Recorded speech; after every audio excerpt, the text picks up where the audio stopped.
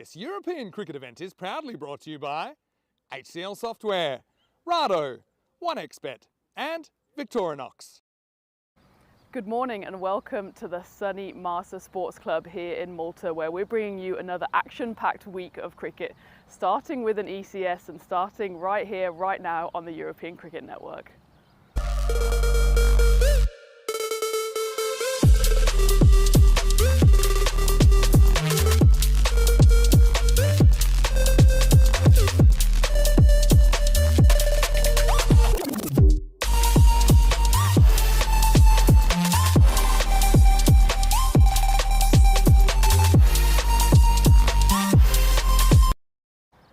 Good morning, here we are on day one of this ECS here in Malta. The sun is shining and we're looking forward to bringing you some more action-packed cricket on the European Cricket Network. We're starting with Group A, and today sees every team in Group A, the 5 teams, play 2 games each. So after today, we'll already have a bit of an idea of who will go through to finals day later in the week. The top 2 teams will go through. The first game sees the Masida Warriors play against the Southern Crusaders. Remember, Southern Crusaders went through to the semi-final in the series we had here just a few short months ago.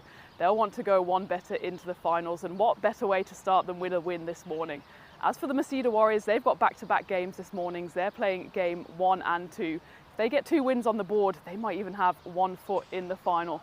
Each team is playing 4 games in the group stages before we head over to finals day later in the week. But without further ado, let's get straight into the first match day and let's go into the middle for the coin toss. The Southern Crusaders to call. Heads. Heads is the call. It's tails. You want to bet first? They're going to have a bet. Good morning again, and hello here from the Malta Sports Ground here in Malta. And as you can see, it is sunny, and it's not always been the case the last few weeks on the European Cricket Network. But I'm here to take you through this European Cricket Series, as you could see by the toss there. The Masida Warriors and their captain, Rocky Danish, who we saw, of course, earlier in the year. He won the toss, decided to bat. He'll be having the gloves on later, but he'll probably have his batting gloves on first. Melvin Jose comes in for the Masida Warriors, and otherwise for the Southern Crusaders, they'll be led by Captain Michael. They'll see what they can do in the field first. Ryan will have the gloves on as we go and have a look at the win predictor. Well, it's game 1 here on day 1, so it's pretty much even, Stephen. Southern Crusaders actually just behind the rate, 45%, but of course, as I mentioned in the introductions, they did pretty well in the series just a few short months ago, where they lost in the semis to the eventual winners. Tweaky was by 10 wickets on that occasion, but they'll be hoping maybe go one better this time, get themselves into that final, maybe even lift that coveted European Cricket Series trophy. But a long way to go. There's 20 matches before we get through to finals day on Friday. It's day 1, match 1, and I'm excited to take you through the action here as the Masida Warriors, they make their way out into the middle. Interesting to see where Captain Rocky bats. He is, of course, an experienced performer on the European Cricket Network. Already got a hatful of runs this year, over 250 of them in the 9 games he played in the series. Was that about February? Feels like a lifetime ago. And he got half century on that occasion as well, 52. And we'll be hoping maybe to get a few big runs out there in the middle. The Southern Crusaders, meanwhile, it looks like Gulfraz will have ball in hand to open up. You can see there by the reflections on the AstroTurf that the sun has been beating down here all morning. The birds are chirping out there in the middle as well, as both sides want to get a win on the board.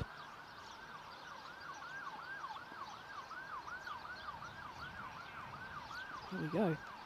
ECS Malta, ball 1 coming your way. There will be Rocky out there in the middle, and he has been joined by Divyas Kumar. So 2 very experienced performers out there for the Warriors.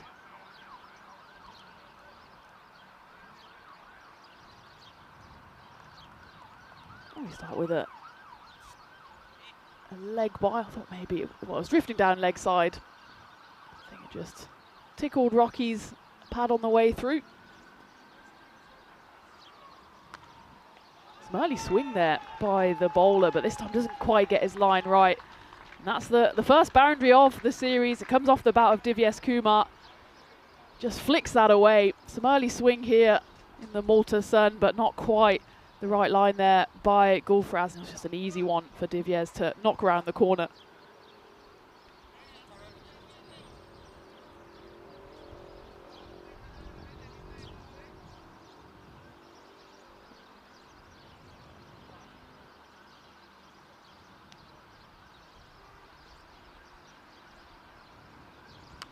That's a better line there from Gulfraz. Gets a lot of swing out of his hand as well. Just the natural action coming into the batter. This time keeps it outside off stump. A miscue there from Divyesh. Does manage to get back off strike though. Gets the very experienced Rocky back on strike. 2,300 runs on the network. Probably one of those batters who deserves to have, at some point, have got a century. Hasn't quite managed it. 89 not out is his best. That was in 2024. He's been a consistent performer. Played a lot of games in 2023 and 24. Over 800 runs in both of those years. And as I mentioned, got 2025 off to an excellent start.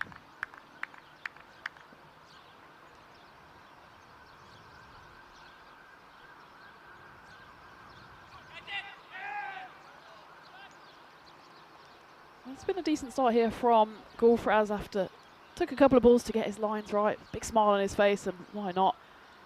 Finally got some more cricket action. Well, I say finally, I suppose on the European Cricket Network it's been non-stop. And I know we've got so much more planned the next couple of weeks.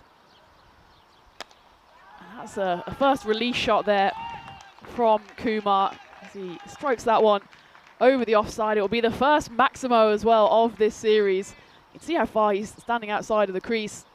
Wants to just get on the front foot. This time hits that, what is a checked drive over point, but enough to get it all the way to the boundary to finish the first over as well. 13 runs coming off it. Not a bad over from Gulfraz early in the morning.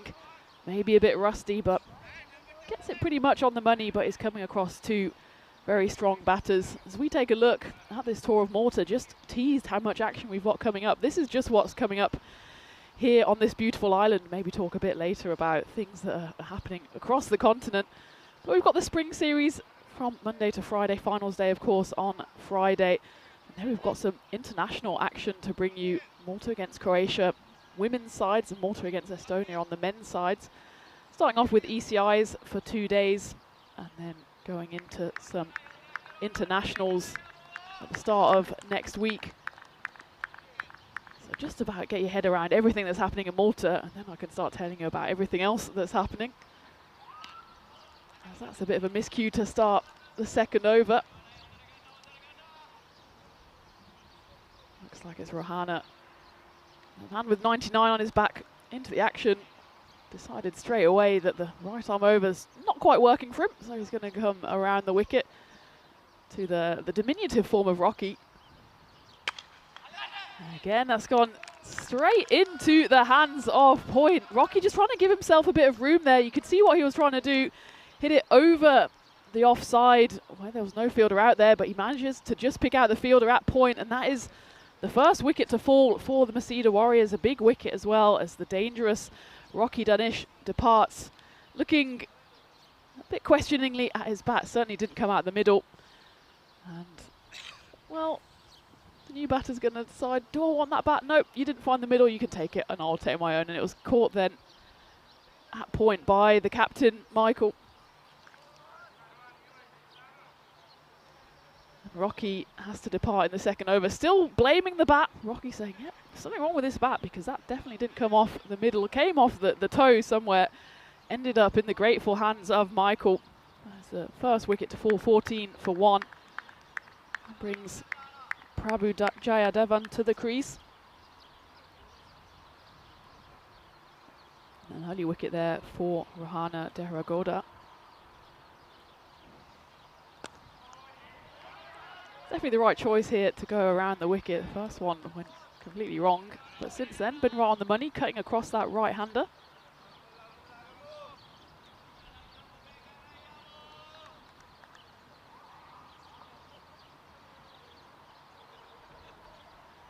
As I was just talking about, all the action we have coming up in Malta. Vinny's also been in the chat to mention everything that's coming up across the European Cricket Network. We've got, of course, the Spring Series here, and we've got the ECIs here, the Night Series in Belgium. That will be brought to you via the dulcet tones of Phil G. I know he's looking forward to that one. And then we've also got the Czechia Cyprus T20Is on the women's side of the game. This one's high up in the air, will go all the way. That's exactly what TBS was trying to do on the previous delivery. Missed out on that occasion, but got all of that one to send that to the rope. Second 6 of the innings, both coming off the bat of Kumar. Just waited for that one, just lifted it over. A lovely hit there, over long off. And then we've got the ECS in Jersey, the Liberation Series happening at the start of May. And then the ECIWs, T20IWs, Greece against Germany, which I might have a little vested interest in. Definitely won't be commentating on that one. Well bowled, good recovery there from Rahana.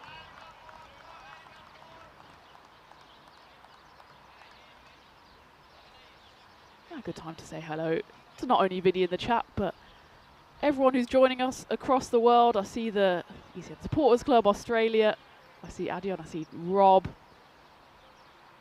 Viking Bay saying, yeah, could commentate on myself in that Greece series. Maybe leave it to the experts. Concentrate on playing, but looking forward to getting out there in the middle. I've watched so much cricket, I've almost forgotten that I do still play it now and again. And of course, I have to give a very special shout out to one man as we get to the end of the second over. 22 for 1. Decent start here. Well, from Kumar in particular, 18 off 8. But a good wicket picked up early on by the Crusaders.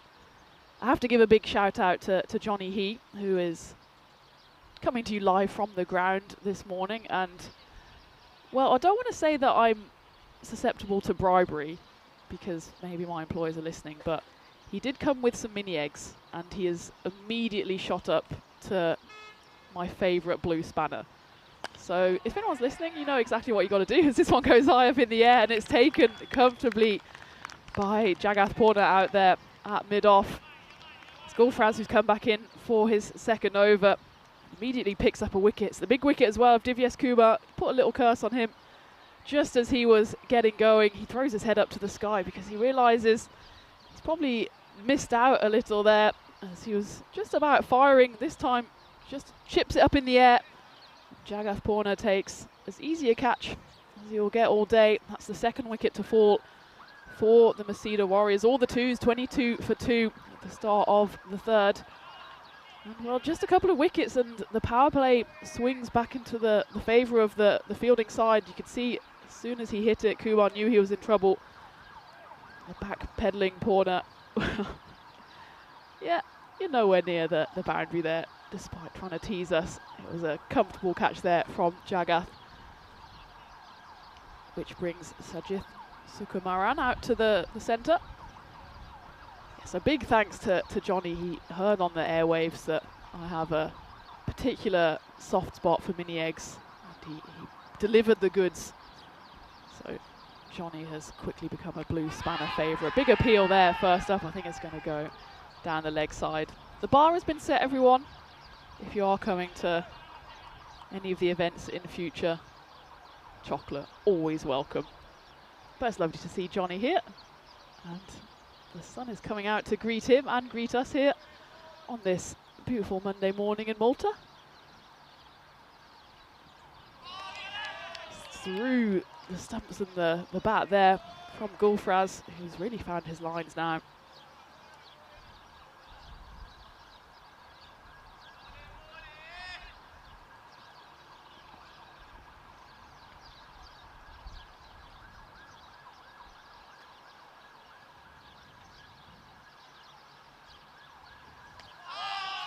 Just about found his line again there. Even better as Gulfraz picks up his second wicket and Sajith, a couple of swings at that one. First a miss, second a miss, and third one he has his stumps rearranged, and this is suddenly turning into a brilliant power play for the Southern Crusaders. As we take a look at this one again, a lot of swing on that one. I think Gulfraz was as surprised as anyone that there was a big swing and a miss there. But Sajith has to go for a 3-ball derrick, drags himself off the pitch as his watch comes to an end. Masida Warriors still in the power play, 22 for 3. Southern Crusaders flexing their muscles early on. And you can see there, Gulfraz just gets this natural in-swing. The ball almost comes out the side of his hand, just pushes it into the right-hander. Picks up his second wicket as Ajin Soman comes to the crease.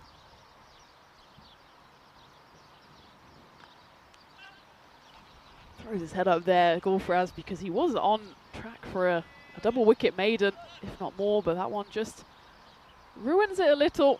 We'll have to re-ball that one.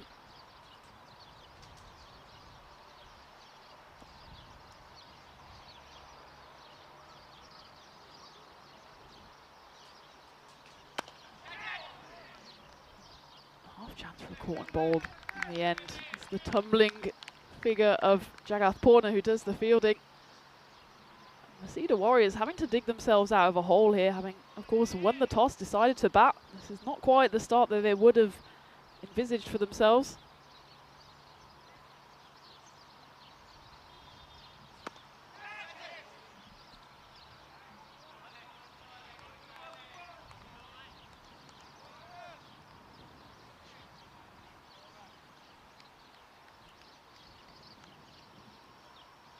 Does mark the end of the over, end of the power play. Masida Warriors won the toss, decide to bat, find themselves 24 for 3 at the end of 3. It was a great spell there from Gulfraz, 2 for 13 off his 2. Certainly a power play that's gone in the direction of the semi-finalists from earlier in this year. It started off not too badly actually for the Masida Warriors, 13 off the first, but it's gone steadily downhill since then. Not only has the runs dried up, but also the 3 wickets on the board. Gulfraz Massey being the chief architect of that, picking up 2 wickets for just 2 runs in that third final over of the power play. He's bowled out though, but what a spell that is for him. A good start for him into the tournament as well. It looks like Southern Crusaders are going to use their 2 openers straight through at the top. Rahana coming back in for his second over, of course picked up a wicket in his first. An appeal there. Not sure if that even hit any of the pad, if that was all bat. Let's take a look at this. Yeah, I think it was pad, but either way, when you're coming around the wicket, he's pitching it about a metre outside leg stump. He's never going to get the LBW decision. It's a nice probing angle though. That one though, probably just gets away with that one. No, he doesn't. On second thoughts, the umpire decides that it does just veer the wrong side of the wide line. Let's take a look at this. It's always tough on this angle, isn't it, to see where exactly it crosses the wide line. Oh, I think it's a tough one actually, because it almost goes diagonally across the pitch. That time though, there's no problem with that one, but we're going to get our first, not quite backsmo, a binimo as it's French cut away. Ajin Soman deciding just to try and swing his side out of trouble. Gets 4 runs on the board, not exactly how he envisaged his first boundary of this series to go, but a cheeky smile on his face, as he knows every run counts at this point.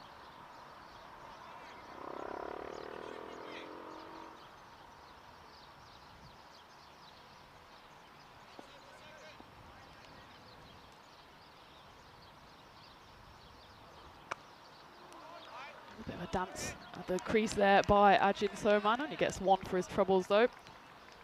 There's 2 boundaries riders out there on the leg side. Haven't actually had too much to do at the moment. We are out of the power play, so they can push 5 back, and that's exactly what they've done. They've got a deep mid-wicket, deep kind of cow corner, long on, long off, and a backward point. At the moment, Masida Warriors struggling to find any sort of release.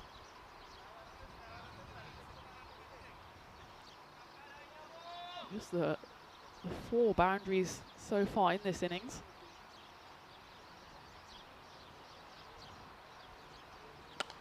I'll make that 5, as that's a nice shot off the bat of Ajin Soman. Again, he doesn't seem to mind too much where the ball flies. We see Johnny Heat enjoying his time here in Malta, sitting right in the sun. As that one flies through, almost says hello to the production crew. Can't say that's exactly where Ajin wanted it to go either. His 2 boundaries so far. Not been the most convincing. That one was certainly more convincing than his one earlier in the over. But just trying to hit himself out of trouble here, trying to hit his side up to some sort of defendable total against a strong Southern Crusaders side. That's a better shot, as it's the wrong line there from Rahana. Tries to cut across the batter, doesn't quite get enough on it. Gonna have to take a look at that, see where it lands. From my eye, it looked like it went all the way. Lovely pivot on that, let's see where it landed, yeah. Lovely shot there from 2 circles, confirms that that goes the right side of the boundary if you're of the Warrior persuasion. 6 runs. That is the end of the 4th over. Should be 41 runs on the board. And they're just confirming if that did go all the way. Yeah, and there you go, signalled by the umpire. It's 41 for 3 at the end of the 4th.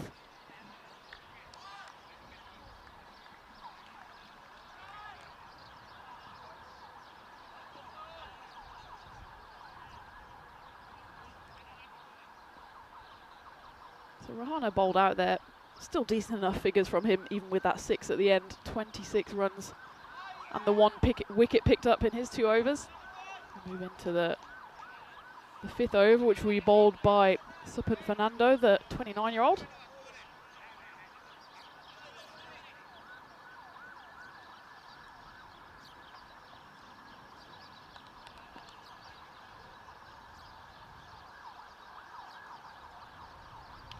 Just hasn't quite found his line yet, Fernando.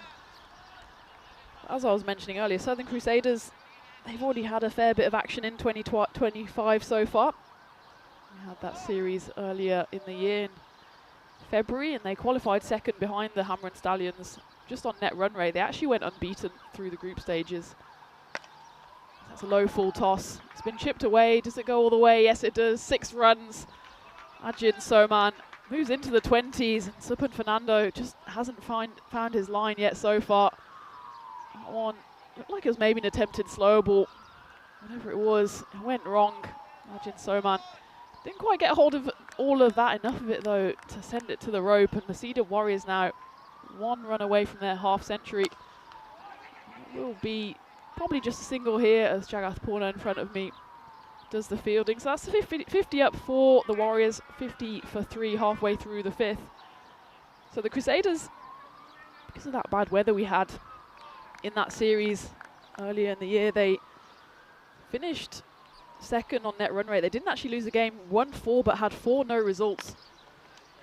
That got them through to the knockout stages, but then they lost the semi-final to the eventual winners, Suiki United, comprehensively as well, by 10 wickets in the end.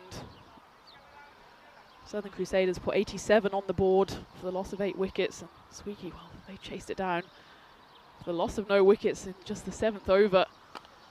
So they showed exactly why they ended up champions in that series.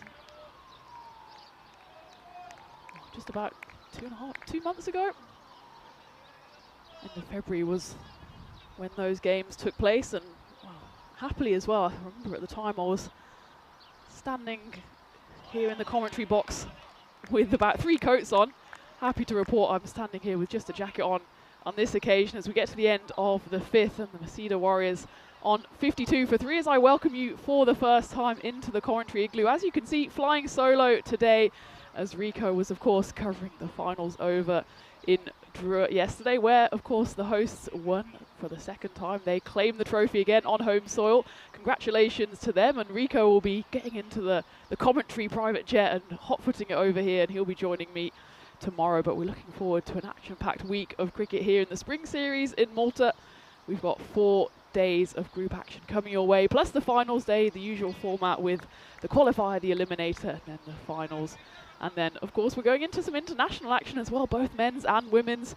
And you saw in the chat earlier, if you were reading Vinny's comments as well, just how much action we have coming your way on the European Cricket Network. It's great to see so much women's cricket happening as well. I know in that Jersey series we were getting some women's action, some men's action. And then, of course, we've got international action coming your way, both here and other places across Europe. So it's great to have you with us here on this Monday morning, wherever you are, where you're joining from. I hope the sun is shining down on you in this new week. And looking forward to bringing you so much action here from this week. It'll be interesting to see who comes out on top of some of the clashes today. Of course, there's only 2 days worth of group stage action for the 2 groups. So as a reminder, it's 2 groups of 5 teams, Group A, Group B. Today we are seeing all of Group A teams in action and every single team playing 2 games, and then it'll be Group B's turn tomorrow, and then again we go to A and then again to B. So by the end of these 4 days, every side will have played 4 games. And then from that, we'll get the top 2 who go through to the finals day on Friday, with the eliminator happening first. So the 2 sides that finished second in each respective group. Big hit here off the bat of Prabhu. Does it have the distance though? There's 2 fielders under it. One should take it. It is a good catch out there in the deep by Gulfraz Masih, who of course picked up a wicket himself earlier in the day and now gets in on the action with a catch. That one stayed up in the air for a long, long time off the bat of Prabhu Jayadevan. Hoped he might have got all of it. He knew either way he didn't have to run. Either it was going for a 6 or he was walking back to the shed. It was the latter as he has to go. Masida Warriors lose another wicket. 53 for 4 now, halfway through the 6th. Prabhu, well, he chewed up a few balls, 7 of them, only managed 3 singles in that time. You just need someone here for the Masida Warriors to stick around and put together a little partnership. That's a great ball from Manak Gandhi, who has come in to bowl his first over. Of course, picked up a wicket there on the previous delivery. And well, all of the Southern Crusaders bowlers are getting quite a lot of early movement. That one went straight through between the stumps and Jitin Johnny, the new batter.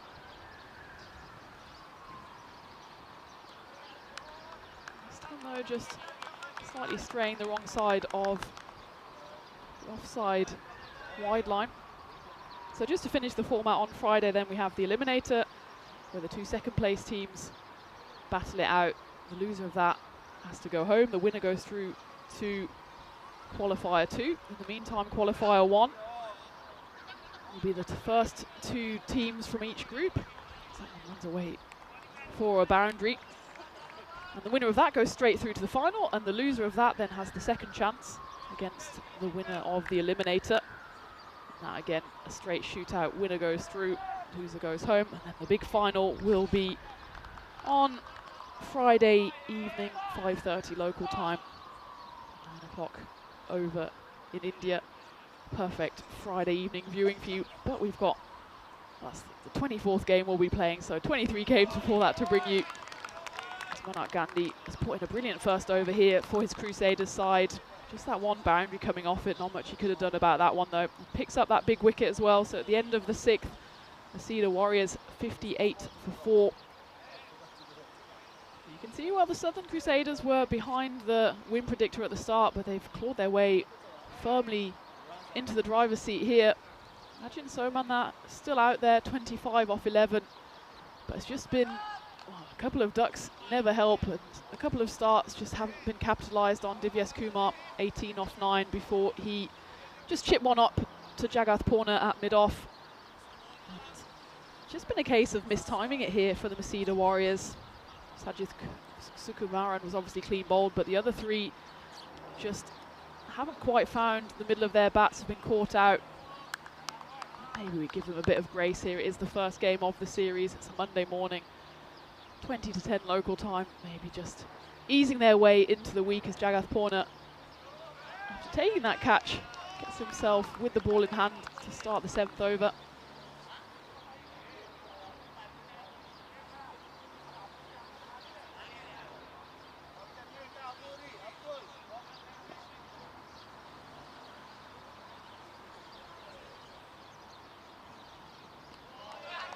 Jagath Purna, another one with a lot of experience on the network with both bat and ball. He's nearing his half century, in fact, when it comes to wickets. 45 wickets, 30 matches on the network. He started off well in this 7th over. He was in fact the top wicket taker for his side in the ECS just a couple of months ago. 6 wickets in 8 overs. So yeah, he actually bowled in 4 of the games, didn't bowl in the 1 game. He played the 5 games in the end because of that rain we had. Started off well here. That one's been punted down the ground though, and the ball will win on that occasion. Jagath Purna not entirely happy with the efforts of his fielder here at long on, as it was Tom Thomas. Sorry, Vinith Vidusharan, who just stuck out a hand, did come quickly at him. The ball was always gonna win the race there. That's a valuable boundary off the bat of Jitin Johnny, his first of the innings. Cedar though still need a few more. 63 for 4, 2 balls left of the 7th.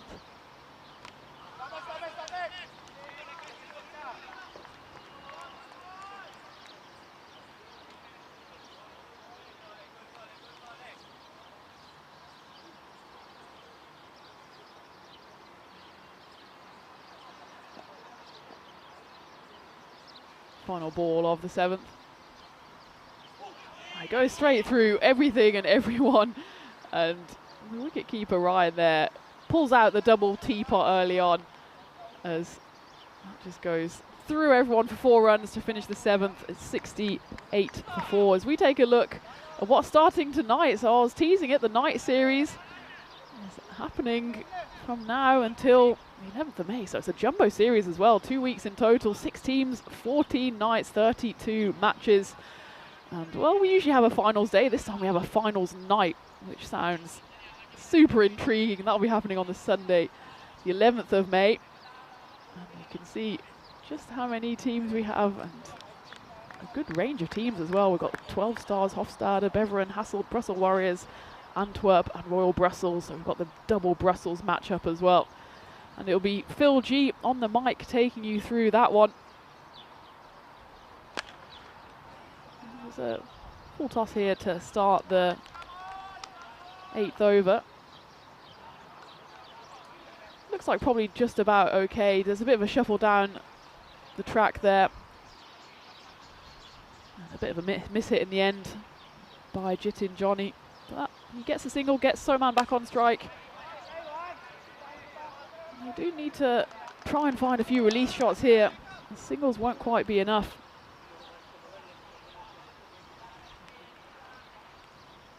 It's Supan Fernando, who has found his radar now after a few wides at the start of his first over.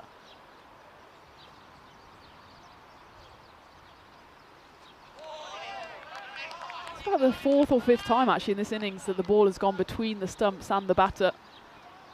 Just trying to give themselves room on the offside. I think if all of them will just stay a bit more still at the crease, and those balls can just be lifted away to square leg, as we saw actually earlier in the innings. This time just flies through to the keeper. Gets bat on that one though. But again, only a 1. So it's another decent start to this over by Fernando. See, they're still getting a fair bit of movement into the right-hander. Nice hurdle there by Jitin Johnny. That one maybe will have to be checked for high. It's definitely going to go all the way. It's big 6. A valuable 6 for the Macedo Warriors off the bat of Ajin Soman, who is one who is now getting into his work. Take a look at this on the high. I think, yeah, we'll be all right there. It's dipping. Supan Fernando bowls a lot of back of the hand slow balls, and that one, it always looks higher when you see it in real time. But No danger of that being a no ball. 100% danger of going for a 6 though. And Soman moves to 33 off 17. Good comeback ball though from Fernando to finish the 8th. Masita Warriors move along to 77 for 4. You can see the expected score there, just over 100. And I think they'd certainly take that at this point. Get at least to that 100 mark. It's a good psychological figure as well, to at least put the pressure back on the batting side. We can see that the early wickets really stunted any progress for the Warriors. Those 2 wickets in the 3rd over, which also only went for 2 runs off the bowling of Gulfraz Masip. One of those was a wide as well, so it was a great over from him.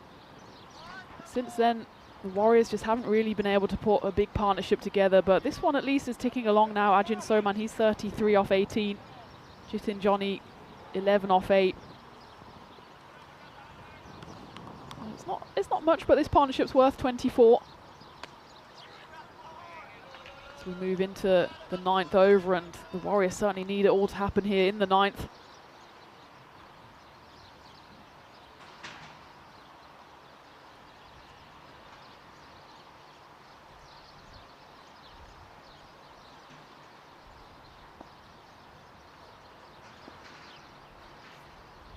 Monak Gandhi, who's come back on for his 2nd over, the left-hander, and there's a big appeal there, and it's the wicket of Ajin Soman, the big wicket for the Crusaders.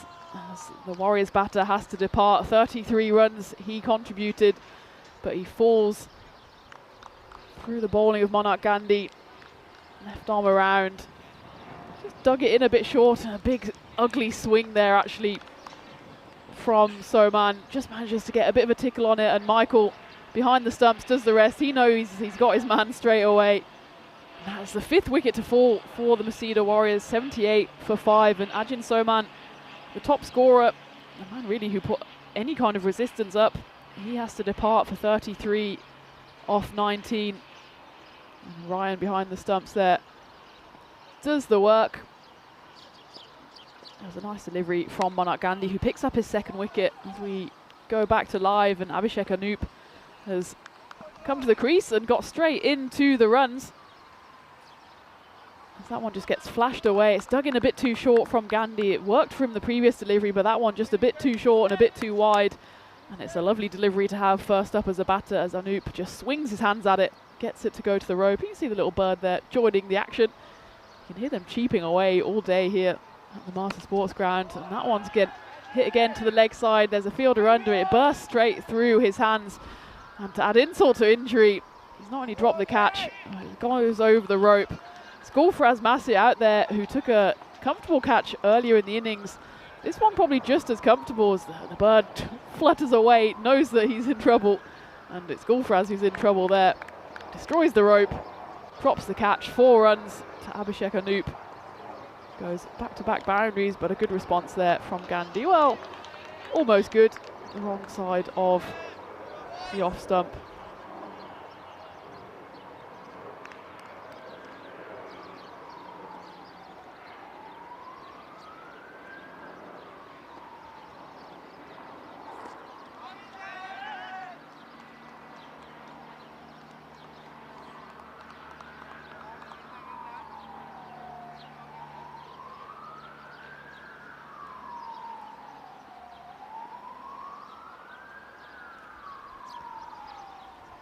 Two balls left of the 9th over. Final ball now of the 9th over actually, as that previous one went for a dot. So a good comeback there from Monak Gandhi, as Abhishek Anup hit him for 2 boundaries in the first 2 deliveries. Of course, that second one probably should have been taken out in the deep by Gulfraz. In the end though, the over only goes for 10 runs. Picks up another wicket as well, and the important wicket of Ajin Soman, who was threatening to at least get the Warriors up to 100 runs. As we take a look at the bowling, Imagine Jagath Purna, he is a spinner. You don't often see spinners finishing up the innings, but he's such a consistent performer. Only went for 6 runs in his first over, and it will be him to finish up the innings for his Crusaders side. So the Warriors will still be wanting to try and get to that 100 mark. The first ball of the 10th just goes for a single.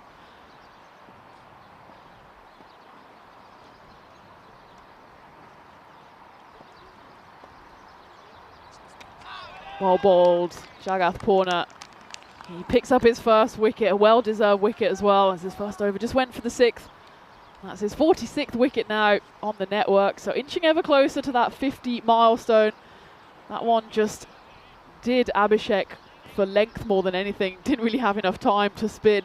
Bit of a Terminator celebration there, just turns and dismisses the batter, who, well, he got 2 boundaries, but not much else, as he chewed up a few dot balls and now has to make the long walk home.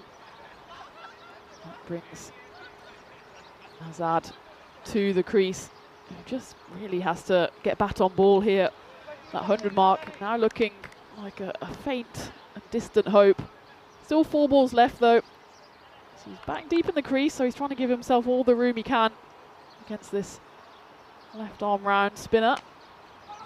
All he does is manage to knock it into his own pad, but they do get through for the single. That brings Jitin Johnny on strike. He's faced 10 balls, only picked up the 13 runs, but you imagine he's had enough time now to get his eye in.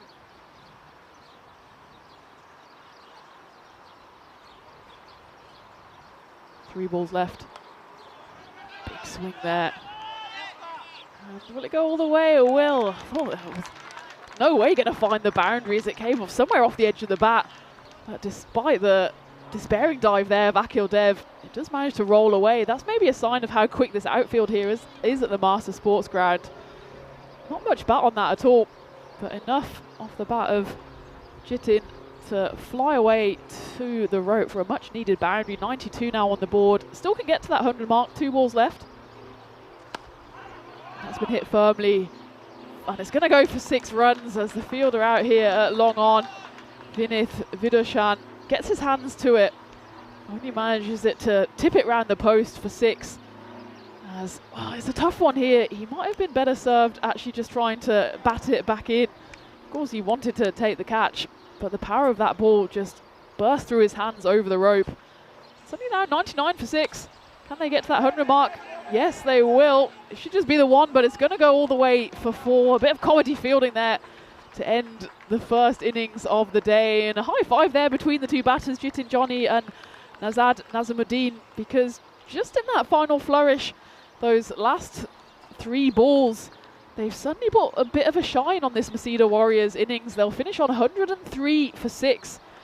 And well, 14 of those, more than 10%, came on just the final 3 deliveries. That Jagath Purna final over went for 16 runs, despite there being a wicket on that second delivery as well. And I wouldn't say that necessarily swings the momentum back in the favour of the Masida Warriors, but it certainly gives them something to aim at now. As we take a look at the highlights, and it started promisingly enough for the Warriors with 2 wickets coming, 2 boundaries coming in that first over, but then the wicket started to tumble. That was a comfortable catch there by Jagath Purna, and there's a few swings and misses. That was Sajis Sugukamaran, 3rd ball duck, and it was the 2 openers early up, Gulfraz Masir and Rahana Deheragoda, who did the damage, picking up 3 wickets between them and not letting too many runs go to the boundary. There was a few flashes of inspiration for the Masida Warriors batters, mostly off the bat of Ajin Soman. Divyesh Kumar at the start, he contributed 2 big 6s. But no one really was able to get away. Soman did end up top scoring 33 off 19. A few big 6s.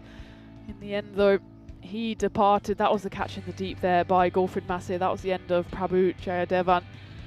At least though for the Warriors, they were able to find the rope on a few occasions, use the speed of this outfield as well. But that was the end of Ajin Soman, who looked like he might be on for a half century, but in the end just tickled one through to Ryan. But luckily for the Masida Warriors, Jitin Johnny came in and, well, at the start, he was just going pretty circumspectly, 13 off 10, as he saw wickets tumble at the other end as well. That was the end of Abhishek Anup, who managed to contribute just the 2 4s. But a final flourish at the end, suddenly contributing 14 runs off the final 3 deliveries, meant that the Masida Warriors, from an unlikely position at the start of the 10th over, managed to break that 100 mark They finish on 103 for 6. We take a look at the scorecards. Rocky Danish, we know that he can be an explosive customer. Didn't manage to contribute on this occasion, but keep an eye out for him later on in the series. Of course, it's the start of a doubleheader for the Warriors, so we won't have too long to wait to get back at the crease. Divyesh Kumar 18, Ajin Soman 33, and then the final flourish off the bat of Jitin Johnny finishing 27, not out of 13 deliveries. But a solid bowling performance actually from the Southern Crusaders, especially Gulfrez Massi first up, bowling in the power play, picking up 2 wickets and only giving away 13 runs.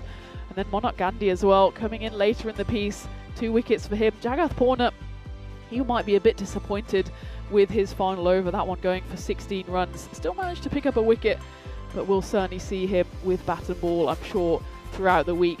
So at the halfway stage, it's only match 1. We've got a lot of action to bring you here on the European Cricket Network, but Masida Warriors 103 on the board for the loss of 6 wickets.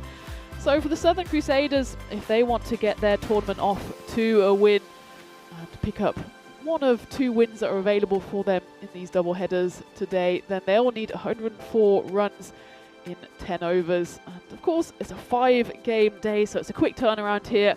So join me back here in the commentary igloo in just over 5 minutes time for the run chase here in the ECS Malta Spring Series.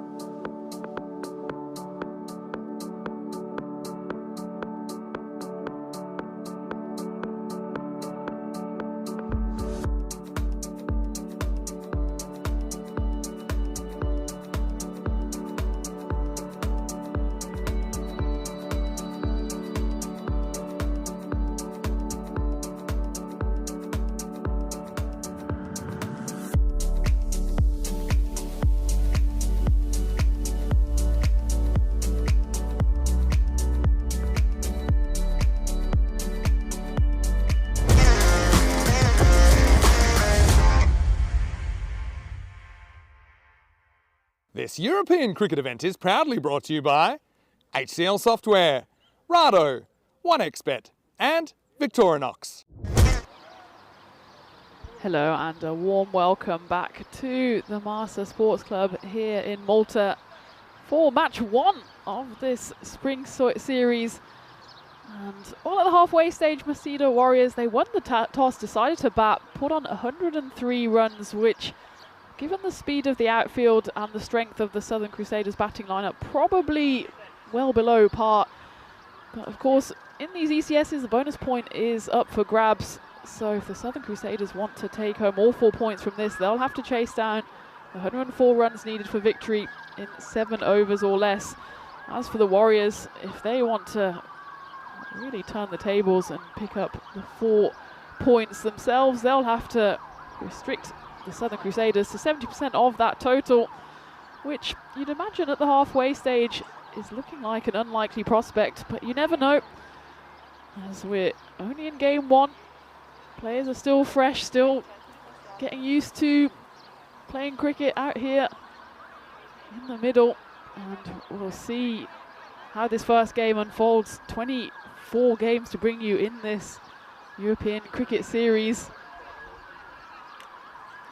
You see the Warriors, if it wasn't for that flourish at the end of their batting innings, 14 runs coming off the final 3 deliveries, and they would have found themselves trying to defend, well, not quite the indefensible, but certainly an extremely tough total. As it is, they've at least managed to break through that psychological barrier of getting 100 runs. But you can see by the win predictor there, it's firmly in the favour of the Southern Crusaders, the chasing team. 73 runs is what the Warriors, or 72 is what the Warriors need to restrict the Crusaders to. You'd imagine bowl them out if they want to get the win to start this series off. It will be Soman starting the series off with the ball for the Warriors side, and Ryan, who we saw with the wicket-keeping gloves on in the first innings, the left-hander with 18 on his back, he gets straight into the runs there, probably miscues it just a little as a result of that early swing, but gets it to the boundary, and the perfect start here for the Crusaders in their quest to chase down those 104 runs. Immediate change of action from Ajin Soman, who is probably learning what the Warriors and what the Crusaders learned early on, which is the ball is swinging quite a bit out here in the middle. That one gets crunched, and it's great fielding actually there by Nazad. Done himself a bit of a mischief there as that pings him right on the knee. And he does well to field it. And you can see, yeah, tries to get down the long barrier. Manages to at least stop it. They do run through for a single, but I think we're going to have an early sighter of the old magic spray, because when the ball hits you, there's only one thing for it. Oh, his shoe's coming off. I'm not entirely sure what that's going to do, but good work there from the umpire, just letting the foot breathe a little. I'm pretty sure it hit him on his knee, so I'm not sure what the foot's got to do with it, but here we go. Are we going to see the magic spray? Yes, we are. There it is. Oh, it's good application there, right on the knee. And, oh, is the other shoe going to come off now as well? Oh, maybe it was a bit of a double hit, but only the one shoe's coming off. Either way, though, the magic spray has done the business. And Nazad is as good as new. Needs to get his shoe back on if he wants to carry on fielding. Good work from the umpire there as well. Doing a bit of podiatry as we only faced 2 balls. That one they did manage to go through for a single, so that will get Michael on strike for his first ball of the innings, indeed of the series.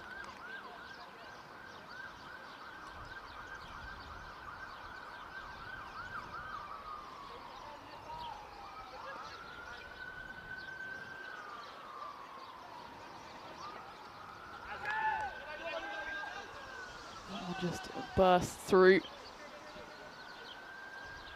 There will be a wide as well. As Soman maybe struggling early on here with the left hand, right hand combination and with the early swing. So he's going to go now back over to the left hander. It's usually the other way around, but we'll see if this works for him.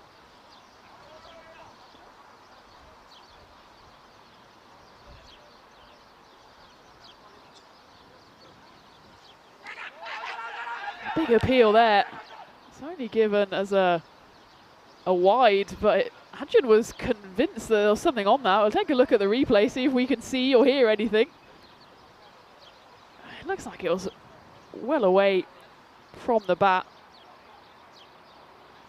Big old appeal from both the bowler and the wicketkeeper.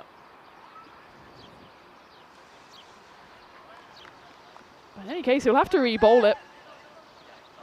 He's just not quite got hold of his swing here.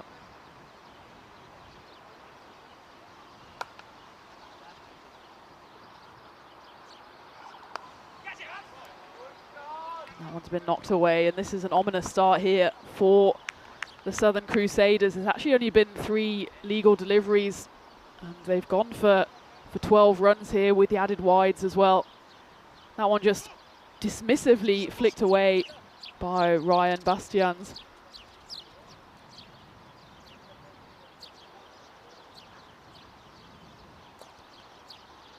If you look at that equation, 92 runs needed and 57 balls, that's for the win. But you'd imagine maybe if the Crusaders continue in this fashion, they'll be eyeing up that bonus point. That would be chasing down the total in 7 overs. Still a long way to go though. He just hasn't found his radar here, Ajin, and he does have a fielder out there, and he almost jumped up with the fielder trying to stop that. It's Tom Thomas doing the fielding. You can see here Ajin jumps up, as does Tom Thomas. Neither of them get anywhere near the ball. The ball flies away to the boundary. We're still in the first over here, and 16 runs on the board.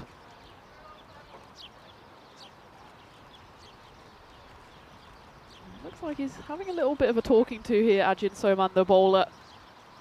Having a bit of a brains trust conference there with Prabhu Jayadev. And of course the captain for the Masita Warriors is Rocky Danish. You can see there he's marshalling his fielders from behind the stumps.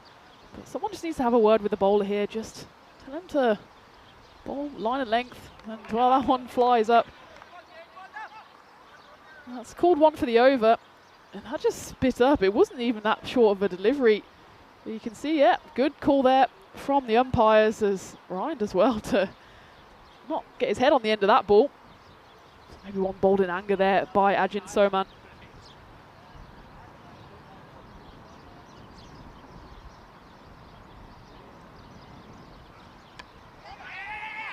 That's knocked away. There is a fielder out there though. Oh, we're still in the first over here. That will be the first over brought to an end. 17 runs on the board, so the perfect start for the Southern Crusaders. As they chip away at that total, don't lose a wicket as well. Oh, actually, Michael never faced a legal delivery. Ryan scoring the lion's share of the runs, as we take a look at a pretty sad graphic as far as I'm concerned, which is the number of matches since the Golden Ball, 105. So we've raised our bat, and that's never something we like to see. And well, it was here that I called my first ever Golden Ball just a couple of months ago, and I would love to see that number tick down back to 0. The reason it's going up so quickly is because we've just got so many games on at the moment. So even while we're playing here, if we don't get a Golden Ball overnight with that night series in Belgium, the number will just keep on going up and up. So we're going to have to summon some Golden Ball energy from somewhere, between me and Rico joining me tomorrow and Phil G. Gonna have to get our commentary brains together, as that one's been hit long and far, and it's the first time that the car park is in trouble. In fact, by the reaction there of some of the fielders, I think maybe there's a car in trouble there.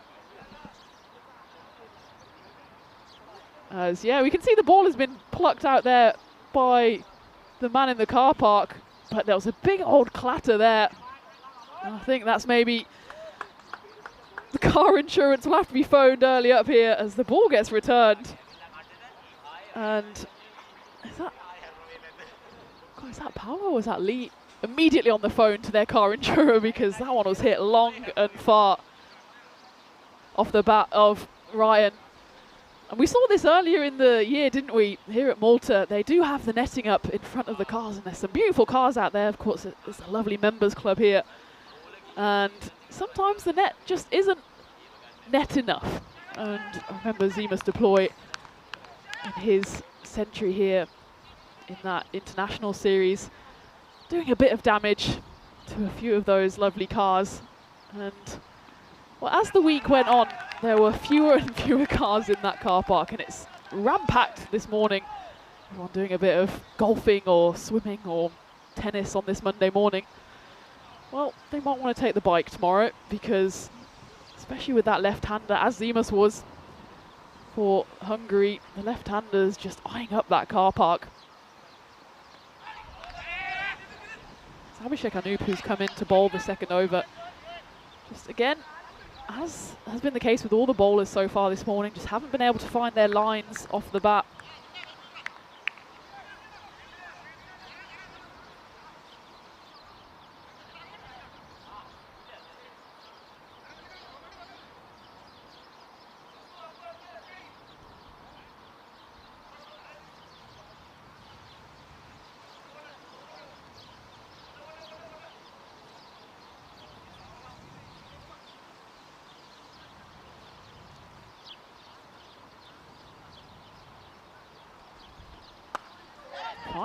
Finally the right-handed Michael gets a chance to bat, and he almost departs for a golden duck as he just pulls that one away, but there is a fielder there.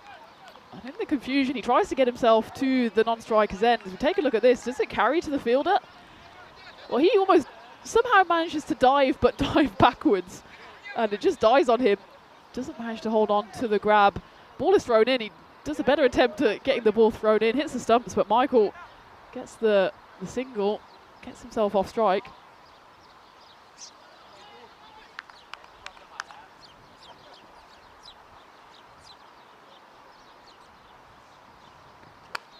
This one goes high up in the air.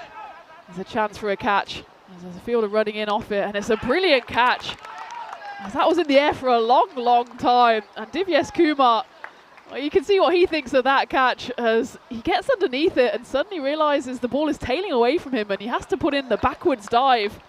And he manages it in some style, keeps hold of the catch, and that's the first wicket to fall for the Southern Crusaders. It's the dangerous figure of Ryan who goes as... Oh, it's a bit of a catch and then a dive after the fact, isn't it? Divyesh maybe did himself a bit of mischief there on the dive, but the main thing is he keeps hold of the catch. And the Masida Warriors trying to get their first wicket, but it's a good opening stand for the Crusaders as they've got 25 runs on the board, so more or less a quarter of what they need. Still in the second over, but Ryan has to fall. He scores 20 off 10 deliveries. Good start from him.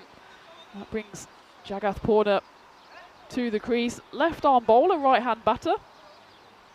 It's the first wicket of the day for the Warriors, and it falls to Abhishek Anup.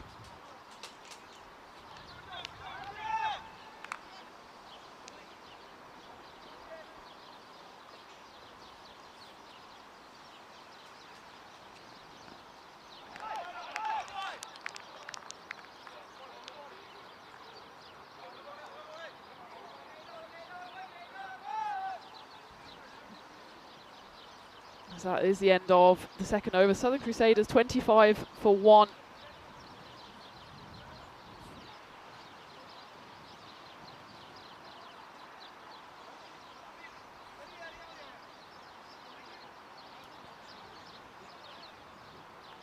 So it's a good start from the Southern Crusaders, 25 runs on the board. As we take a look at the 2025 Golden Ball matches, as I mentioned, we had 2 here in Malta.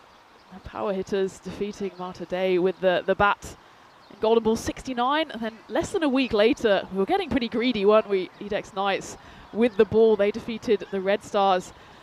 And well, we had a couple in the ECLs, of course, that was quite rain affected as well. And then in Portugal, well, we had the golden touch, 3 Golden Balls as Portugal, actually along with Malta and maybe Barcelona, and of course Khartoum has put its hand up as a Golden Ball hotspot.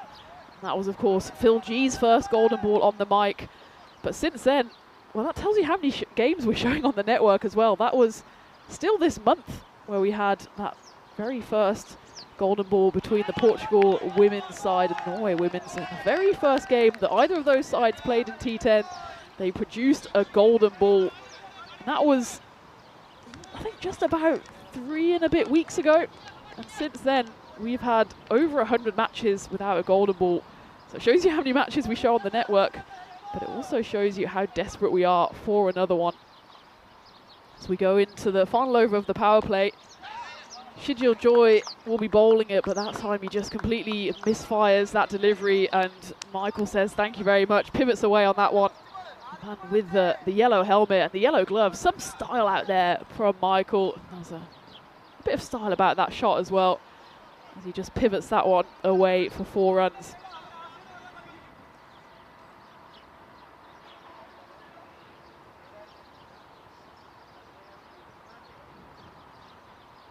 Again, a warm welcome to everyone in the chat joining us here on this glorious Monday morning, afternoon, evening, wherever you are in the world.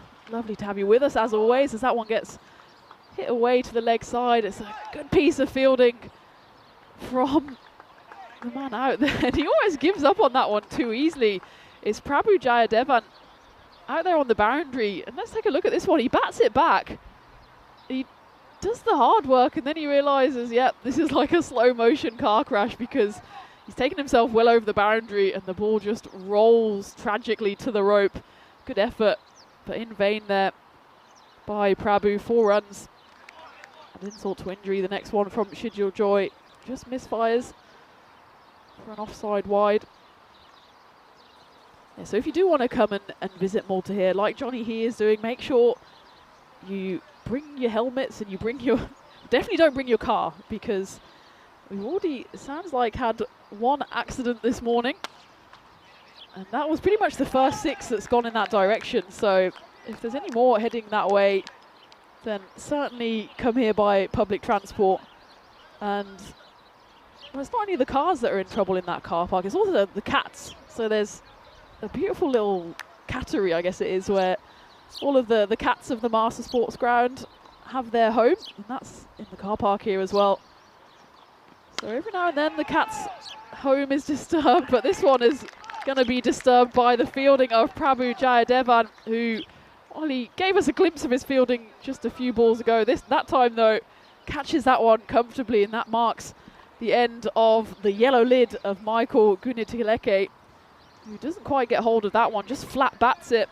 And Prabhu Jayadevan manages to take the comfortable catch. So that is the 2nd wicket to fall for the Southern Crusaders. Still in the power play, still 1 ball left, 34 for 2. So absolutely no issue with the run rate for them. They just need to make sure to get another partnership on the board to get those remaining runs. Still 70 runs needed in 43. Michael has to depart. Jagath Purna is still out there.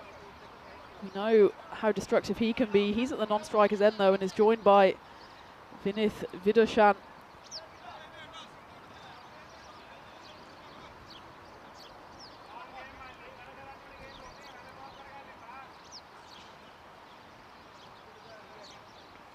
First wicket for Shijil Joy.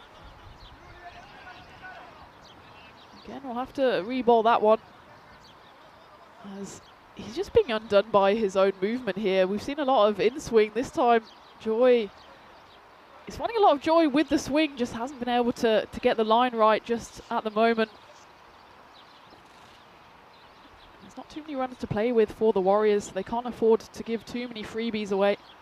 That's a much better line. That's a beautiful delivery, as Vinith just almost plonks forward in hope rather than expectation of getting anything on that. A beautiful delivery to end the 3rd over. In the power play, Southern Crusaders 35 for 2.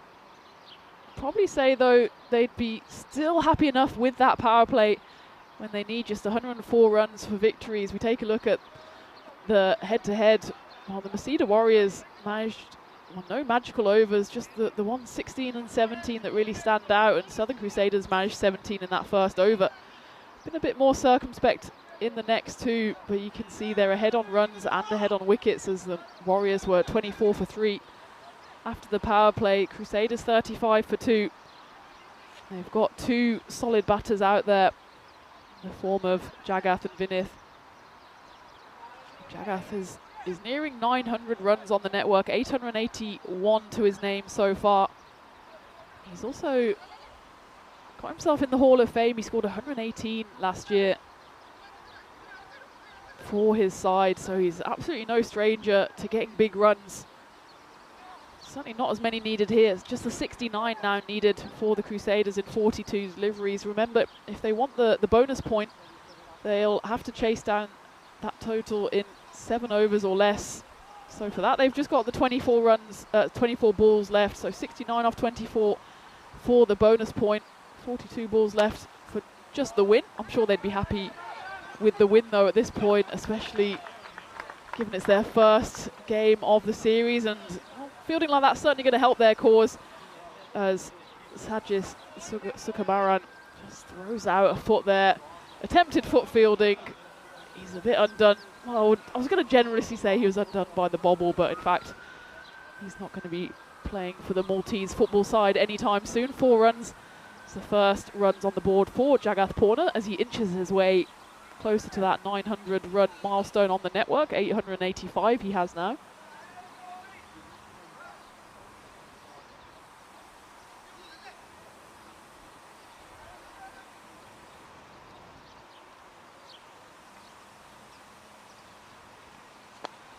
That's a lovely hit off the bat of Purna, and there wasn't much length on that delivery at all. It was almost a leg stump Yorker, and somehow he still manages to get underneath it and just dismiss it, flick it away for 6 runs. That was a brilliant shot from Purna. So Abhishek Anup, who's come back in for his second over.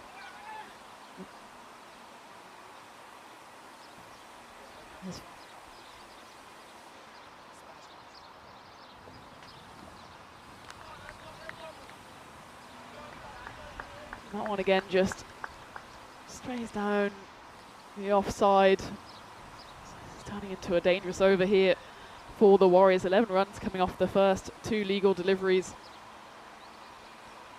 Still a good first over though from Abhishek. He picked up that early wicket, only went for 8 runs, 6 of which actually came off the first delivery, came back strong. Just missing his lines here though, as there's the old Oscar-worthy performance there from Abhishek, as he was absolutely not interested in this appeal at all, but as soon as he saw his keeper go up, he was like, yeah, I absolutely heard something there, but the umpire clearly didn't, so I'll have to re-ball that one again. It's Rocky, the keeper and captain, who clearly heard something.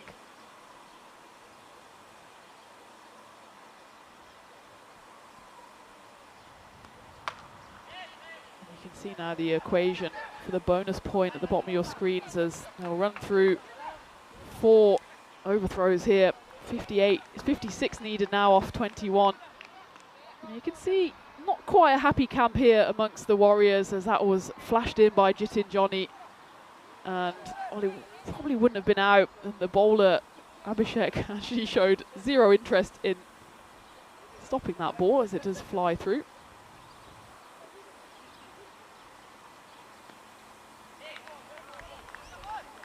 A better one there from Abhishek. Hi to Terry in the chat. Hi to Dave. Hope you're all well. And, enjoying this game 1 of the spring series here in Malta. 5 games to bring you over the next 4 days, and then 4 games on Friday for the finals day, and then the action doesn't stop there, as we go straight into ECIs over the weekend. 2 days of ECI action, both men's and women's. So on the women's side, we've got Malta against Croatia. And then on the men's side, we've got Malta against Estonia. So 5 T10s to bring you on both Saturday and Sunday. And then Monday, Tuesday, Wednesday, we go into some T20I action. Monday sees Malta against Croatia in T20Is on the women's. And then Tuesday we have a double header between Malta and Estonia, the men's, and then we finish with a final bonus T20I on Wednesday between Malta and Estonia again. So the men's sides will be playing 3 T20Is, the women will be playing 2. So we've got action to bring you all the way through the next 10 days until the middle of next week. As we get to the end of the 4th over, Southern Crusaders 48 for 2. So comfortably on the run rate.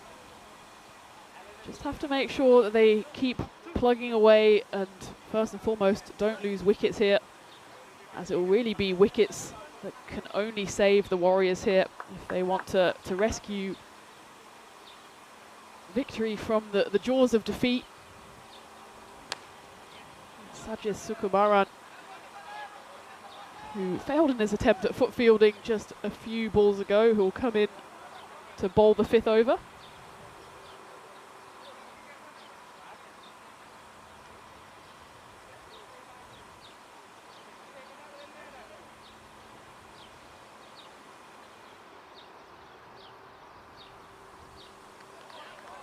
This is a better start actually from Sajid. Maybe he's benefiting from the fact the ball isn't quite moving around as much anymore. He's just bowling up and down, which is probably something some of his teammates should have done in the first few overs. As it is though, there's already been 7 wides in the first 4. That one's just going to be worked away, and it's a nice shot from Vinith Vidushan, who until then had faced 5-dot balls, finally gets himself off the mark, and well, in some style actually, as he just rocks back on that one. And absolutely zero footwork, but none needed when he's got hands like that. That's 4 runs to his name. That gets the Southern Crusaders over the 50 mark, 53 for 2, halfway through the 5th.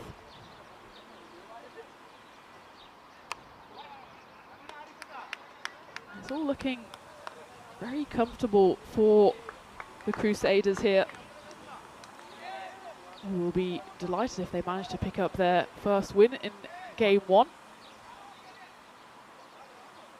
Get pretty close to a no ball there on the back foot of Sajid Sukumaran. I'm sure something the umpires will be keeping an eagle eye on. Clearly trying to use all of the crease here.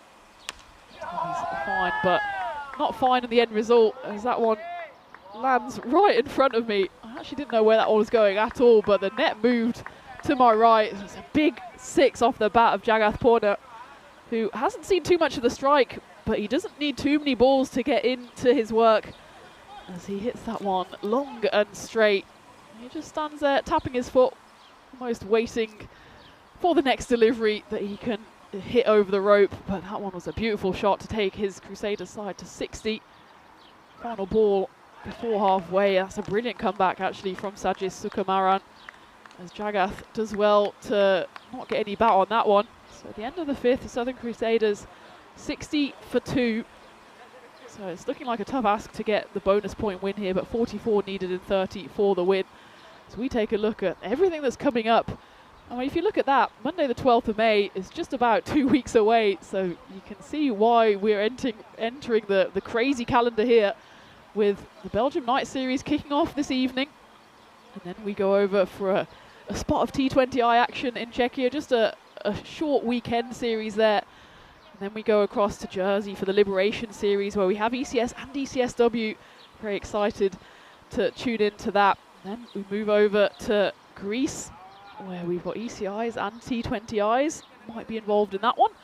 And then finishing it off with even more action. And that's just to take you through to about mid-May. And I know the calendar for the rest of the year doesn't look any less action-packed. So whatever your plans are for the rest of the year, either cancel them or make sure they fit perfectly around the European Cricket Network schedule, because there is so much cricket to bring you. And can't wait to be involved in it, both on and off the pitch, as we go into the second half of this run chase. Looks like it's Shijil Joy who will come back on for his second over. His first went for 11, but he did pick up that important wicket of Michael Guniteleke, the captain of the Southern Crusaders. But Jagath Purna is out there and he's looking quite dangerous. And that's exactly why, as he almost sweeps that one for 6. It's flat, it's slightly overpitched from Shijil Joy, and Jagath almost from outside off stump.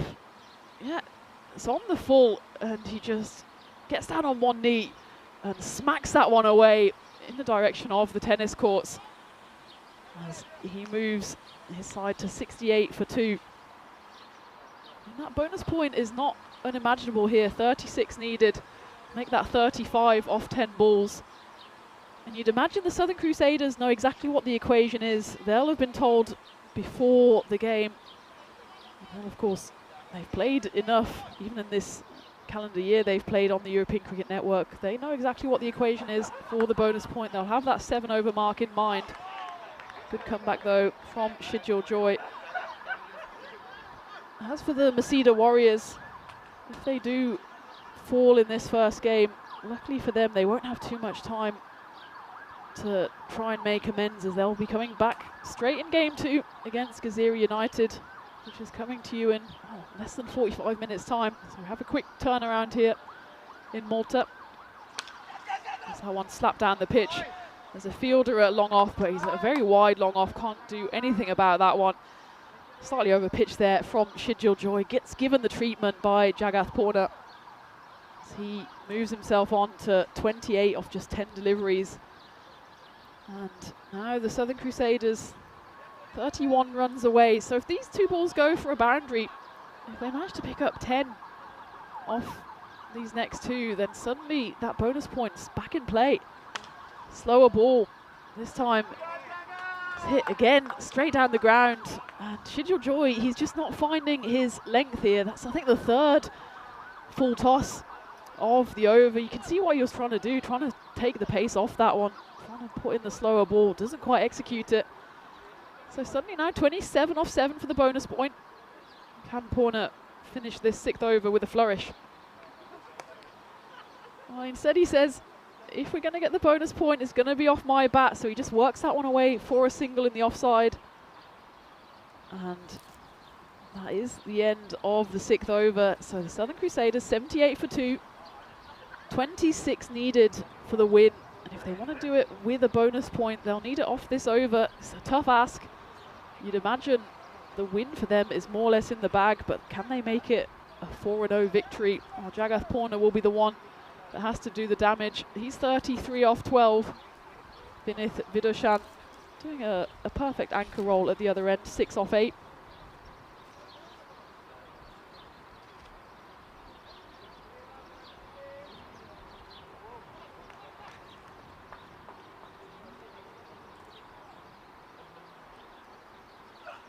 Sajith Sukumaran, who bowls this 7th over, and it looked like Jagath Purna was happy to just keep the strike there, and what should have been a dot has ended up in a 2 as it bursts through Shijil Joy. It covers. The throw then comes in from Jitin Johnny.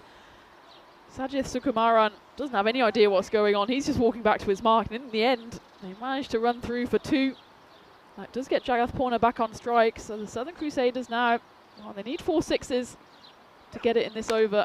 That's a brilliant delivery from Sajith, as Jagath is only able to dig that one out. So it looks like the Southern Crusaders, unless Vinith goes 4 sixes off 4 deliveries here, they won't be able to get that bonus point win. So they'll just turn their attention to getting those runs and getting the first win on the board. They will come back later in the day, match 3. They'll face up against Gozo CC. That one's hit firmly, but doesn't have the legs on it, and it should be fielded by Prabhu. So the way the fixtures are set up means that both groups, we have Group A and Group B, all the teams play double headers on both days. So they all play 4 games. They play each other once, which means every team plays 2 games on one day and 2 games on the other day. That one's hit away. That will be a 6. It's over pitched. We'll have to take a look to see if this is a legal delivery. I think he's probably just about okay. Let's take a look. Yeah, it's probably dipping enough. You can see there that Jagath is not quite standing tall in the crease there. So it's not a 7-up. It will be a 6. Probably too little too late for... Oh, it is a free hit. Well, there you go. Shows how much I know. So it was in fact a back foot no ball, which I did mention earlier. He's been troubling that line the whole time, and this time has overstepped it. So even if it wasn't a no ball on height, it certainly was a no ball on his back foot. So suddenly again, the Southern Crusaders do have a sniff of trying to get this bonus point victory. Still 3 balls left in this over, plus the free hit coming up. If this one goes over the rope for 6, suddenly the Crusaders might be able to snatch that bonus point away from the Warriors.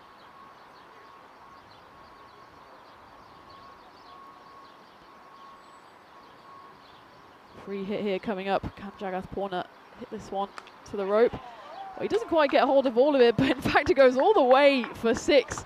The sound that made off the bat suggested it came somewhere off the edge, but it goes for a Maximo, and that's exactly what the Crusaders wanted, to try and get that bonus point. Now just 9 needed off 2 deliveries for the bonus point, so still 2 boundaries. Unless they're going to run a 3, seems unlikely on this outfield. But this one needs to find the rope. Jagath Purna, he's also just 2 away from his half century, 48 off 16. This Sajith Sukumaran over, which started so promisingly, just the 4 runs coming off the first 3 deliveries, has suddenly gone 7 and 6. This one needs to go to the rope. And it will go. Will it go all the way? Yes, it will, and then some. Jagath Purna, he gets to his half century, well batted, 54 off just 17 deliveries. That gets the Crusaders over the 100 mark, 101 for 2. And now we've got a mini final ball thriller in that they need 3 off this final ball of the 7th to get the bonus point. We can more or less say here that the Crusaders have the win in the bag. And that's thanks to this man, Jagath Purna, 54 off 17. See at that wagon wheel as well. Runs all around the board. Can he finish it off here? 3 runs needed. It goes high up in the air. Will it be taken? It's a juggle and it's a catch, so they won't get the bonus point. And that actually could end up being quite an important catch and an important point picked up here for the Masida Warriors. I'm sure they won't be too cock-a-hoop about it at the moment, but Jagath Purna goes for the big hit, knowing that the boundary would win it for his side, only manages to find the grateful hands of the fielder, and it's Tom Thomas who takes the catch. Still a brilliant innings from Purna as he goes for 54 off 18. Almost gets his side over the line with the bonus point. But that is the end of the 7th over, the all-important 7th over. The Southern Crusaders 101 for 3. Still just needing the 3 runs for victory. They now won't do it with a bonus point. It'll be down to Vinith Vidashan, who's on strike, and Abdul Rahman, who's joined him at the non-strikers, to get their side over the line. But in these shorter group stages where there's only 4 games, every single point could be vital. So that was good news for the Warriors that they were able to take this game into the 8th.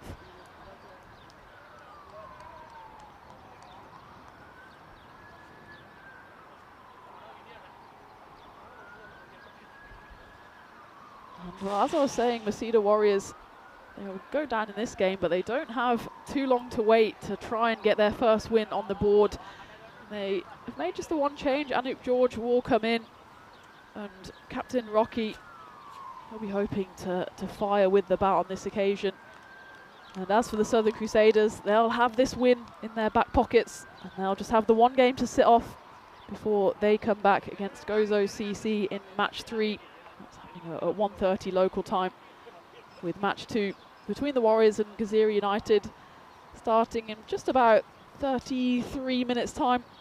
We might have a bit of an early finish here with just the 2 runs needed. Make that 1, so scores a level.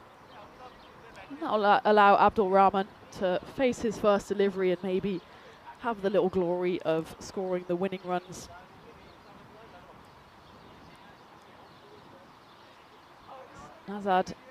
Nazamuddin, who's come on to bowl, a bit of a thankless task with only 3 runs needed. That's well bowled, but they will manage to scamper through for the 1. That will be the end of the game, and it's the first win on the board for the Southern Crusaders, the semi-finalists from the series earlier in the year, and they've got their first win. They remained unbeaten in that 2025 earlier series, 4 wins and 4 no results, and they've got 1 win on the board here with 4 games in the group stages, and in the end it was a comfortable win. They'll be kicking themselves a little, will the Southern Crusaders, that they didn't manage to nab that bonus point, just 3 balls over that magical 7 over mark. But they'll be more than happy with their morning's efforts, beating the Masida Warriors by 7 wickets. As again, the Masida Warriors, they have got a point. Well, they picked up the point, but they haven't got a win yet. They'll be looking to put that right in half an hour's time against Gaziri United, who of course, they'll be wanting to win their first game of the series, their first of 2 games today as they come back later in the day against the Bugiba Blasters as well. As we take a look at the highlights, and well, it was always going to be a tough task for the Masida Warriors to defend that probably below par total of 103. They did all they could though, and that was a great catch there to dismiss the wicketkeeper Ryan. It was Divyesh Kumar who put in the dive there. But Jagath Purna came to the crease and he put the Warriors to the sword, needing just 18 deliveries to get to 54, including 6 sixes and 3 fours. Michael then ended up holing out to Prabhu Jayadevan, but the damage was then already done as Vinith Vidushan came in. But it's Jagath Purna really who commanded the innings, faced most of the balls and hit the vast majority of them to the boundary, finishing with a strike rate of 300. He had the chance to pick up the bonus point for his side, but he holed out to Tom Thomas, the juggling figure of Tom Thomas. But in the end, the Crusaders marched on to victory, just needing 3 balls of the 8th over to claim that win. And it was a big win as well by 7 wickets versus the Warriors.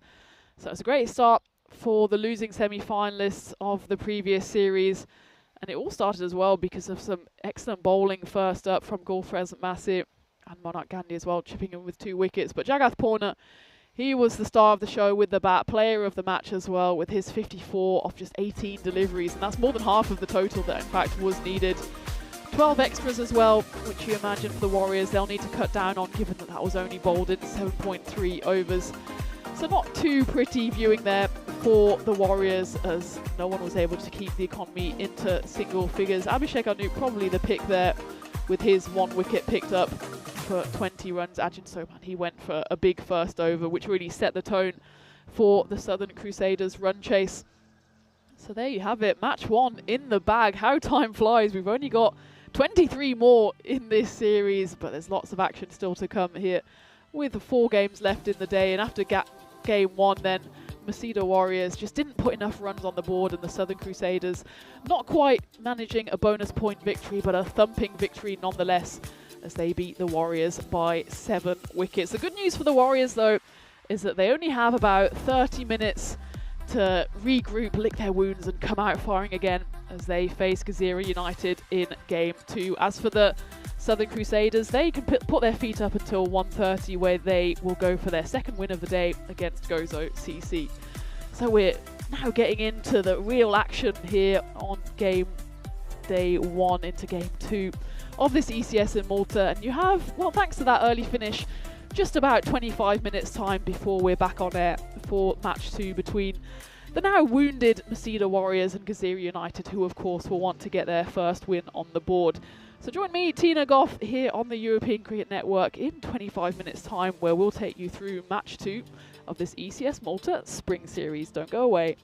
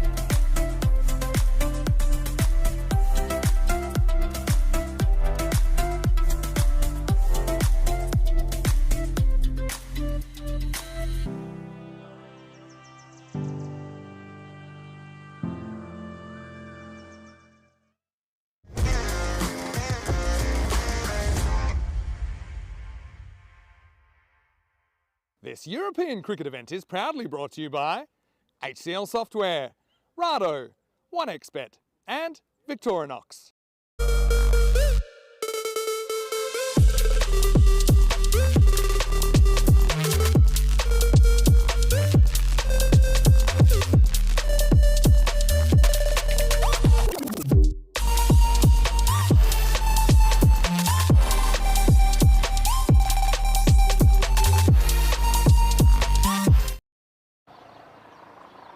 Hello and welcome back to the Malta Sports Ground, where we're going into match 2 of this ECS Malta Spring Series between the Masida Warriors and Gazira United. Of course, Masida Warriors on the back of that defeat this morning will be wanting to come back with a win here. But before we go to the live action, let's take a look at what happened at that all-important coin toss.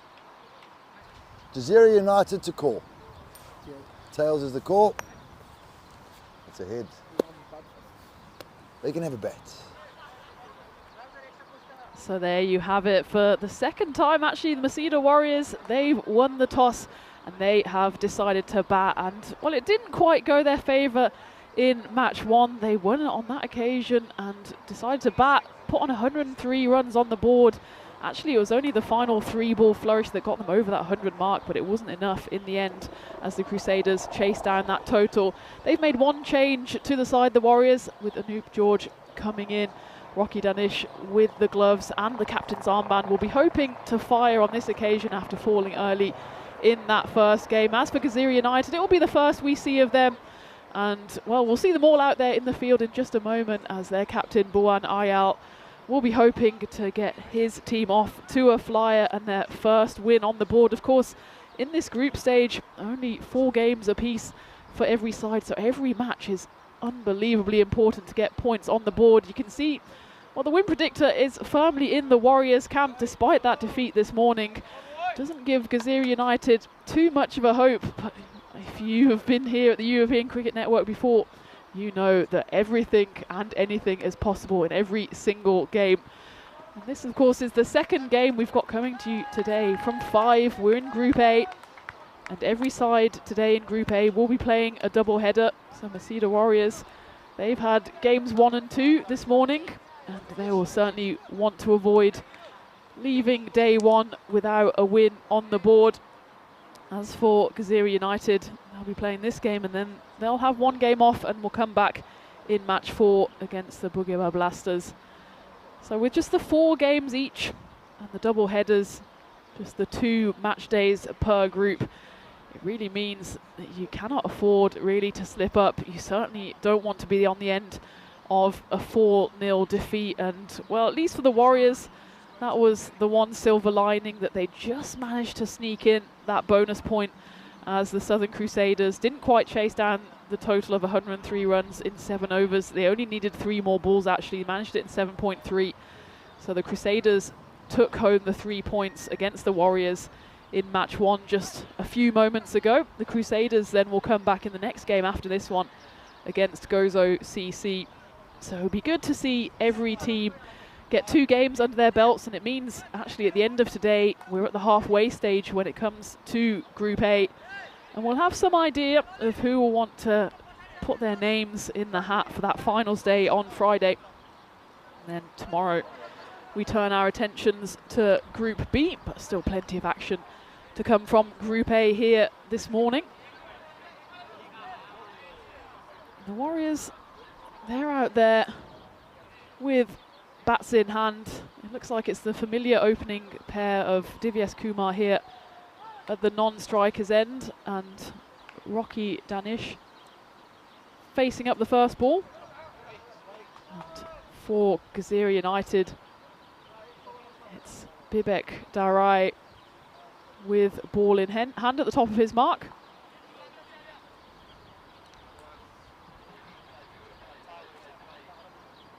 Of course, this is the first time we're seeing Gazira United in this series. Not the first time we've seen them this year, though, as we saw them in that series earlier on, February 2025, just a couple of months ago, as we go into the first delivery of this match 2, and it will have to be re-bowled because it's so wide it's actually going to be called a no ball. This is a familiar theme of the bowlers so far this morning. They just haven't found their radar first up. And, well, that one started wide, went even wider with the swing, and Bibek will have to bowl that one again. Gaziri United in that February series, they finished third in Group A, so weren't able to get through to the finals. They won 2, lost 4, and 2 of those were no results as well because of the weather we had during that series. That's a better delivery there from Bibek. They will be able to scuttle through for 1 though. That series was marred a little by rain, as actually has been the story of quite a few series so far this year. My shoes are still recovering from the Bologna series last week with the amount of rain and mud we had there. And of course, the ECL wasn't without its weather troubles as well, but I can happily tell you that the forecast for this week looks good. The sun has just gone behind the clouds for the moment, so temperature has dropped a little, but we're still up at a balmy 18 degrees, which we'll certainly take for the end of April. So that one's been levered away by Rocky, and it will go all the way for 6, and they're going to have to look at the side on here because it was a miscue again from Bibek. Rocky, not the tallest, he's right on the back of the crease. Oh, it's a bit of a 50-50 call, and I think it has been called a no ball on field. So this is a nightmare start here for Gaziri United. It's the second no ball of the over already for Bibek. The first one he managed to get away with. That free hit was just hit for 1, but 7 up here already. And it's a bit of a relief for Rocky as well that he manages to get himself off the mark, having scored a 3-ball duck in that first game. This one though will be a wide, so it will remain a free hit. And Gaziri United almost suffering the same effects as the Warriors bowlers did in that first game, just not hitting their lines from the off. Of course, it's the first time they've played in this series. Might be a bit rusty. I don't know how much cricket some of them have played this year, but I suppose Gaziri United, they shouldn't be too rusty because they did play in that earlier series. And Rocky, he launches that one for the second maximo of the innings. It was still a free hit, and this over's already gone for 17 runs. That's just a hit and stand and deliver there from Rocky. So it's only the 2 legal deliveries and already 17 runs on the board. Those spectators in the back, if Rocky's at the crease, they might want to keep an eye on the action here. Those caps aren't going to protect them too much. It's a good comeback ball though from Bibek. He finally manages to get one on the right line. A bit of a grimace from him. He knows this has not been the best start. With 17 runs already on the board. Only halfway through the first over. And of course, games can't be won and lost in the first over, but it certainly sets the tone. The Masida Warriors, they've come out fighting, having been on the wrong end of that result this morning.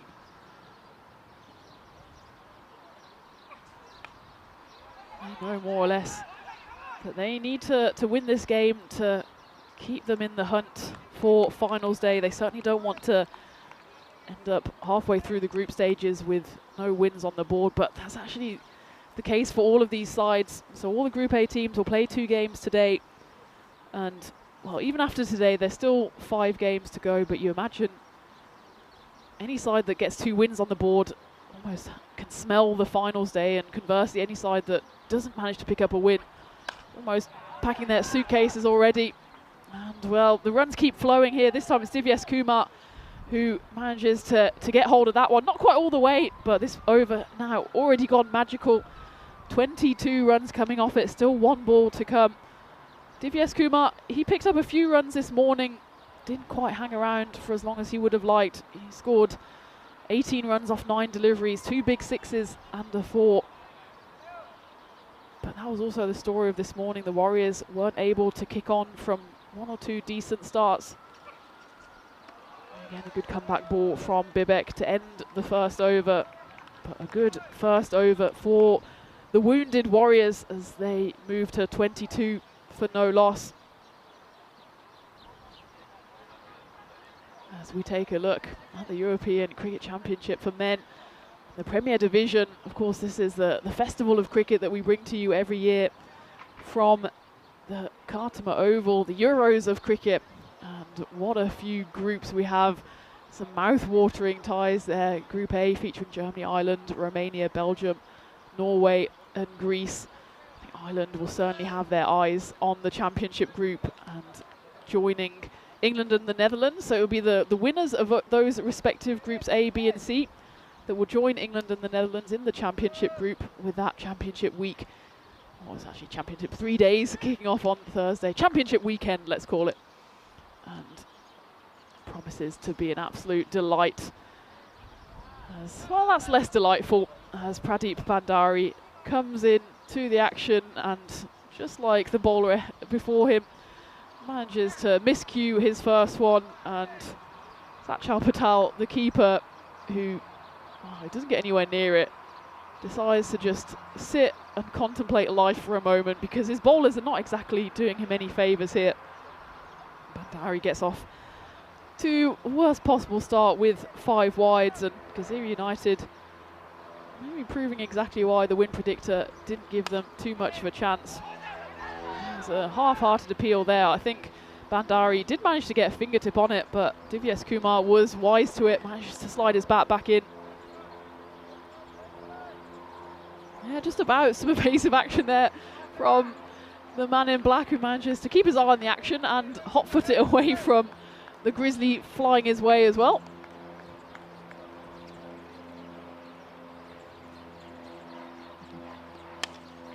That one's cut away and cut hard. There's 2 fielders out there in that point area. Neither of them could do anything about that, as that flashes away off the bat of Rocky Dadish and pretty much off the bottom of the bat, but still enough to get it over the boundary and straight into his 10. And I don't know who it was doing the fielding out there, but didn't manage to get anything on it. And, well, it certainly did hit the end of the bat, as that one's going to mark the end of that piece of willow. Well, at least it ends on a high with 4 runs to its name. But Rocky has to change his equipment. This one's already got masking tape on the bottom, so I'm not sure if this one's any better. We'll see.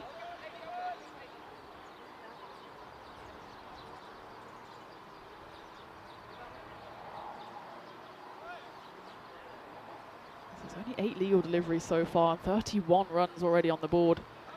Make that 32. Again, a long line there from Bhandari. This, in comparison to that game this morning, is looking like a good toss to win and bat first for the Warriors. It was a brave call actually from Rocky, the man facing at the moment, because he won that first toss, decided to bat. It certainly didn't go the Warriors' way. This time though, they've got off to a decent start. Importantly, haven't lost any wickets and have been able to cash in on some slightly wayward bowling here from Gazira United.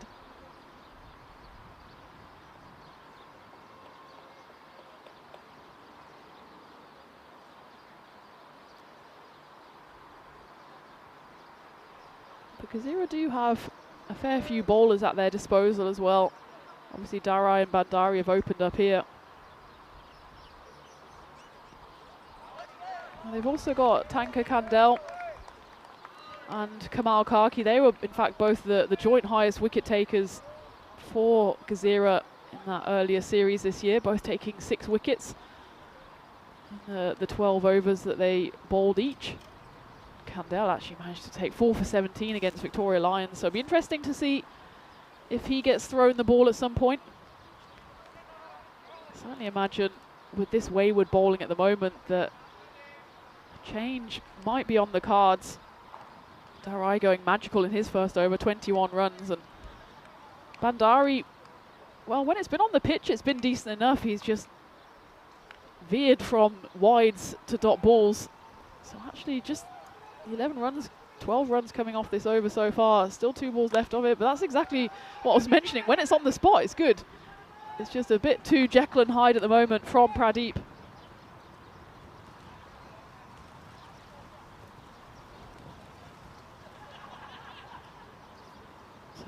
thanks to this blistering start from the Warriors, which is in no small part being helped by the bowling of Gazira United. The win predictor has them firmly in the 90% already. And it feels like Gazira just haven't quite got out of bed yet. They didn't have the early start that the Warriors did, but maybe the Warriors had the benefit of playing themselves in that first game, even if they didn't end up on the right side again. Just drifting down leg side. And actually, well, that's a good sportsmanship there from Rocky, the captain of Masida Warriors, who says, actually, no, that came off my pad. And fair play there, as opposed to having to then re-bowl the final ball and getting the free wide. It is the end of the over. Good sportsmanship there from the Warriors captain.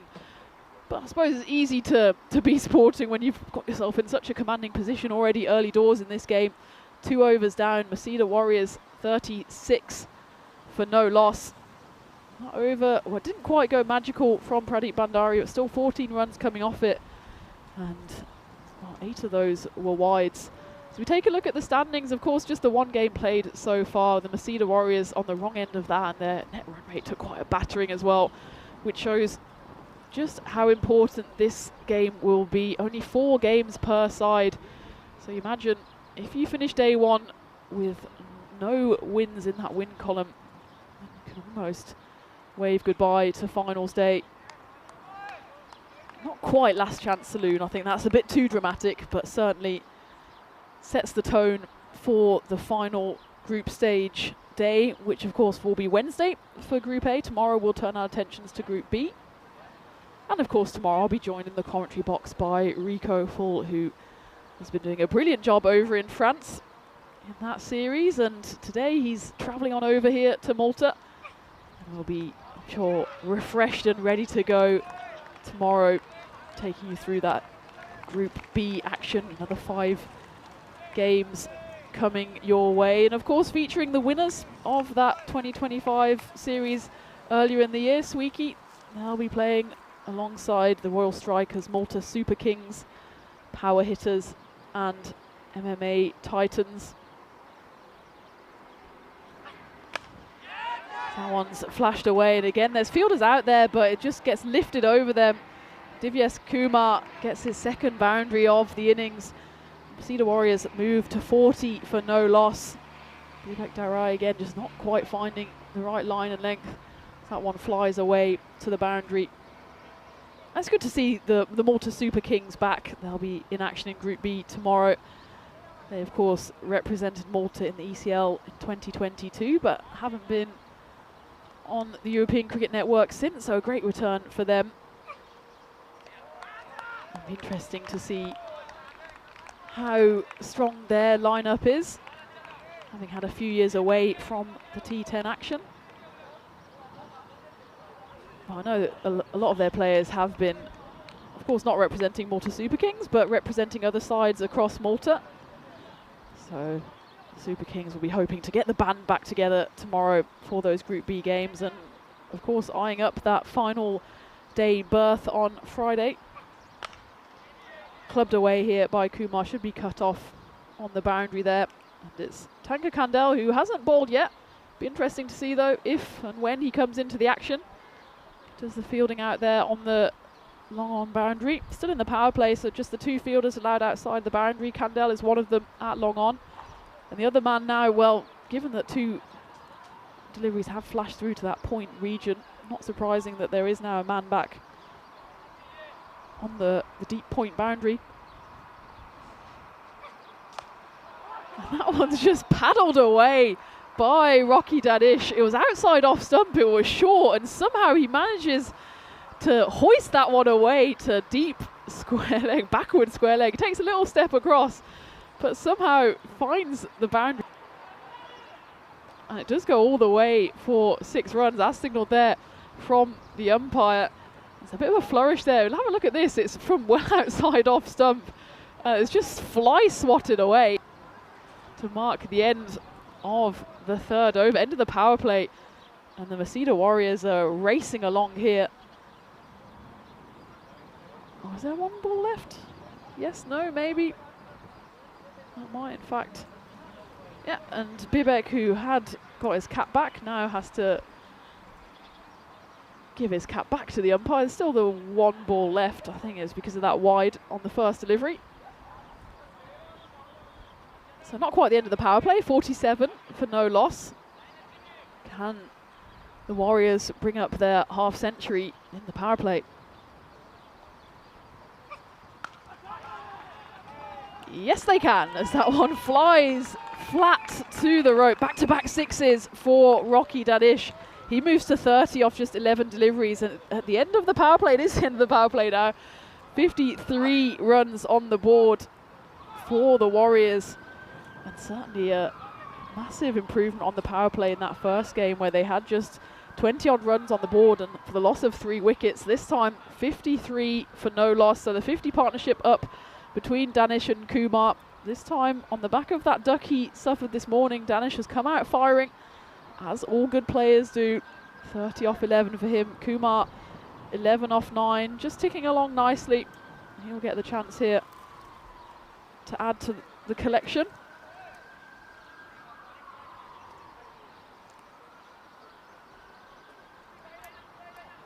Right, on cue, Kamal Karki, one of the 2 bowlers I did mention for Kazira United. He will come on now. The spinner, surprisingly not used in the power play, but now with the protection of up to 5 fielders out, he does come in. The ball will find one of those 5 fielders out there on the 3rd boundary.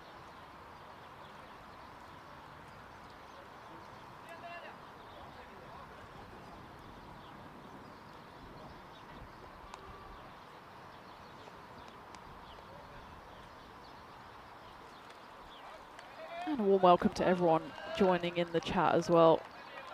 I hope you're having a lovely Monday wherever you are.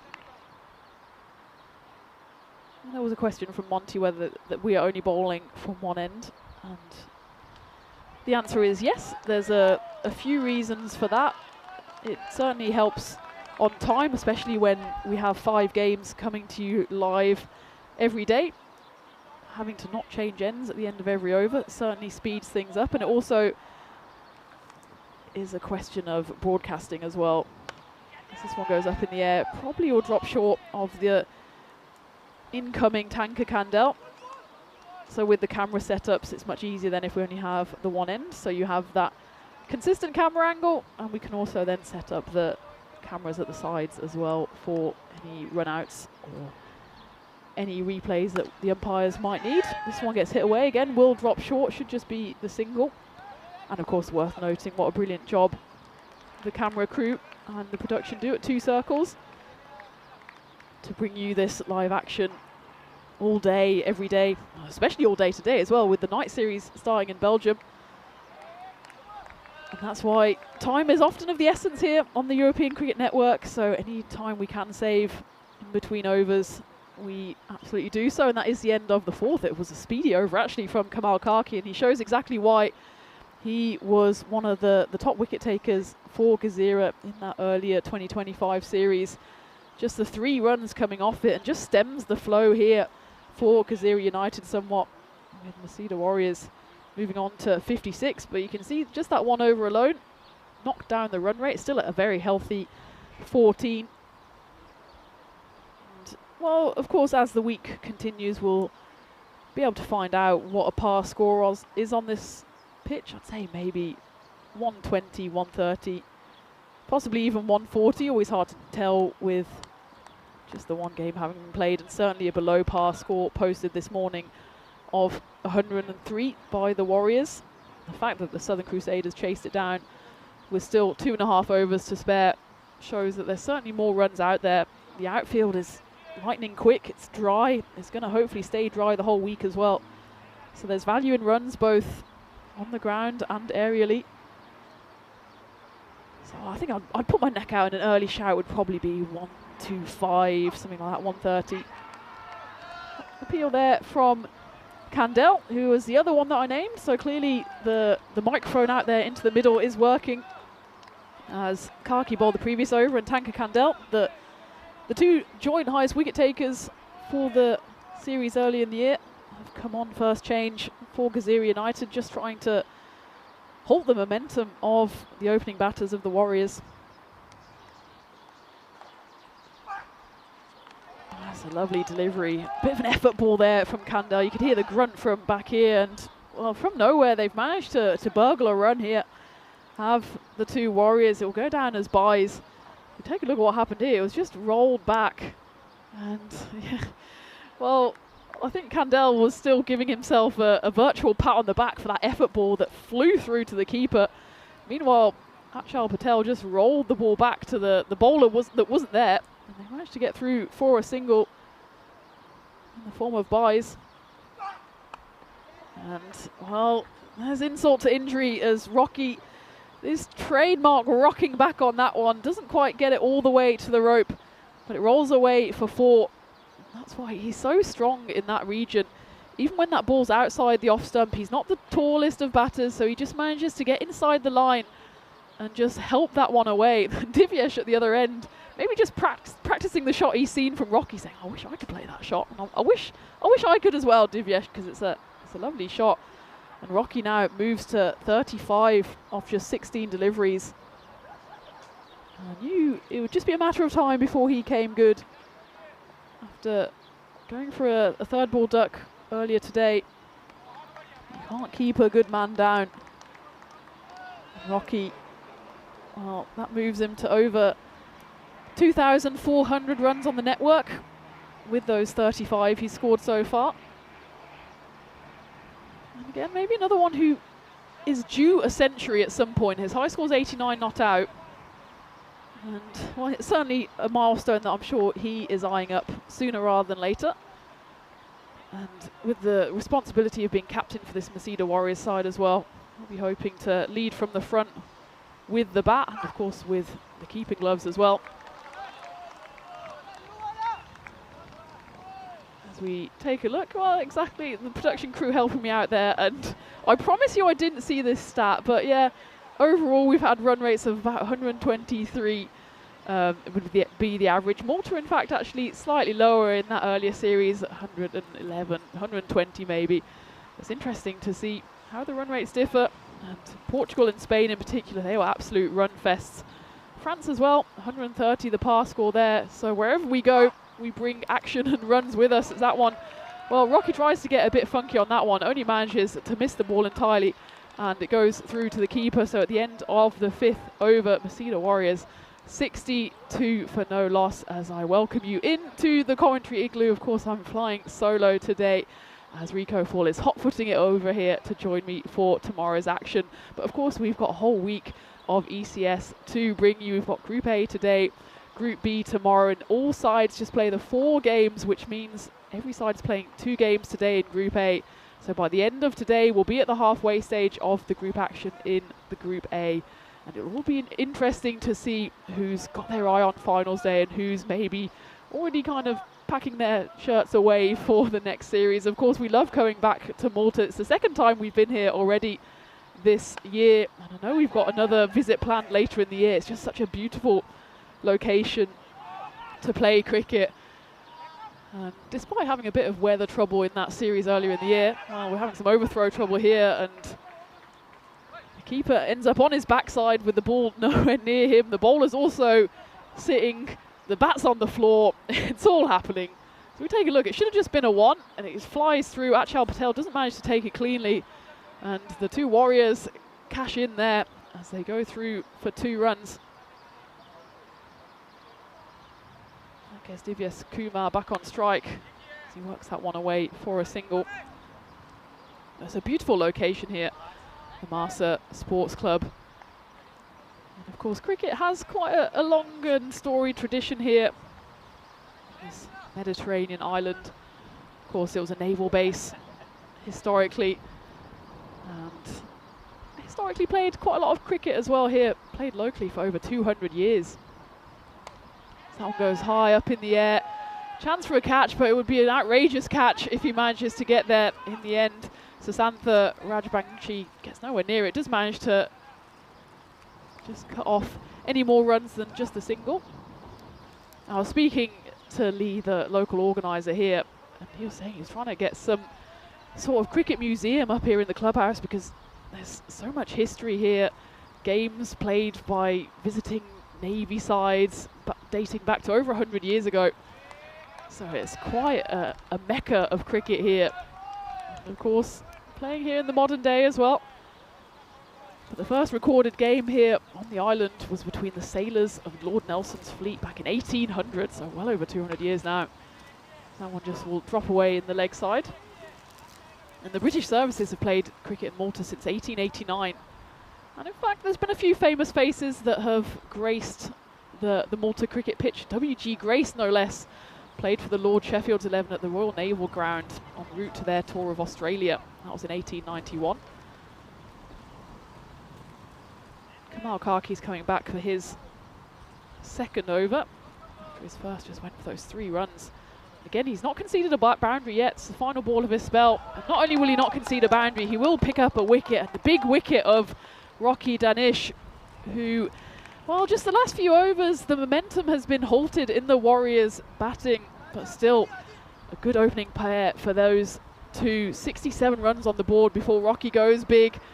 And it's Karki who lands the knockout punch. Rocky comes dancing down the pitch, gets nowhere near it.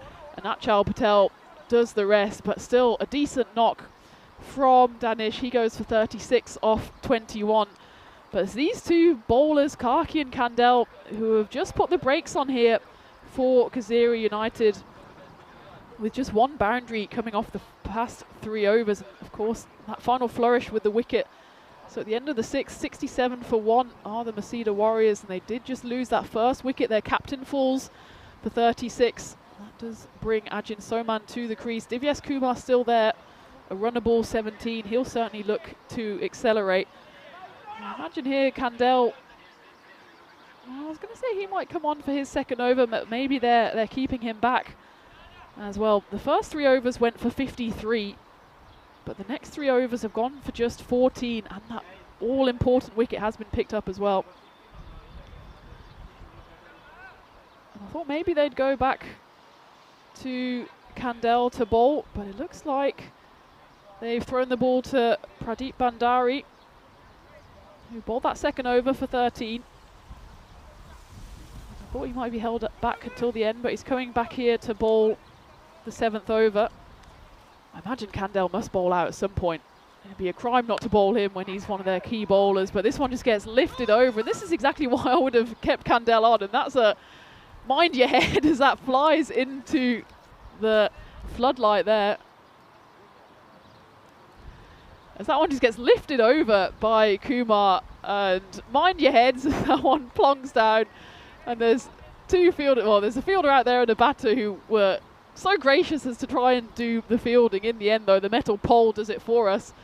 And that's 6 runs to Divyesh Kumar.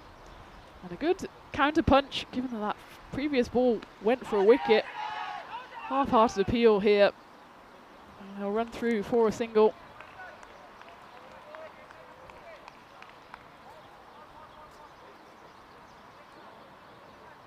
It's a bit high and wide and not very handsome as LBW appeals go.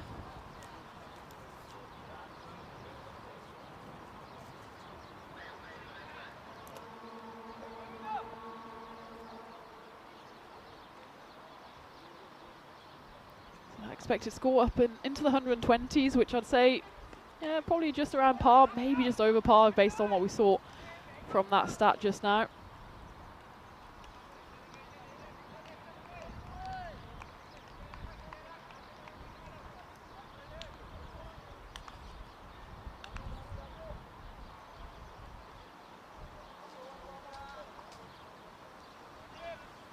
So W.G. Grace has played in Malta, as has Wally Hammond.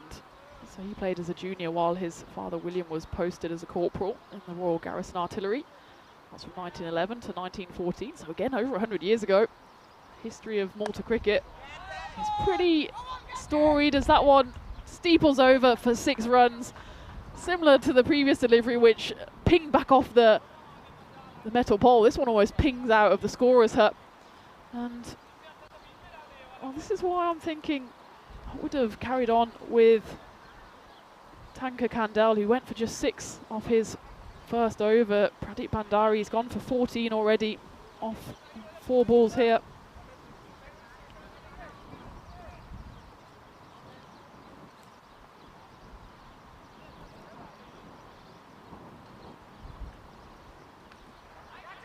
This one goes over the keeper's head, and watch the spin as it's Budisagar Bandari who does the fielding there, and the ball lands and takes a left turn past Achal Patel and past Bandari. He's not too impressed.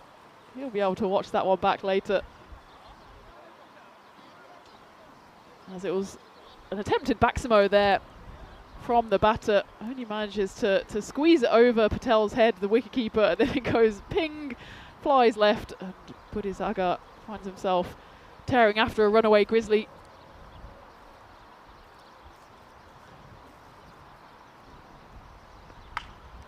This time it's heaved away into the leg side. Won't have the distance to go all the way for 6, but it perfectly bisects the two fielders, Salim Rain and Tanku Kandel out there.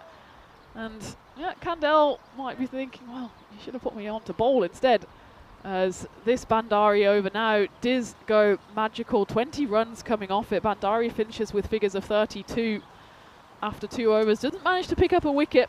And at the end of the 7th, Masida Warriors 87 for 1. And I teased it earlier, didn't I? I said, well, don't just look out for the upcoming events of the next couple of weeks. Take a look at the entire calendar for 2025 and feast your eyes on that. If you just look at Mad May coming up, of course, we've got the Malta series, and then the Jersey, and then Sweden, and then Estonia, and then Romania, and that just takes us to the end of May. As then we head over to England. Hopefully by then we'll be perfectly in the English summer, although I know we've been having some good weather over in England already. Hopefully we haven't used up all our days of sun too early on. And well, look at that. We've got Meltal Shield and Western Shield happening in September. That's one of the dates to put in your diary as well. I know that's going to be an absolute feast, bigger and better than ever. Of course, the Western Shield was already an absolute highlight and a roaring success just a couple of months ago in February, when we had the likes of Ross Taylor and Kevin O'Brien gracing the Khartoum Oval. And I know the organisers, the team, the brains behind the European Cricket Network, lining up some absolute superstars for September. As that one, well, that's a superstar hit off the bat of Ajin Soman. It's Susantha Rajbangshi who's come in to bowl, and first one's a wide, second one gets slapped down the pitch. Masida Warriors, despite losing their captain, carrying on at a rate of knots here. Divyesh Kumar 35 off 22, and Ajin Soman gets into the action here, but also marks the end of his ban. I think by my count that's the second or third bat that's been consigned to the bat graveyard already today. And it's always been after a 4 as well, so at least go out with a bang.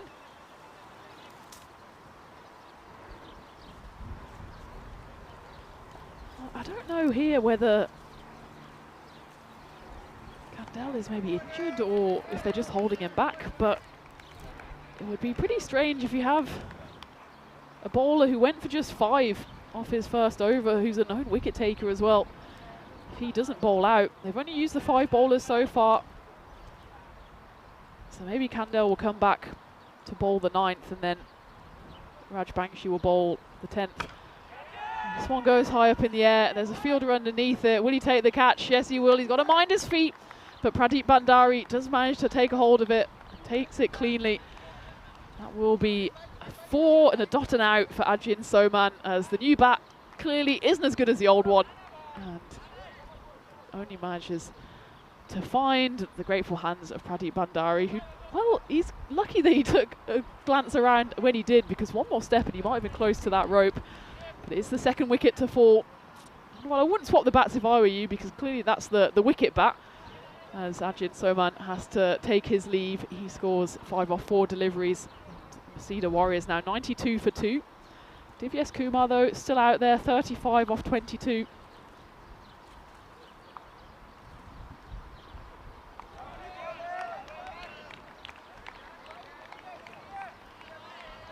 Intense discussions here from Divyesh Kumar with the new batter Jitin Johnny. Kumar maybe just giving a few words of advice. Probably don't miss the ball, especially into the 8th over when you've only got 2 wickets down. So Johnny, you'd imagine, has pretty much license here to swing and swing hard. that's exactly what he does. And there's a chance out there. There's a fielder tearing in. It's a brilliant catch out there in the deep, tumbling away to his right. And well, Jitin Johnny did swing and swing hard, but only managed to find the hands of Kamal Kaki, who takes hold of a brilliant catch here. It skewed off the bat of Johnny and didn't have the legs on it. It was just a case of whether Kaki could get there, and he does, and it's an outstanding catch. Manages to tumble away. It's not the easiest part of the field there, slightly uneven, but falls and takes the catch. And that's the second wicket to fall in 3 deliveries. And a nice little fight back here from Gazira United. Still a lot of runs already on the board, but if they can just pick up a few more wickets, they'll certainly halt the run rate of the Masida Warriors. As Sajith Sukumaran comes in to join Divyesh Kumar. There's 1 ball left of the 8th. Well, that was certainly a free hit in terms of it being the final ball of the over, and Divyesh Kumar, I'm sure, is eager to keep hold of the strike, and he does that at the end of the 8th over. Masida Warriors 92 for 3. Well, they got off to a roaring start, didn't they, with those first 3 overs going for 53 for no loss. But since then, it's been a great fight back, with the next 5 overs going for 29 runs and 3 wickets being picked up. So it's been a story of 2 halves so far, as it does look like Tanka Kandel will come in to bowl the 9th over. As I suspected, you don't leave a bowler with the quality of Kandel with an over still in his back pocket, and he will come on for the 9th. So that one's hit high up in the air, and it's got the legs on it. It's going to go all the way for 6. Oh, well, I gave him the big old talk up, I did for Kandel, and first ball he gets depositive over the rope, as we see there. I think that was Gozo CC doing their warm-ups ahead of their first game against the Southern Crusaders coming up in about an hour and a half's time. Still a lot of cricket before then. Kandel, he gets hit to the rope first up, and that's Divyesh Kumar who moves to 41 off 23. You'd expect the Warriors will want him to farm the majority of these remaining 11 balls to get his side up to, well, expected score 1-2-1. Good comeback though from Tanka Kandel. Will be the 1 for the over. As he digs it in short, clearly not a big fan of being hit for a 6 on the previous delivery. This time digs it in, and well, Divyesh Kumar is standing way outside the crease, so absolutely no danger of that being a no ball, but he's had the 1 for the over now, so Kumar knows there's no more chin music coming his way.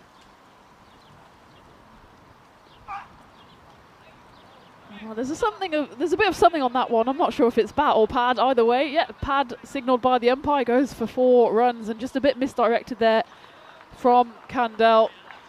Tried to go for that magic ball, and you can see why, because Kumar almost exposes his leg stump there, but just misdirected. Knew anything on that would have gone for 4, and it does get the Masida Warriors up to 100 runs, 102 for 3. 9 balls left still in this innings. They certainly want to get up to 120, even maybe push towards 130 if Kumar can hit another few big hits. This one should be taken, and is. So that is not going to be any more runs to the bat of Kumar, but it's another catch taken out there in the deep by Kamal Kaki, who's got a safe pair of hands. And it's Tanka Kandel who picks up his first wicket. And well, it's been a bit of a hotspot region there on that point boundary. Divyesh Kumar does fall, but for a well executed 41 runs off 26 deliveries. Goes for 1 big hit too many, but he did manage 3 4s and 3 6s on his way to those runs, and falls in the middle of the 9th over. And it's the second catch, a nice catch again from Kamal Kaki. Suddenly that partnership is broken, so we've got 2 brand new batters at the crease. Prabhu Jayadevan joined Sajith Sukumaran out there in the middle. 102 for 4 the score. That swung away to the leg side, and Prabhu gets straight into the act with a Maximo. Exactly what the Warriors needed to try and work their way up to at least 120 runs, which is what you'd expect they want as a minimum on the board, especially with the firepower that Gazira United do have in their batting as well. Prabhu here, especially with still 6 wickets left in the shed. The Warriors just have to go out swinging, and that's exactly what Prabhu did. He's done maybe what a few before him haven't done, which is made contact with the ball. Good comeback though from Tanka Kandel. That will be the end of the 9th. So 16 runs coming off that over from Kandel. And the Warriors move to 108 for 4 at the end of the 9th.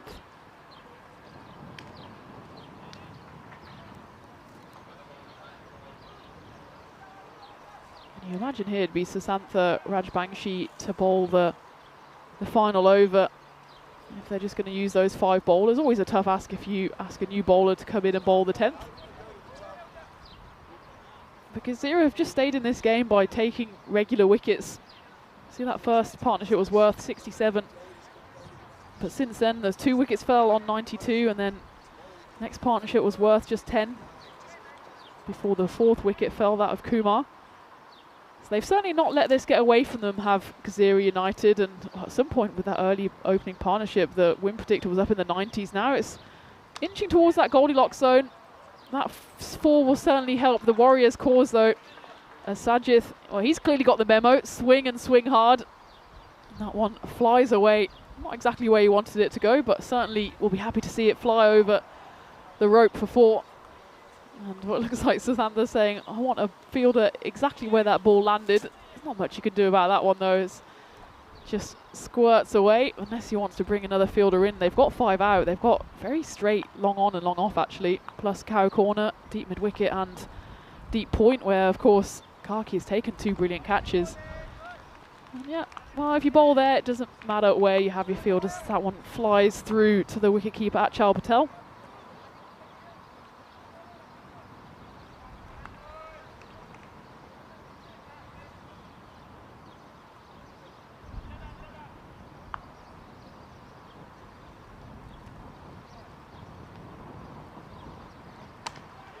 One's clubbed away to that man at a very straight long on, just be the 1 as Tanka Kandel does the fielding. They contemplate a second, but Susantha tidies up. They've still got that 120 in their sights, I'm sure, the Warriors. 113 on the board, 3 runs left, 3 balls left of this innings. Of course, they won the toss and elected to bat, so they've gone slightly better than what they did in that first game where they put 103 on the board, but they want a little flourish here, and that'll certainly help as that one gets hoisted away. 6 runs, 119 now on the board, so certainly they'll want to get over that 120 mark, and that's probably around a par score, so they still know they'll have to bowl well to keep this Gazira United side at bay. That one though, not so well bowled by Susantha, just digs it in short. Doesn't have the pace to trouble Prabhu Jayadevan. Just works that one away, 4 or 6. 2 balls left. Can he repeat the trick here and get his side into the 120s?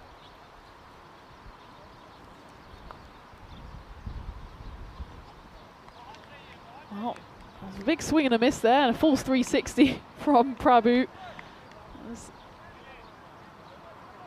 He looks back at the umpire, and I think he wants something given. But it was just a dot ball. And, well, if you get the bat on ball, it doesn't matter what the umpire signals, but he's got final ball now. Can they get up to 120? It's hit in the air. It's a chance for a catch, and it's taken by Tanka Kandel, so they won't get up to 120. In fact, the target will be exactly 120 for Gazira United as Susantha picks up his 3rd wicket of his spell, and it's taken and taken comfortably by Kandel.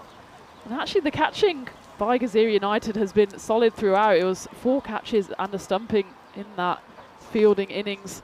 So at the end of the 10th over, Masida Warriors finish on 119 for 5. And after such a promising opening partnership, which was worth 67, the innings just tailed away a little. Gazira United will think they're well in this game still, but it was Rocky who was landing the punches early on, as his opening stand with Divyesh Kumar was worth 67. 7 sixes between them.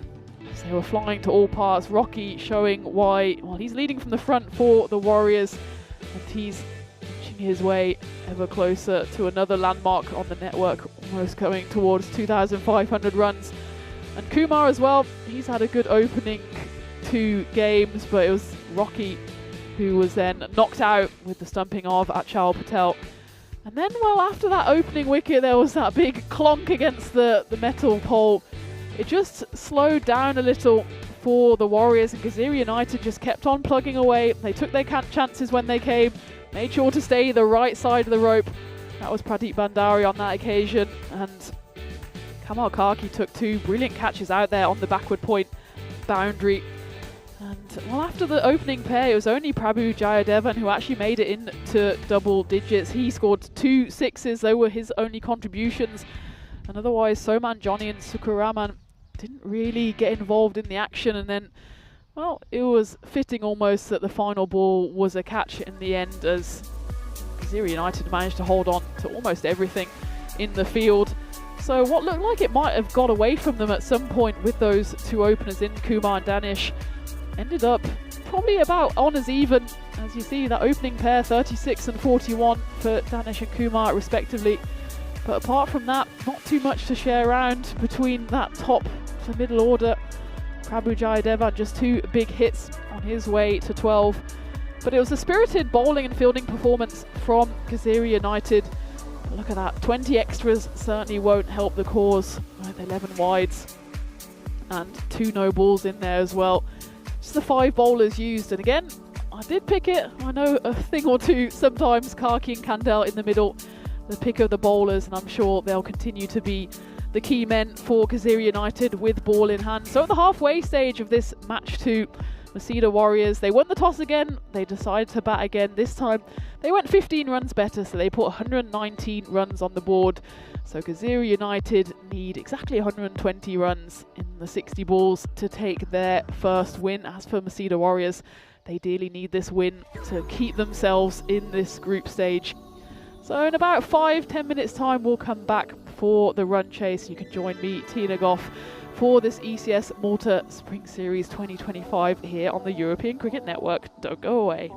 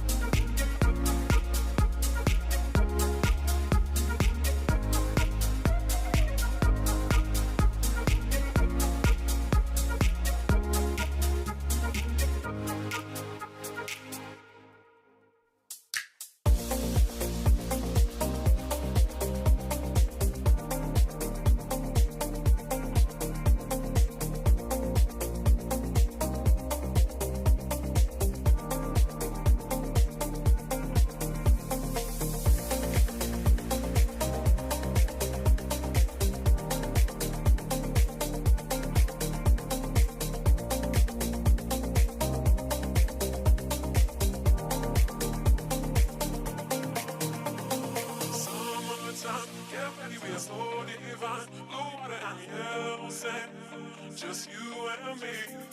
Summertime, get ready, we are so divine. Blue water and yellow sand.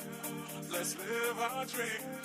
Summertime, get ready, we are so divine. Blue water and yellow sand. Just you and me. Summertime, get ready, we are so divine. Blue water and yellow sand. Let's live our dream. Summertime.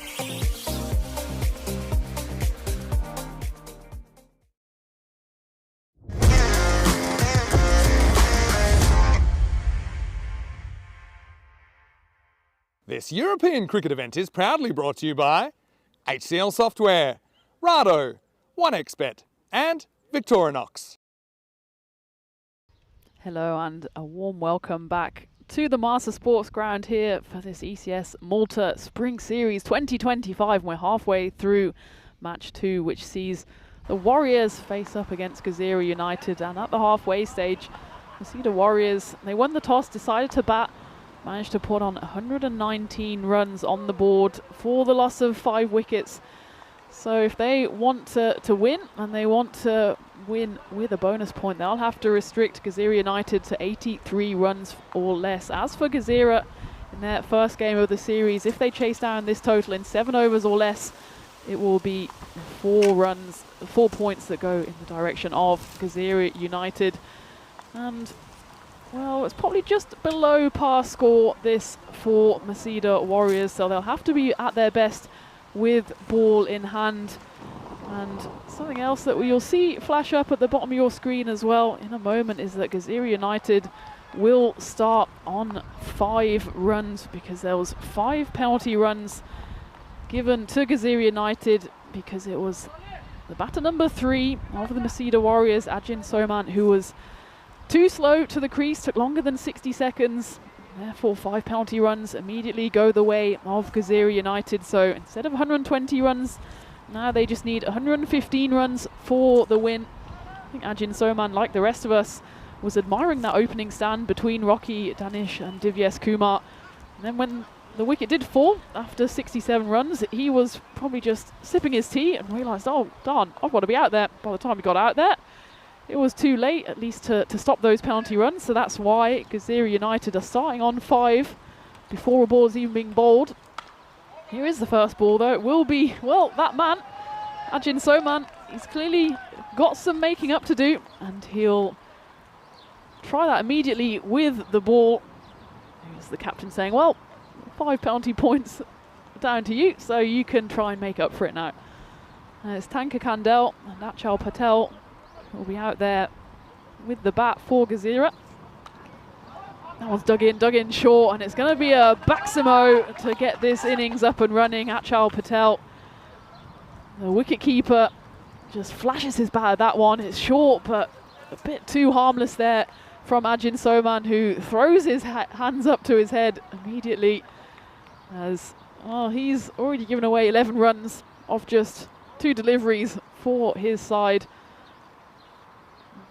Gazira United looking at trying to pick up their first win of this series. Of course, only their first game. As for Masida Warriors, they went down by 7 wickets this morning to the Crusaders. They certainly don't want to finish today's play with no wins in the win column. It's only the 4 group stage games per team.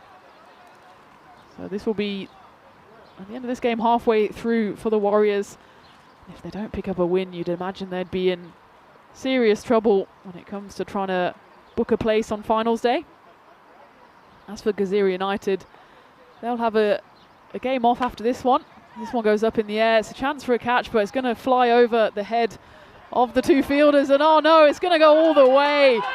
And what almost was a catch ended up being a 1-2 kick and flies to the boundary. And that's Azad out there doing the fielding, or lack thereof. So we're going to have to take a look at this one. It's a bit of an ECN classic, nowhere near the catch. It goes boink boink off his left boot. And Malta football side need to give him a ring, because that one hit the back of the rope in some style. That's a bonus 4 runs there, and insult to injury as well. That's actually a brilliant piece of fielding on the boundary.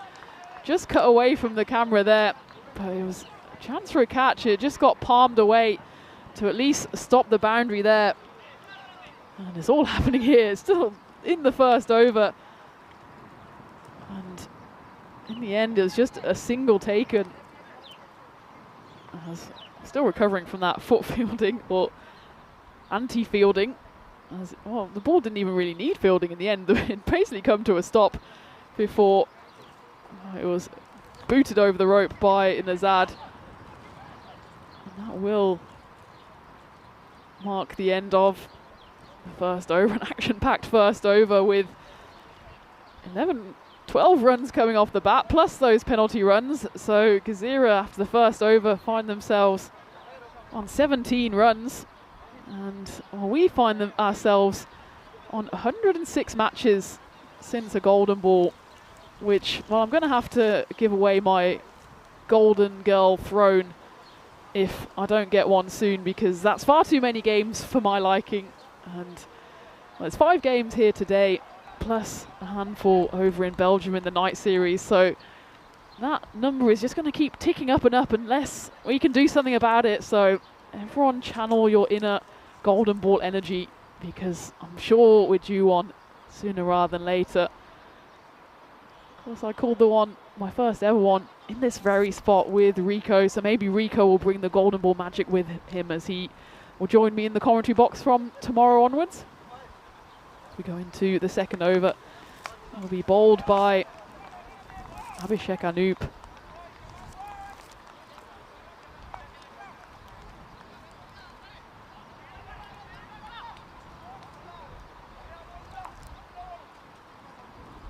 A warm welcome to everyone in the chat.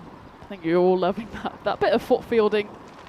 I'm sure Nazad won't want to see it back, but he'll see the funny side at some point, as that one, well, that's almost seeing the tennis side of the Master Sports Ground, as it's flicked away from Tanka Kandel as he gets his first Maximo of the innings. And Gazira racing along here, move into the 20s, 23. No problem on the height there, and it wasn't quick enough really to trouble Kandel, and he dispatches that one to the rope.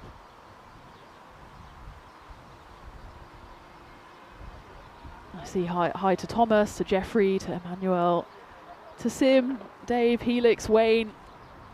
Hope you're all well wherever you are in the world. And great to have you with us. Hope you're enjoying the fielding, the football, the kicking, the catching. There's some great catching actually in that first innings by Gazira United. Masida Warriors not quite up to those standards yet so far, but plenty of time here to go. And of course, a 5-run penalty is never going to help your cause. As a reminder, that was because the batter coming late to the crease in that first innings.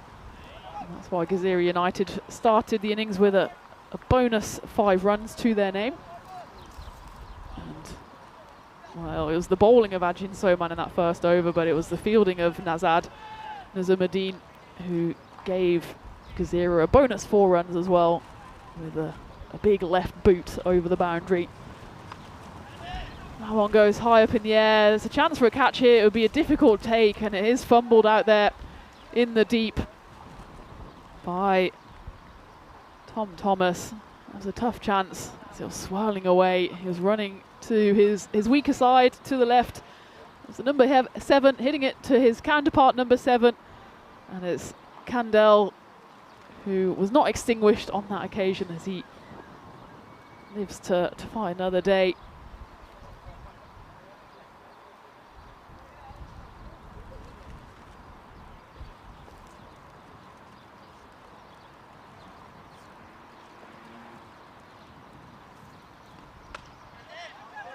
That one's hit hard into the offside, should be fielded out there, and it is by Sajith Sukumaran, who absolutely darts that one back in. I think maybe in a bit of frustration here that the Warriors haven't got off to the best of starts here in the field. With 119 runs on the board, probably just below par. Obviously still early in this tournament, but then giving away those 5 runs, penalty runs, and then giving away bonus runs, dropping a few half chances, and now being hit to the rope again. It's not been the best of starts here for the Warriors. In fact, that one goes all the way for 6 as we take a look at this one on replay. It's a bit of a hotspot zone, isn't it, where those changing rooms are, or the tents.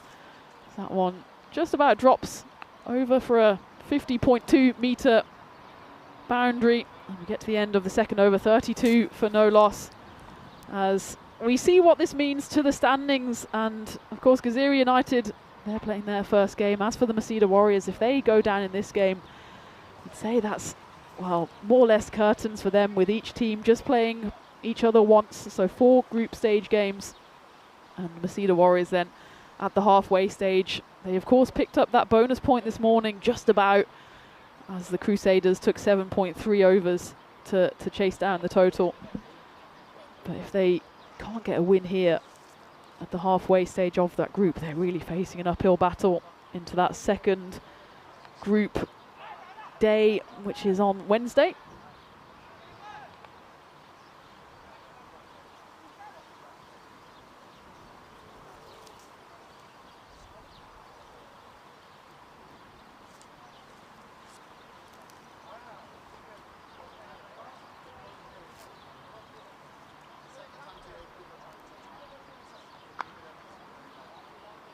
Played away firmly, and the boundaries just keep flowing here for Gazira United. It's Prabhu Jayadevan who's come on to bowl, and his second delivery gets dispatched to square leg. These 2 openers ticking along nicely.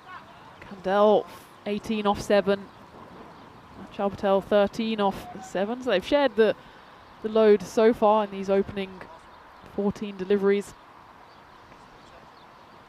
That's a better delivery though from Prabhu. Good comeback ball from him. He did play last year for the Warriors as well, did Prabhu. Picked up 10 wickets in 11. Picked up a 3 for as well. 3 for 25 were his best returns in that season. That one got big on Tanka Kandel, but he was equal to it. And the chase was on there for Tom Thomas, but the Grizzly wins on that occasion, and Kandel gets another 4 to his name. He did well actually, because it just rushed him a little there. And Tom Thomas tries to throw out a paw. I think he manages to try and reel it in, and then hits his own boot. And well, it seems like the boots are the worst enemies of the Warriors here. That one also finds its way to the rope.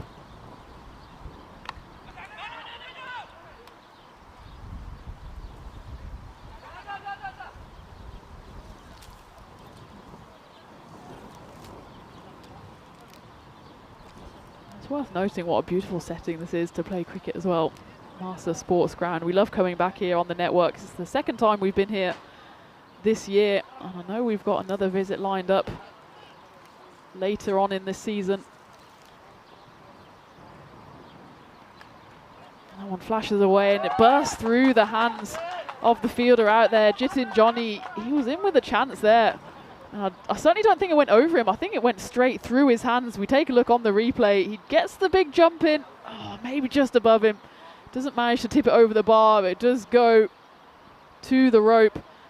And that's another boundary. So the end of the power play, at the end of 3 overs, Gazira United going steady here. 46 runs, and importantly as well, no wickets lost so far, as Kandel and Patel doing the business here for their Gazira side. Just been steady Eddie, hasn't it? Actually, the power plays, when matched up, went in the direction of the Masida Warriors, but it was that middle order, the bowling of Kandel and Kaki, that really put a stranglehold on the Warriors, and it's Kandel with the bat at the moment who's doing the work for Gazira United. He's 23 off 10. Patel at the other end, ably supporting him, 17 off 8.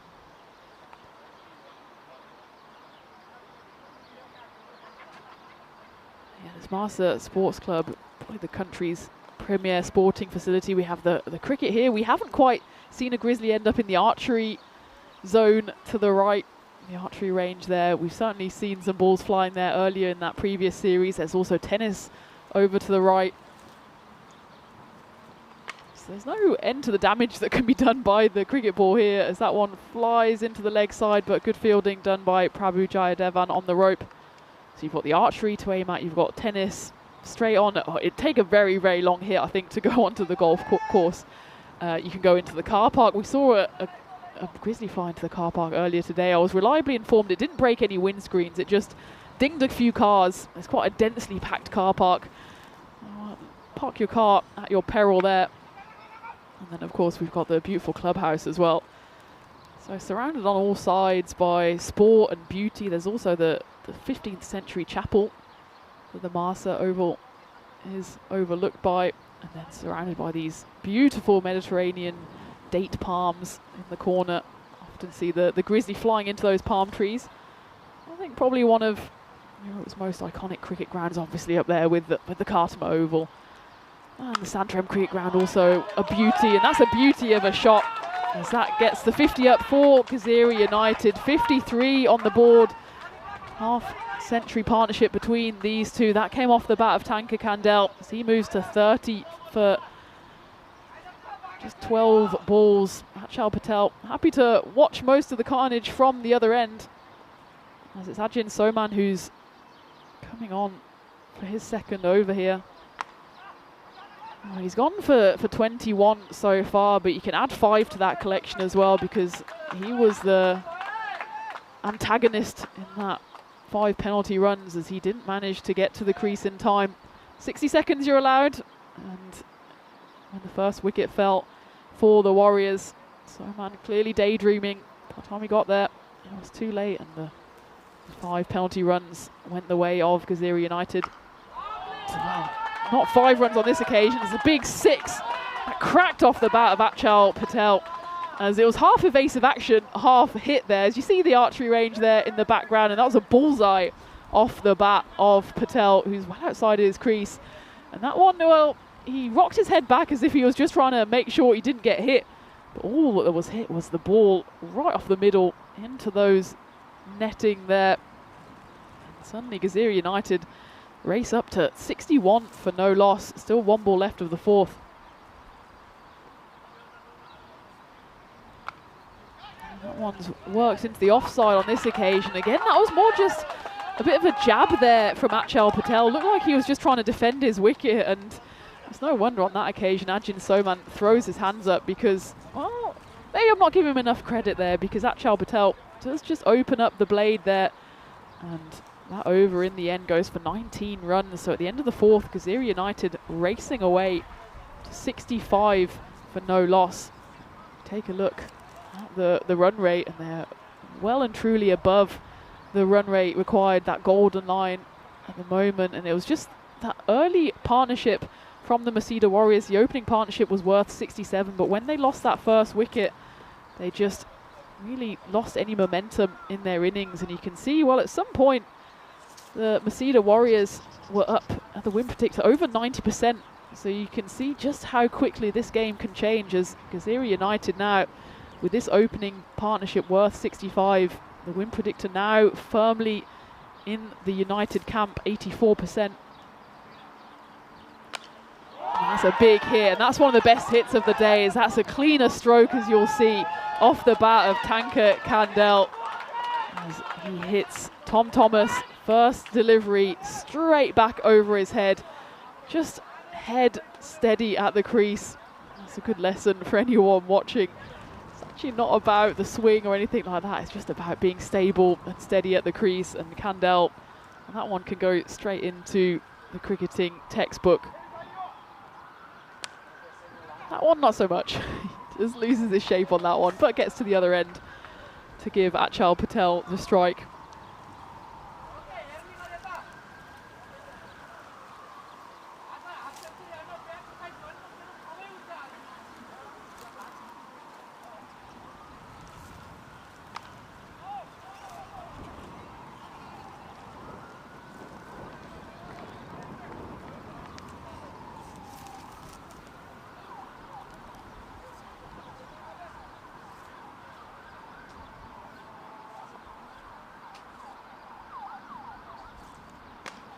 Slow ball there from Tom Thomas. It's a brilliant piece of fielding out here in front of me by Prabhu Jayadevan. And he deserves the high five there from Divyesh Kumar as it raced away towards him, falling away to his left side. Manages to actually keep hold of the ball, keep both his feet inside the rope. Almost does a reverse turtle there to make sure he pivots in the right side. So that one goes high up in the air. And there's two fielders herring underneath it, and it's a chance there for Ajin Soman out there. Would have been an unbelievable take if he managed to get to that one. Doesn't manage to actually get to the ball at all as he runs straight past it, and it's his teammate who has to do the fielding. As you can see there, he overruns it, slips and slides for his troubles. In the meantime, they're able to scamper through for two. So this partnership now worth 75, still one ball left before halfway. It's a slower ball that's brought out by Thomas. There's three fielders out there, but it will land short. This time, the fielding is able to be done by Ajin Soman. At the halfway stage, Gazira United racing along here, 76 for no loss. So 44 runs needed in the final 30 balls to take home the win. As we take a look at the Tour of Malta, we're of course on day one, Monday the 28th of April. We've got 5 days of ECS action to bring you before we go into an international weekend on Saturday and Sunday. We have Malta versus Croatia for the women and Malta versus Estonia for the men. And then we go into some T20 longer format action. On the 5th of May, we have a double header between Malta and Croatia for the women. And then we have 3 T20, so 2 on Tuesday and 1 on Wednesday between Malta and Estonia on the men's side. So it's another action-packed 10 days of cricket action to bring you from Malta. Of course, at the same time, we're bringing you the night series, which kicks off this evening. Be Phil G on the mic to take you through that one. 6 teams involved in that, and it's a long old tour as well. It's a good couple of weeks of action there. So there's absolutely no reason to leave the house for the next, well, probably 8 months because we have so much cricket to bring you on the European Cricket Network. Sajid Sukumaran, who's come on here to bowl, but like the bowlers before him, he just hasn't found his line from the start. He's going to have to watch that back foot as well because he's pretty much off the pitch there as he bowls that one. And that one goes for 4 off the bat of Achal Patel.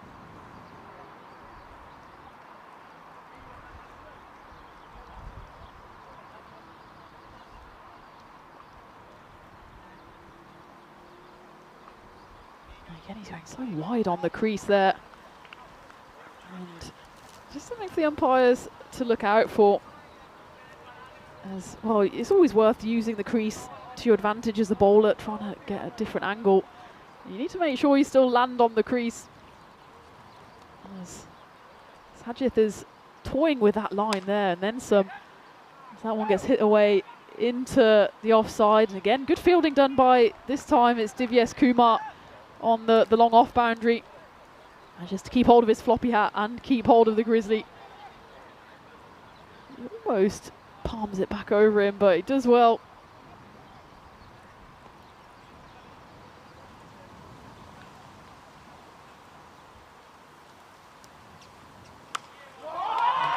Big hit off the bat of Tanka Kandel, just like he did in the previous over. First ball of the 5th went absolutely flying. I think that one went even further as he inches closer to his half century. He's 48 off just 19 deliveries, and this partnership now worth 82. And well, it's almost an action replay to the previous game. This time it's the Gaziri United who are putting the Warriors to the sword. And again, if this final ball of the 6th over goes for 6, you imagine Gaziri United once more will be eyeing up that bonus point win. 32 off 7 needed for that bonus point. 32 off 25 for the win.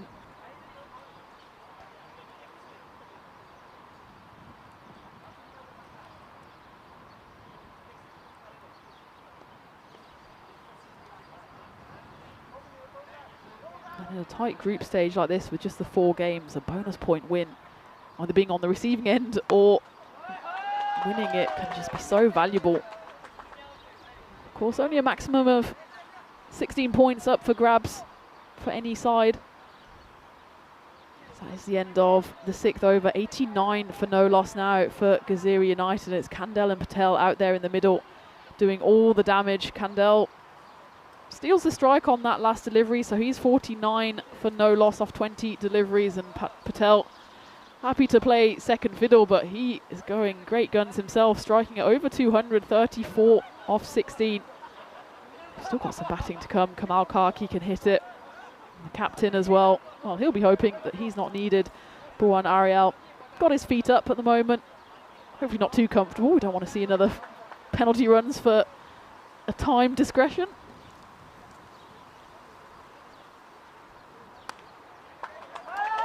And there is the half century for Tanka Kandel. And well, it's 50 and out, in fact. As well, the teammates in the dugout were just busy applauding the 50, and it will be Kandel who actually stays out there, as Achal Patel, they went for the 1, and there was no way a second one on. You can see there that actually Anup George was not even considering the 2, and then Patel gets a bit sold down the river by who is now still a half century, and he's still unbeaten there, but you can see that Patel was not happy with that. Maybe he was eyeing up a half century of his own.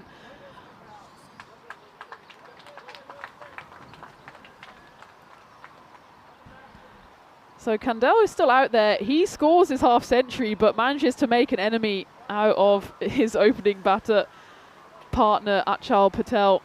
As you can see, it was a yes, no, maybe, and they both ended up in the middle of the pitch. And Kandel, well, he's still out there. Maybe he just wants to hide at the non-striker's end for a while, as Patel was fuming as he went off the pitch. He departs for 34 off 16. That opening stand worth 90, as Kamal Karki comes in at number 3. That one gets lifted and lifted all the way for 6. So, well, 4 more like that, and actually it could be a bonus point win. It's a lot to ask here of Gaziri United. Perfect start though for Kamal Karki. It was Anup George who threw that ball in for the run out. I think he didn't even want to throw the ball in at all. He thought they'd just be jogging through for 1. I think Kandel was so concerned about getting himself back on strike to try and get this bonus point win. In the end though, it's looking like pretty much an action replay of that game this morning, where the chasing side won't quite get the bonus point, but you imagine if they keep going like this, they'll chase it down in maybe the 8th over to get the 3 points on the board. Someone's lifted away, and it's a lovely shot there by Kamal Karki. Oh no, in fact it was Tanka Kandel on that occasion. A single taken on the previous delivery and just flicked away dismissively. It just drops short of the rope, so it's 4 runs to Kandel.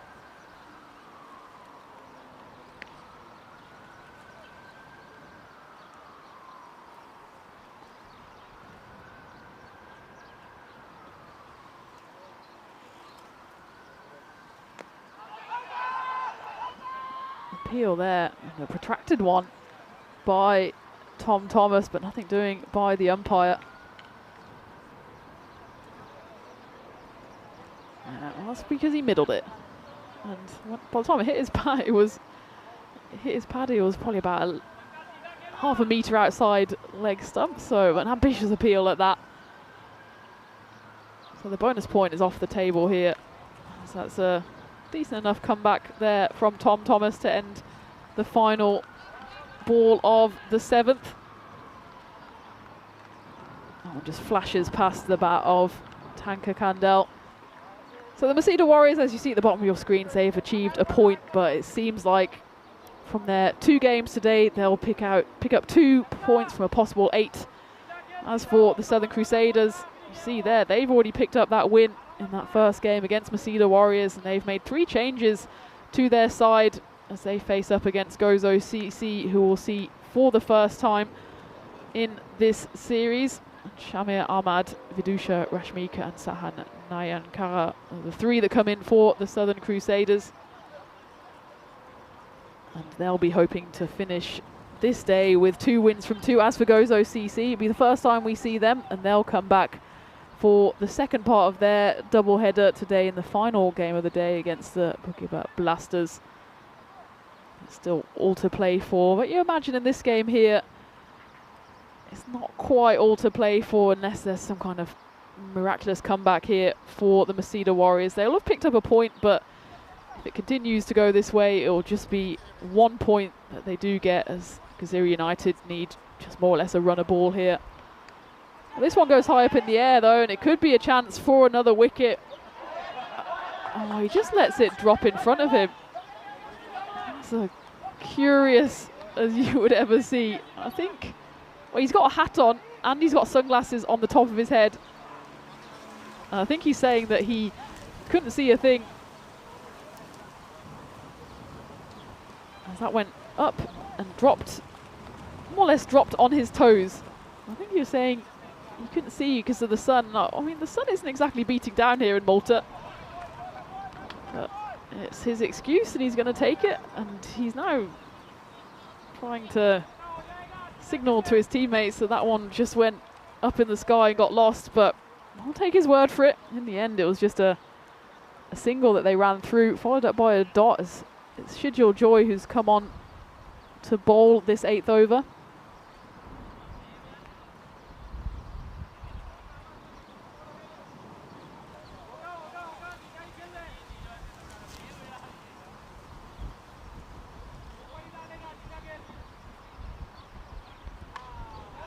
This one goes up in the air, and it's another chance for a catch here.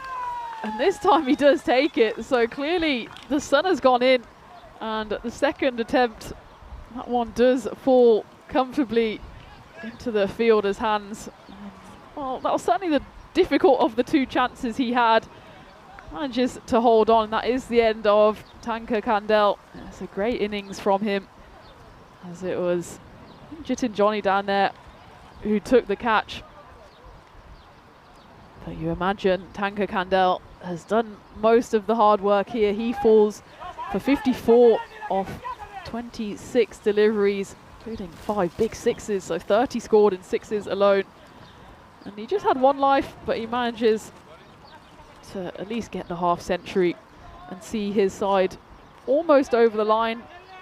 There might be a twist in the tail here, because this over so far just gone for the 1 run, and there's been that wicket too.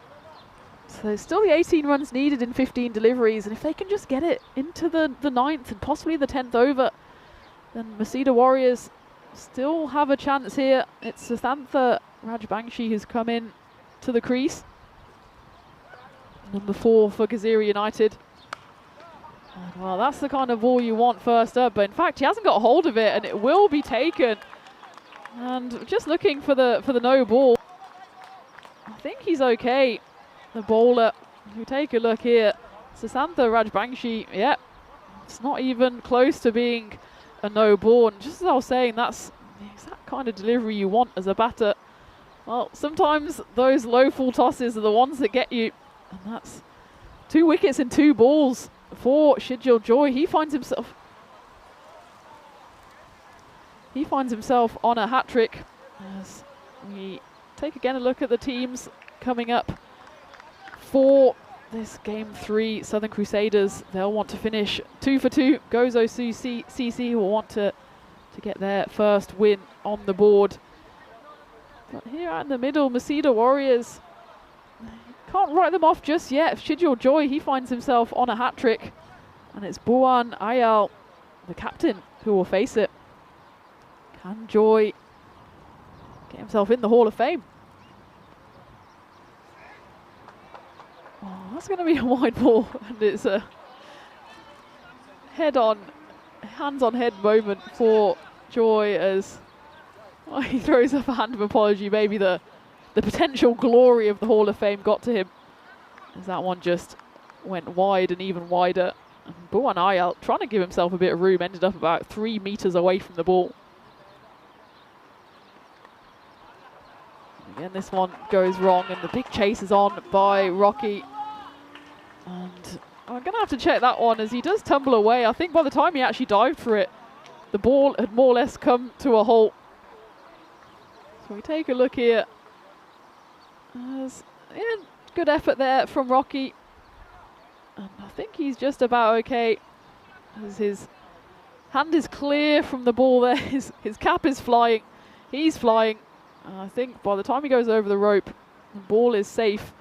So a great chase in the end by Rocky to save 2 runs. They do run through for 2. 15 runs needed now. Again, should be a 2 on the cards here if they turn and run, and they will do.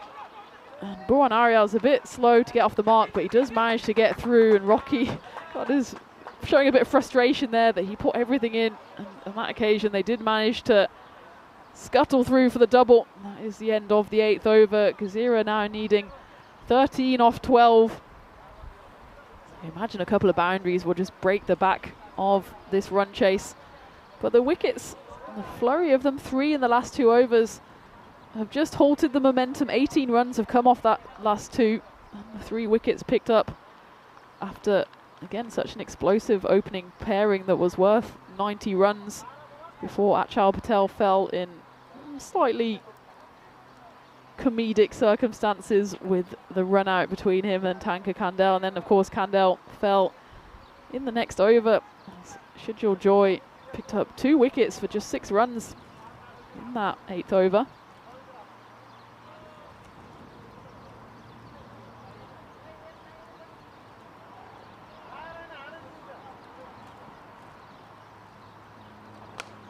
This one goes high up in the air, and that's one way to try and wrestle the momentum back. And it's a big 6 off the bat of Kamal Kaki. And a runner ball run chase now goes to 7 needed off 11. And just 2 hits away now are Gazira United from picking up their first win of this ECS.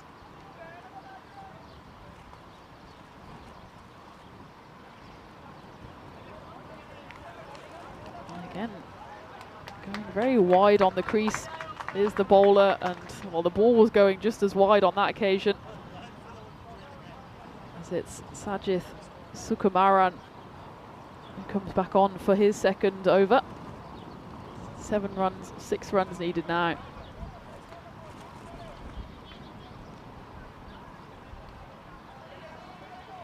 So again, it looks like Masida Warriors, well, they'll pick up 1 point, but it will stay with just the 1 point, as Kaki can finish this off in 1 delivery if he wants to, but they managed to just run through for the 1.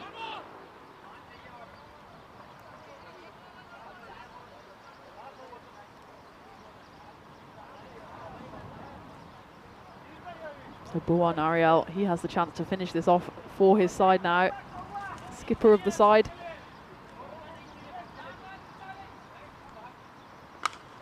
And he slaps that away, and it's going to go all the way. Those are the runs needed for Gazira United, and they finish it off with a flurry. It is the captain, Buan Ariel, who has the honours, hitting a flat, hard 6 over the covers. And Gazira United put the Masida Warriors to the sword for the 2nd time today, as the Warriors, the halfway stage of their group campaign, yet to pick up a win. They have taken 2 bonus points So it's not completely all lost for them. But you imagine they need to win and win big in their final 2 games if they have any chance of getting through for finals day. As for Gazira United, all smiles for them as they pick up their first win at their first attempt. As we take a look at what's coming up in not too long now, just about 40 minutes time. Southern Crusaders, of course, they were the first side to beat the Warriors this morning. They'll come back and hopefully for them pick up their second win as Shamir Ahmad, Vidusha Rashmika and Sahan Nanayarakan come in for the Crusaders. As for Gozo CC, Surya will be hoping his side can pick up their first win as they will also come back for that final game this afternoon against the Bugua Blasters as we go to the action. And it was all comedy to start off with and then turned into a bit of a tragedy for Masida Warriors as the opening partnership of Tanka Kandel and Achal Patel just rained down boundaries. The partnership was worth 90 runs and, well, I wouldn't say the game was all over before it had even begun, but that partnership just took any spirit that the Warriors had away. And even when there was half chances, they flew in the direction of Gazira United. It seemed like the luck was on their side. And while sometimes when you hit the ball as well as Kandel does, you don't need any luck. There's still some spirited fielding there from Prabhu Jayadevan. And, well, this was the end of the opening pairing, who looked like they were just going to walk to victory in the end. They both walked into the middle of the pitch, and it was Achal Patel who had to take the long walk back to the dugout. But Tanka Kandel, he carried on going. He was then supported by Kamal Karki, who remained unbeaten in the end. Tanka Kandel went for one big hit too many, and on the second attempt, Jitin Johnny was able to hold on to that one.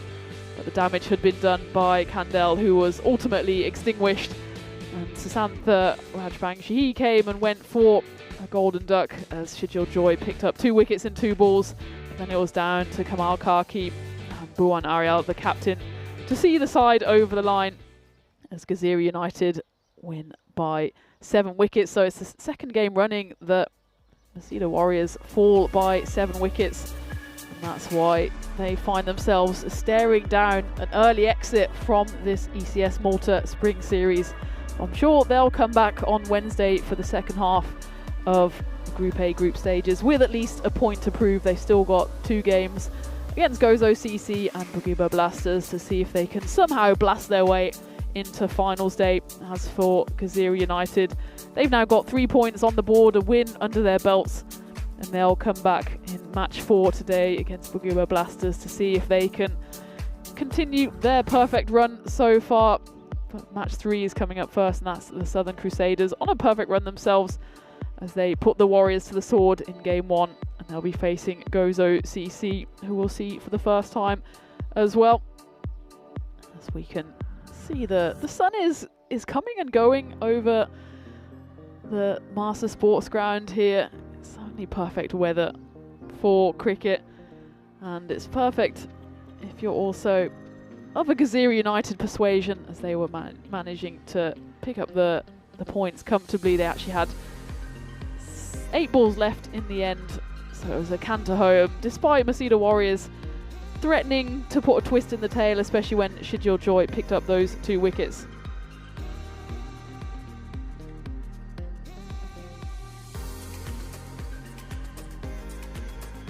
So at the end of match 2, second of 5 matches brought to you today, Gazira United, they canter home in the end, beating Masida Warriors by 7 wickets. And we've got match 3 coming up for you in just about 40 minutes time. Sees the Southern Crusaders versus Gozo CC. So you've just got enough time now to put the kettle on, get some food, and then join me, Tina Goff, back here in the commentary igloo on the European Cricket Network for the start of that match 3 in 35 minutes time.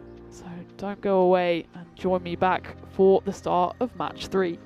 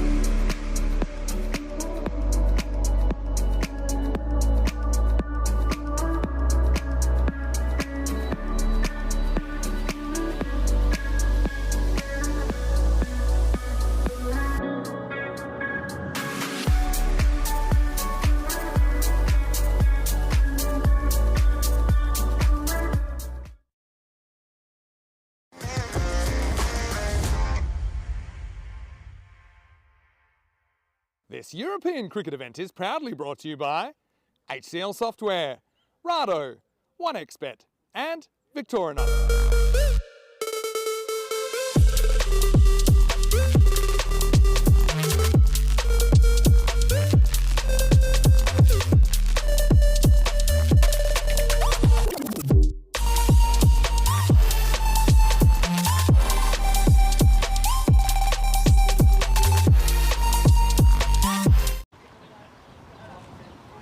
Hello and welcome back to the glorious Malta Sports Ground here in Malta, where we're into match 3 of this Spring Series 2025, which sees the Southern Crusaders looking for their second win of the day, face up against Gozo CC, who will be playing their first game in the tournament. Before we go to the live action, let's see what happened at that all-important coin toss.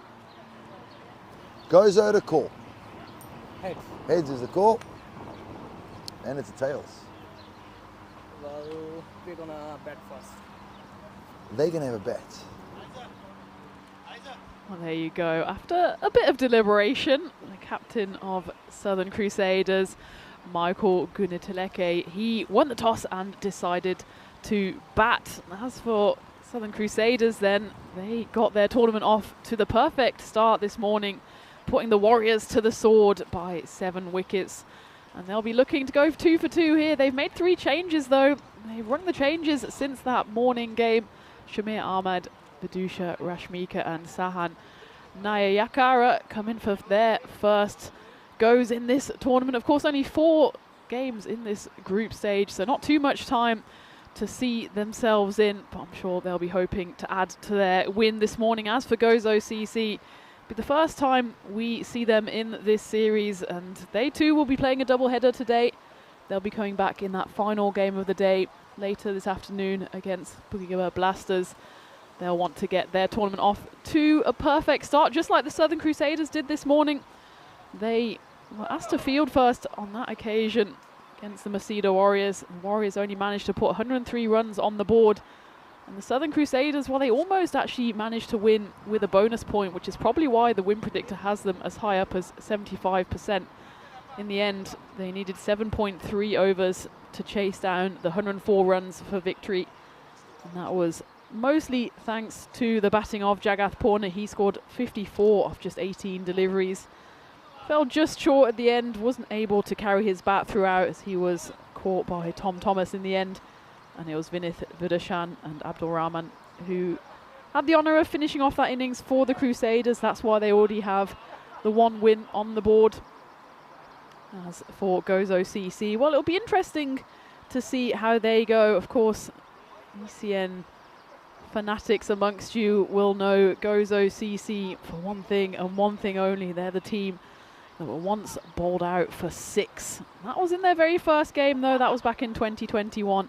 I'm sure they've learned a lot about this T10 format, about cricket and about the European Cricket Network in the almost 4 years since then. And oh, we love a comeback story. And the day after being bowled out for 6, they then won their first game ever against Sweeky United. Of course, the reigning champions of this Malta cricket ground after Sweeky won that series earlier in the year. But it'll be the all-yellow of Gozo CC, who will hopefully, for their sake, replicate the glory of that win against Sweeky rather than the ignominy of being bowled out for 6. But of course they have ball in hand first up, and it looks like it'll be Adji Wilson, the left arm up with ball in hand to start off the innings. That's a good start, and that was almost an immediate wicket. I don't think that was a bump ball actually, as it was Michael, the captain, who just chipped that one back at Adji. Let's take a look at this. I think it just went straight up in the air. It's difficult to tell.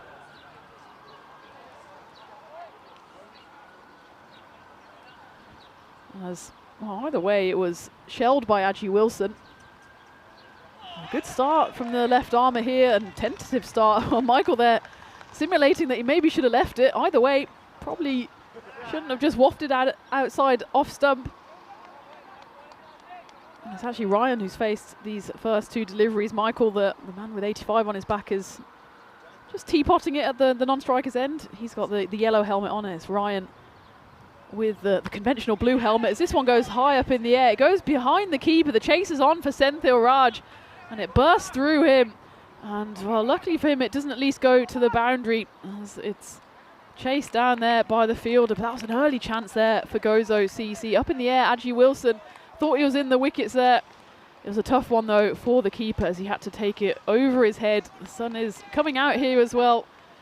And, well, luckily for Ryan, he survives that scare, manages to run through for 2 as well.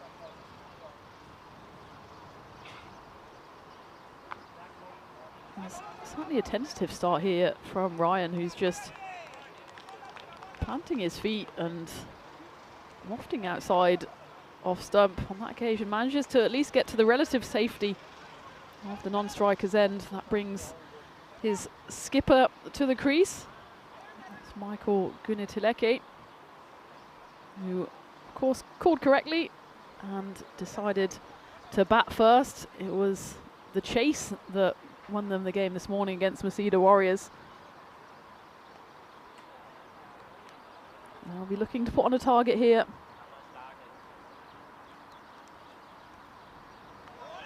It's been an equally good start from Adji Wilson here, the 34-year-old. His best came back in 2021 in that infamous series where he got 2 for 6 against the American University of Malta. Picks up 12 wickets in his 30 games so far on the network. But he's got off to a good start here. Actually a better start than almost all the bowlers we've seen so far this morning. So that one's chipped away and it's a chance for a catch. And Adji Wilson is rewarded with a wicket as that goes straight down the throat of the man there, Anson Joseph, at mid-on. And well, it's a scratchy start, to say the least, for the Southern Crusaders. Ryan threw up a chance, but it's in fact Michael, the captain, the man with the yellow helmet, who departs to the fielder all in yellow, just chips it up. Trying to get it over the inner ring, only manages to chip it into the hands of Anson Joseph, who duly obliges. It's an early wicket for Gozo CC as the Southern Crusaders lose their first, and at the end of the first over it's 3 for 1. It's a good look. Time to look at the Challenger division coming up towards the end of September. Between September 25th and October 18th we have an absolute party going on at Khartoum Oval with the European Cricket Championship for the men, the Euros of cricket, and the Challenger division split into 2 groups, with the winners going straight through to finals day and joined then by the playoff winners. As that one gets hit high up in the air and it goes all the way for the first boundary, the first maximo of the innings, and it was a lovely swing of the bat there by Ryan, who's joined out in the middle by Jagath Purna. Jagath was standing and admiring from the non-striker's end on that occasion.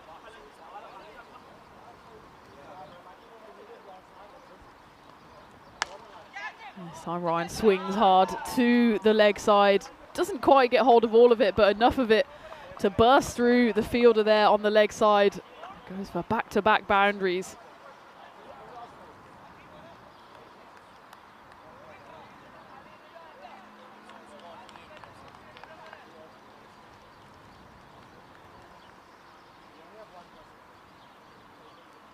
Anson Joseph, the man who took the catch, who kept hold of the ball, and he's been hit to 3 different parts of the ground in his first 3 deliveries, that time along the ground. And Ryan suddenly found his scoring boots after not doing much in that first over. He's now gone 6-4-4 to start the second.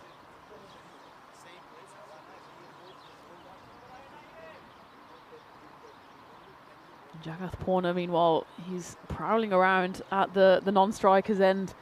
He did most of the damage in that run chase this morning. 103 was the total posted by Masida Warriors. Jagath Purna scored more than half of those in his 18-run 54.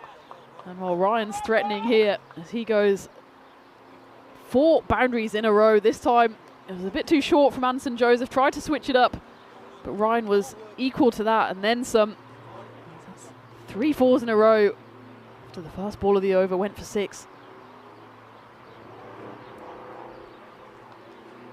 That's a better delivery there from Joseph. It's just squeezed away, and in fact Well, it should have been stopped there by Steve Roy on the boundary. Only manages to almost try and sit on it and hope for the best. Classic overrun here. And by the time he realises what's happening, he tumbles over, sees the Grizzly fly over the rope. And that's already 22 runs coming off this Anson Joseph over. Still 1 ball to play. And he's moved on to 25 off 9. And, well, that just adds insult to injury as that one goes down the leg side. It's half stopped by the keeper, Senthil Raj. In fact, it must have shaded a bit of the pad there. And that's maybe the question that Ryan is asking there to the umpire. As we take a look at this again, I think he was certainly saying that didn't touch anything.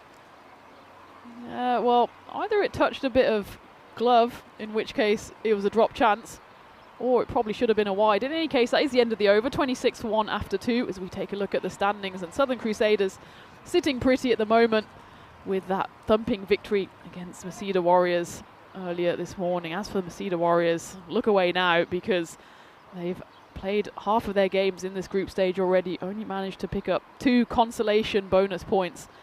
And with such a relatively short group stage with just the 4 games in it, every game is vitally important. Masida Warriors have already had 2 chances come and go.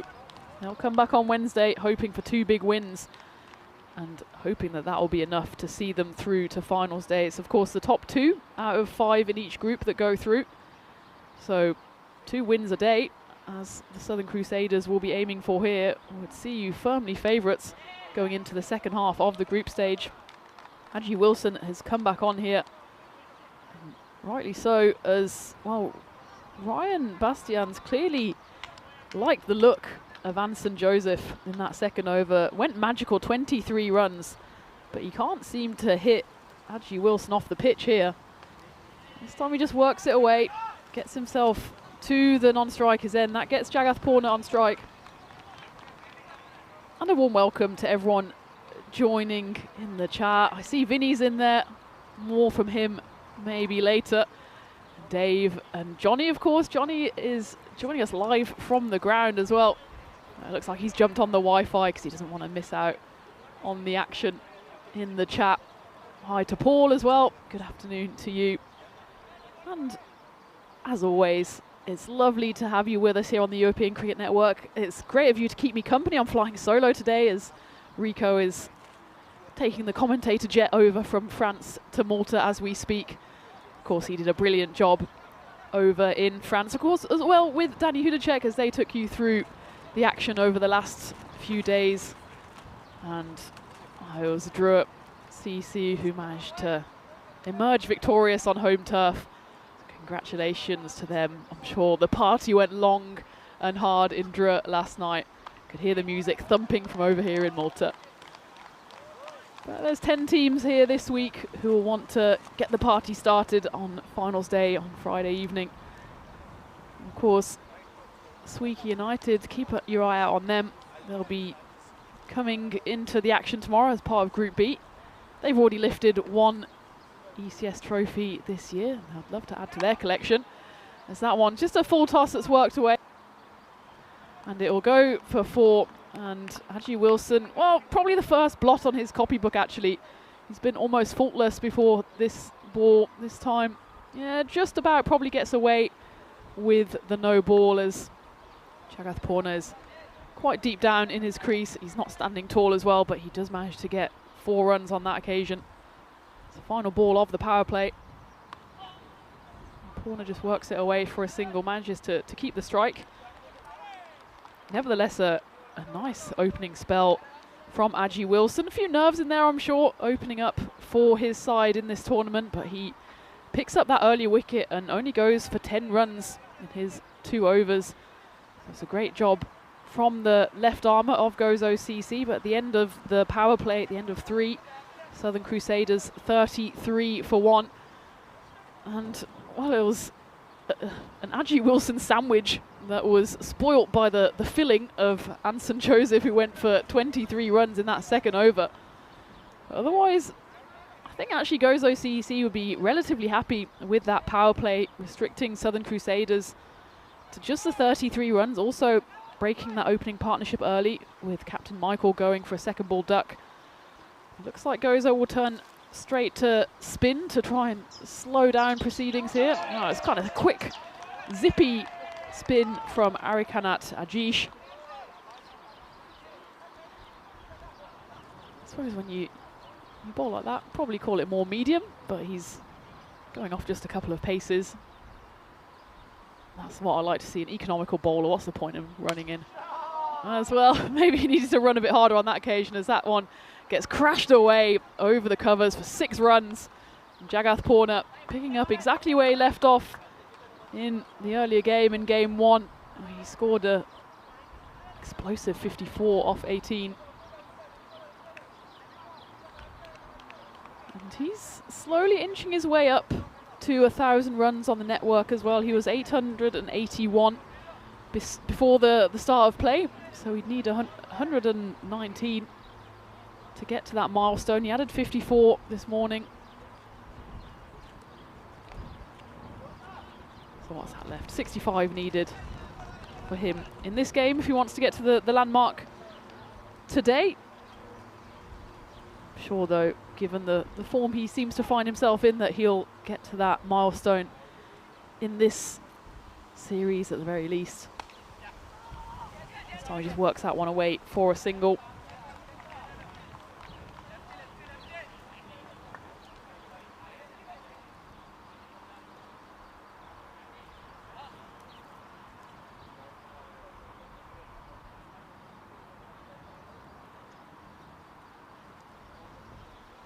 You can see by the fluttering of the banana coloured shirts there that the wind is blowing around a bit here in Malta. The sun has come and gone intermittently as that one comes and goes over the bowler's head. Not quite off the middle of the bat actually of Ryan Bastians, but he has so much power that that one just skips away for 4 runs.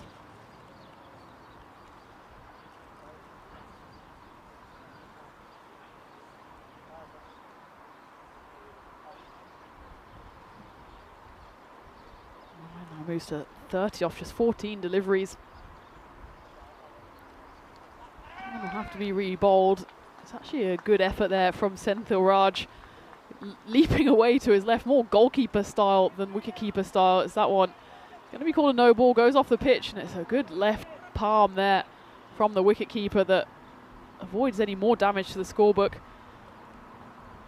Ryan Bastian will be cursing his luck actually that he managed to sneak through the single, because it will be Jagath Purna who has the free hit here. And there's a good comeback there from Ajish. As Purna misses out on that free hit. The curse of the free hit. We've spoken about this a lot on the network, that even players who have been scoring so freely, someone like Jagath Purna, when it's a free hit, suddenly their eyes light up. They don't quite manage to find the middle of the bat. And Jagath actually, for his standards, got off to a slow start here, 12 off 8. Fortunately for him, Ryan at the other end is going all guns blazing, and I think that probably is the end of the 4th over, unless I've missed a ball here. I think the umpire's just double checking. By my calculations, that is the end of the 4th, 47 for 1 on the board. And yeah, the umpire says, I'm taking my ball, going home.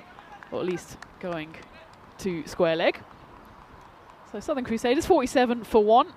And well, that early wicket, the captain to fall, Michael, hasn't really stopped the runs. The run rate inching towards 12. So certainly the Southern Crusaders will have 120 as a minimum in their sights.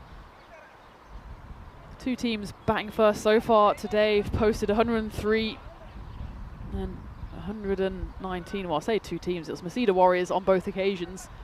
But maybe that's not quite a benchmark we can measure the average against, because the Warriors were on the losing side on both of those occasions. So Southern Crusaders will certainly want to get into the 120s to post a defendable score, but they'll also back themselves, back their bowlers against this, well, I suppose at the moment, relatively unknown Gozo CC batting lineup. Steve Roy is coming in for his first ball, and that one's hit away, and there's a chance for a catch out there. And Roshan Lawrence, he comes charging in off the boundary, and I think his eyes just lit up at the prospect of taking this chance. He kind of runs underneath it. The ball goes flying through him because it comes at him much quicker than he thought. And not only does it fly through his hands, it takes another couple of bounces, and he doesn't even look as that one goes over the rope. He's already got a bit of strapping on his finger, and he probably needs a bit more strapping now, maybe a bit of that magic spray.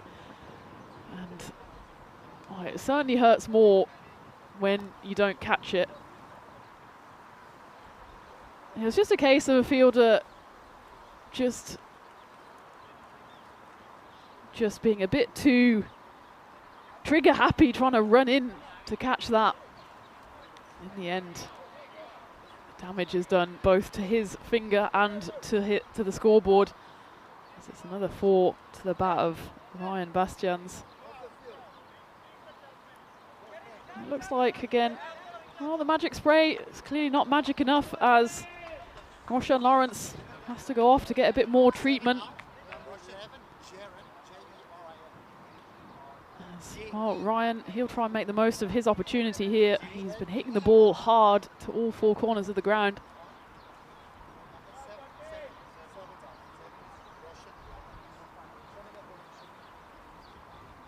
Looks like maybe then, yeah, the 12th man has come on.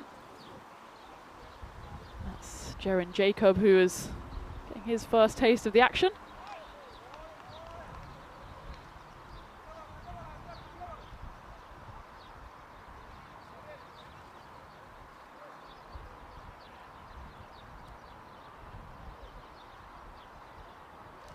Gozo CC kit is quite Australian, isn't it? It's probably just a bit too dark of a green and not quite gold enough, but I suppose on these cameras, yeah, it looks pretty Australian actually. As that one gets hit firmly away, and again, the fielder out there, I think that might actually be the replacement sub. Oh no, that's in fact, yes, Aji Wilson out there. We can forgive him for a misfield because he did a great job with the ball. That one was hit hard by Ryan Bastians, and again, Aji Wilson just a bit too eager to get down to that one. Dives all across the wrong line of that, and it flies away for second boundary, second misfield boundary of the over. This one's hit high into the offside. It's a chance for a catch, and it's comfortably taken by Miftah Zain. So it's probably about 3rd or 4th life for Ryan Bastians, but he does now have to depart. He gets 38 runs to his name before he miscues one up in the air. You could see he was already looking to the leg side, hopefully thinking that one might end up in the car park. In the end, it just ends up in the hands of Miftah Zain in the covers. So that is the 2nd wicket to fall for the Southern Crusaders. They're 56 for 2 halfway through the 5th. Ryan Bastians, well, he gets a round of applause from his dugout because it's still a good effort from him. A bit of a slow start, but he then exploded in that 2nd over, hitting 22 runs. And while he carried on the same vein, took a few chances, but finally he does fall. And it's Gulfraz Masir who comes out to join Jagath Purna.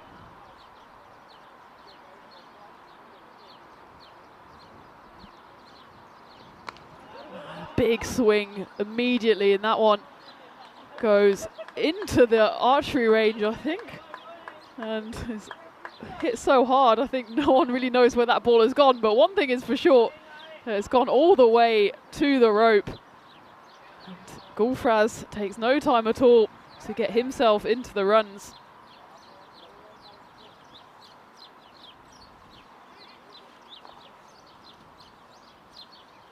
It's interesting to see him actually promoted up the order. He didn't bat in that first game. Well, it's no wonder he's been promoted if he can hit the ball as cleanly as that, as the Southern Crusaders move into the 60s, 62 for 2. Steve Roy obviously picked up his first wicket, but has otherwise been hit for boundary after boundary. That's a welcome dot ball for him, the first one of his over.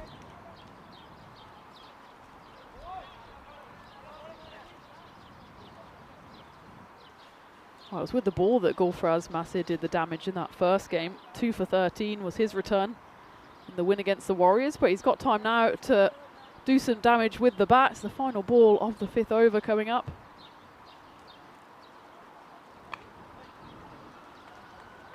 That one was slightly miscued, but it is going to go all the way for 4. So Massey goes 6 and 4 at the start of his innings, and that takes the Southern Crusaders to 66 for 2 at the halfway stage. So I can welcome you back into the commentary box. Of course, flying solo today as Rico Fall is making his way over from France. And I just want to say thank you to everyone in the chat who's keeping me company today. And I want to say a special thanks as well to Johnny Heat, who is at the ground. And well, I was saying earlier, I might not be prone to bribery, but I am prone to chocolate. So the word is out there now for anyone who's coming to watch live any ECS, ECIs in future. Bring chocolate and you're sure to make a commentator's day. So thank you very much to Johnny, and thank you to all of you out there joining from wherever you are in the world. It's always great to have you with us virtually or, you know, in person in the commentary igloo. It's great to see you wherever you are, and just come on down if you're in the area. We're almost everywhere across the continent, so at some point we're sure to be in your neck of the woods. Make sure you come and say hi and bring some chocolate. So we go into the 6th over, and it's Surya Agrahatil who's come on, and immediately he gets hit to the boundary. It's not easy to face Jagath Purna when he's in the form that he is in. This one though, miscued slightly, but it's just going to be a 1 bounce 4 on the offside. See Johnny there in the background, Mr. Mini Eggs himself, and Jagath Purna, even when he mishits it, that one, he almost jumps up as he hits it, 'cause he realises he's not quite at the pitch of the ball, but gets enough of it. And that's a hit firmly into the leg side, and it's the dive put in there by the fielder Aravind Ramasan, and it was almost a half attempted catch, half attempted stop, manages to do neither. This one was hit so hard off the bat of Jagath Purna that Aravind did well to get anywhere near that. And that's one of those trademark shots from Jagath where he's almost able to sweep it, but off his own feet. And I don't know how he gets the elevation on those, but he's just got so much power in his wrists and his hands that he is able to get it to the boundary. And that's 4-4-4 to start this 6th over. Does Surya have a comeback? No, he doesn't, as Jagath Purna goes bigger on that occasion, straight down the ground, 6 runs. That takes Purna to 30 off just 12 deliveries. He also inches closer to that milestone on the network. He has 1,000 European Cricket Network runs in his sights.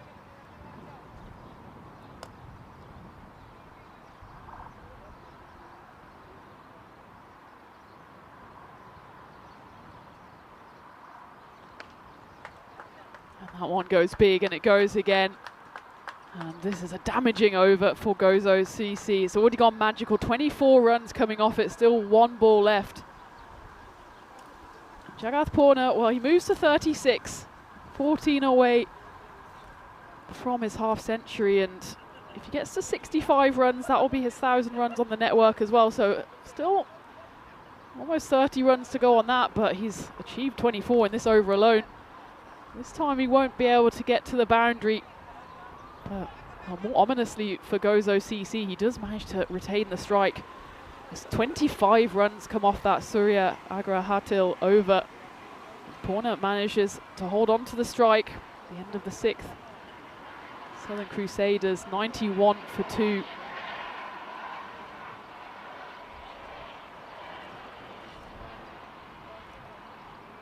Quite a good scorecard for the Crusaders, even with captain Michael not being able to contribute runs. His other top order batters have done the business so far. Ryan, he scored 38 before finally falling at probably the 3rd or 4th life he had. I know there's a lot of cats around here in the Master Sports Ground, and well, it's not quite 9 lives that Ryan had, but it was certainly 1 or 2. But Jagath Purna so far, it's been a chanceless innings from him. Slower ball from Steve Roy to start off the 7th over. His first over went for 19 runs. He did pick up that wicket though of Ryan's, an all-important wicket to stop the Crusaders wicketkeeper in full flow.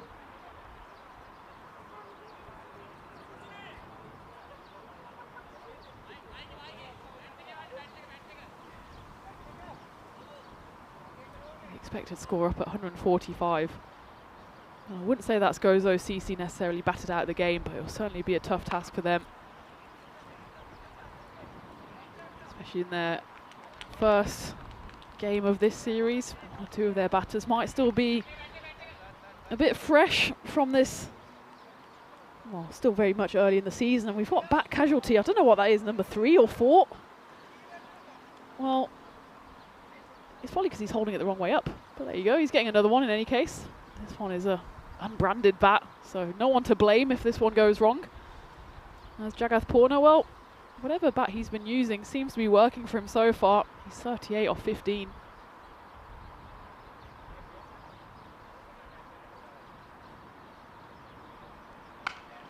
Well, that one sounded nice off the bat as well, and there is a fielder there, but he could only jump up and hope for the best as that one flew over his head.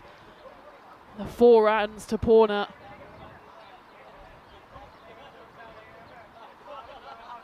Moves him into the 40s, 42 of 16 deliveries, and Southern Crusaders now just 3 away from that magical 100 mark.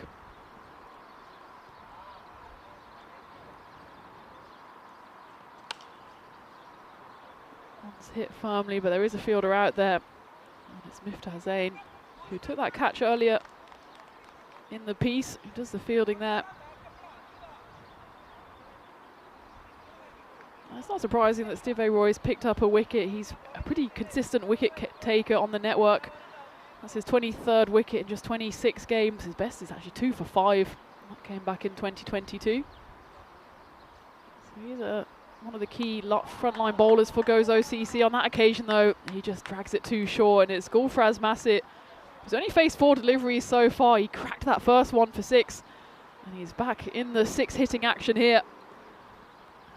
That one just gets lifted away. It's a bit too short and not quick enough from Steve Roy to really trouble Gulfraz Massit. And that does get the Southern Crusaders over the 100 barrier, 104 for 2. Still 1 ball left of the 7th, so especially with Jagath Purna out there, they're threatening even close to that 150 mark. Expected score tips over now to 151. That's certainly going to be a tough task for this Gozo CC lineup. We don't have enormous amounts of batting firepower, at least not that they've shown on the network so far. That's a good comeback delivery though from Roy, just using that right arm around angle to cut across Gulfraz, who was trying to wish that that was a wide. It was in fact way inside that wide line. So at the end of the 7th, Southern Crusaders 104 for 2. As we see what's happening here in Malta. So we've got 2 groups. We're in the middle of the action here on Group A, and the second half of this group will play out on Wednesday. And in the meantime, tomorrow we'll see the first of Group B with all 5 teams in action. It'll be pretty much business as usual as they then play first half of their games tomorrow, and then the second half on Thursday, and then we go to finals day on the 2nd of May in its usual ECS format, with the 2 sides that finished second in both groups playing in the eliminator, and then the qualifier between the top 2 teams to go straight through to the finals. As well, that one is a bit of a brain fade from Jagath Purna, who looks fuming with himself, because if he'd left that, it would have been a wide. As it was, he just tickles it round the corner straight to the fielder for a dot ball. So the top 2 sides then play the qualifier to go straight through to the finals, and then they, of course, by winning the group, have the benefit of the double chance, and the loser of that qualifier will then play in qualifier 2 against the winner of the eliminator. Then we have finals day, culminating in the big final in the late afternoon here in Malta. And that's saying hello to the archery range there. Luckily, the archers aren't out there on this Monday afternoon, but that was certainly a bullseye from Jagath Purna, as it was again just a bit too short from Roshan Lawrence. who's come into the attack here. And Porner moves himself on to 49 off 19. And he's staring down the barrel here of back-to-back half centuries. And what a start that would be for his series.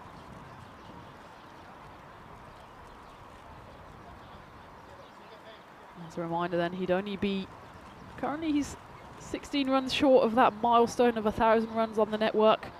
One short of his second half century of the day.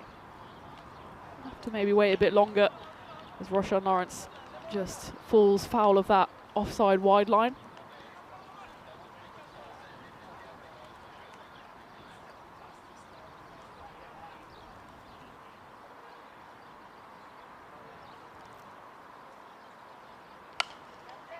And well, he'll go to the half century in some style with a big sixth. And Jagath Porner does go back-to-back half centuries. His 50 comes up in just 20 deliveries. He moves to 55 not out. He moves his Crusaders side to 117. Gozo CC looking like they might be facing a big total here, unless they can pull a wicket out of the bag. That one just mishit off the toe of the bat. Well, in the process of fielding it, the two fielders there, Surya and Hansen, not quite the communication that they're after, and it allows Porner actually to get through for 2 runs, so he'll retain the strike.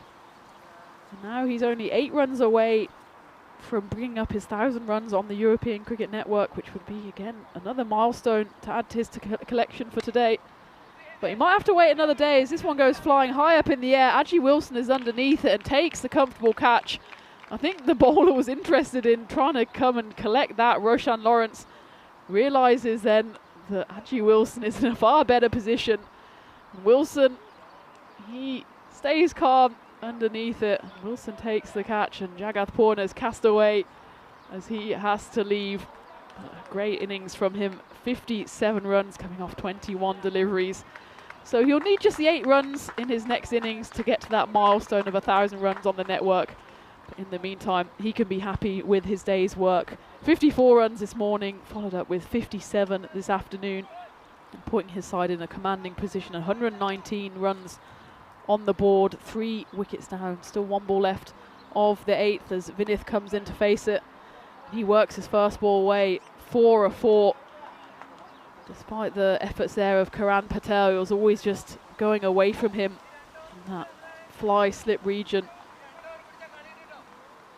So Vinith Vidushan gets the chance here. He batted 4th in that game this morning, has been dropped down to 5th, but shows exactly what maybe the Crusaders were missing as he hits the first and final ball of the 8th for 4. So 123 for 3 on the board. As well, there was a slow start in that first over, and of course that wicket fell early doors, but since then that run rate has just steadily been ticking upwards, in large part down to the batting of Jagath Porner. Gulfraz Massey as well hasn't faced too many balls, just the 6 of them from the other end. He also contributed to a partnership with Porner that in the end was worth 63, and that's what's put the Crusaders in a commanding position now. 124 on the board, but still 2 overs left to go as Hanson Joseph comes on to bowl the 9th. The first one was a slight misfire down the wide side, but this one right on the money.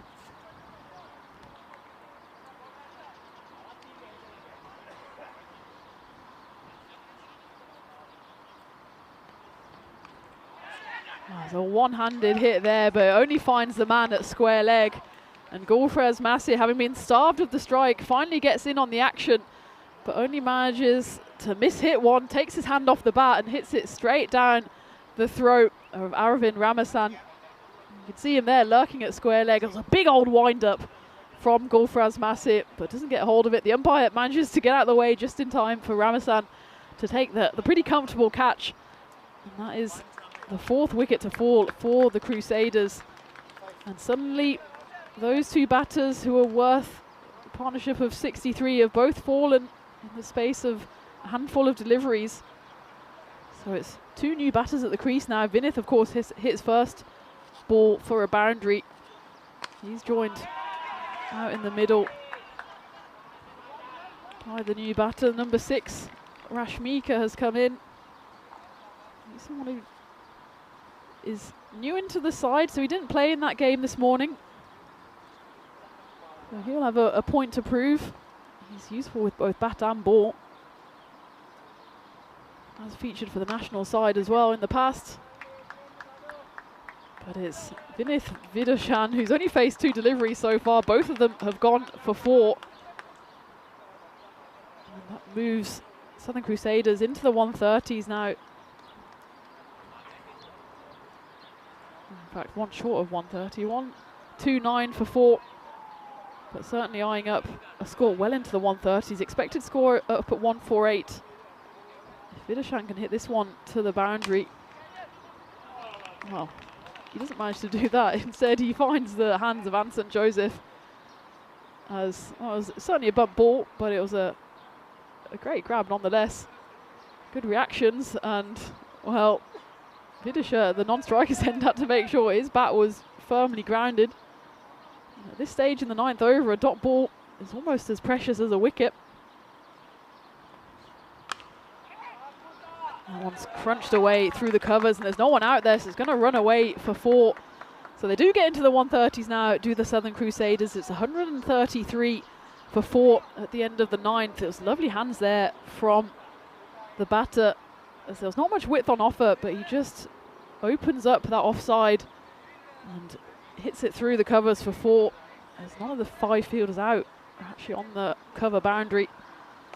It'll be interesting to see who Gozo turn to bowl the final over. They've played around with their bowling lineup, but the 3 bowlers who could still bowl have gone for a fair few. Maybe Arikanat Ajish, he was the most economical of all of them. And it does look like they will be turning back to Ajish, the man with 63 on his back, to close out the bowling innings. They certainly want to keep the Crusaders down to less than 150 here. Added bonus if they can keep them still in the 130s. It's Vidushan Rashmika on strike. He's only faced 1 ball so far. That one flashes away. There's a fielder out there, but it's going to be a futile chase. Well, it's not quite off the middle of the bat, but it's swung hard enough by Vidushan to go all the way to the rope. So it's a perfect start for the final over for the Southern Crusaders. 5 balls left to try and get themselves up to that magical 150 mark.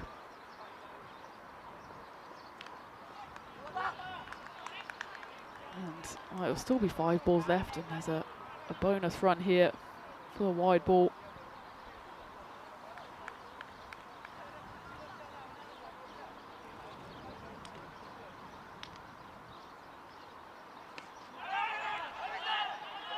It's a very slingy action, does Arikanat Ajish. Oh, he's bowling from shoulder height in the end. A half-hearted appeal here. Nothing doing for very good reason.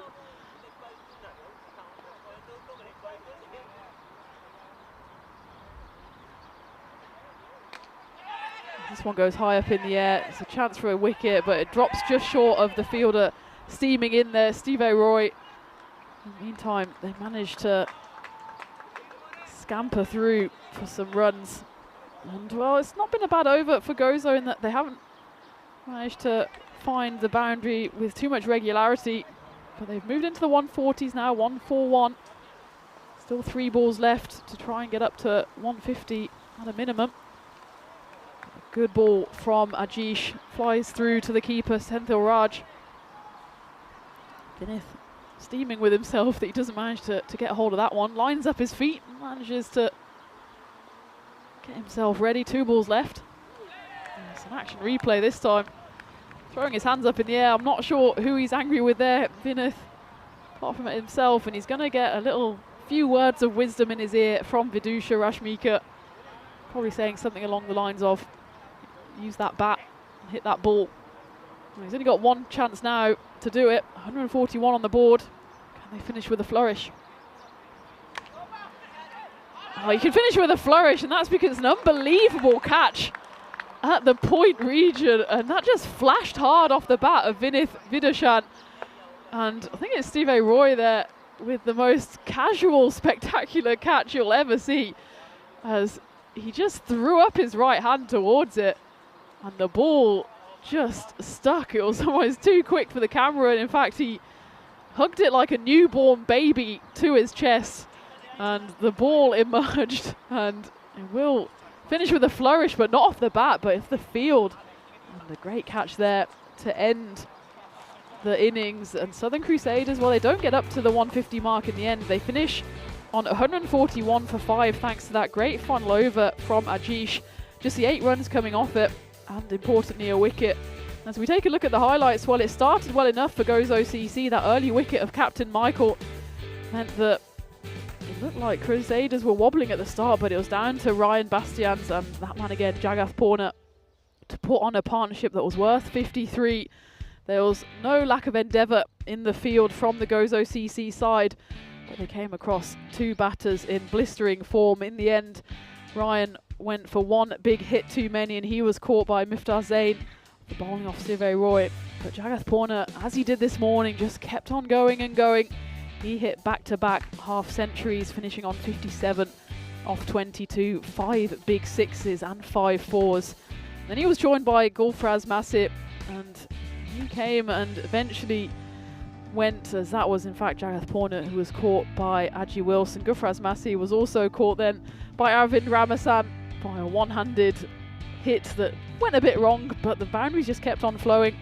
Vinith Vidashan came in, and a few little cameos in the middle order meant that, well, it wasn't quite the 150 mark that the Crusaders had in mind, but they finished on an imposing total of 141 runs. There's still time for a little highlight at the end there as Steve Roy took a spectacular catch to end the innings.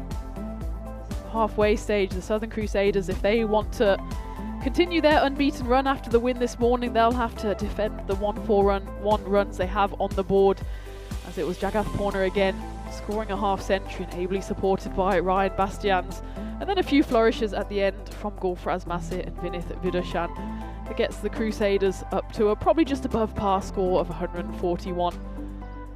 As for Gozo CC, well, they chopped and changed with their bowlers, and well, apart from Aji Wilson at the top, who was extremely impressive with his 2 overs, none of them really escaped a bit of a battering, but they all actually managed to get a wicket apart from Surya Agharatil, who went big in his over.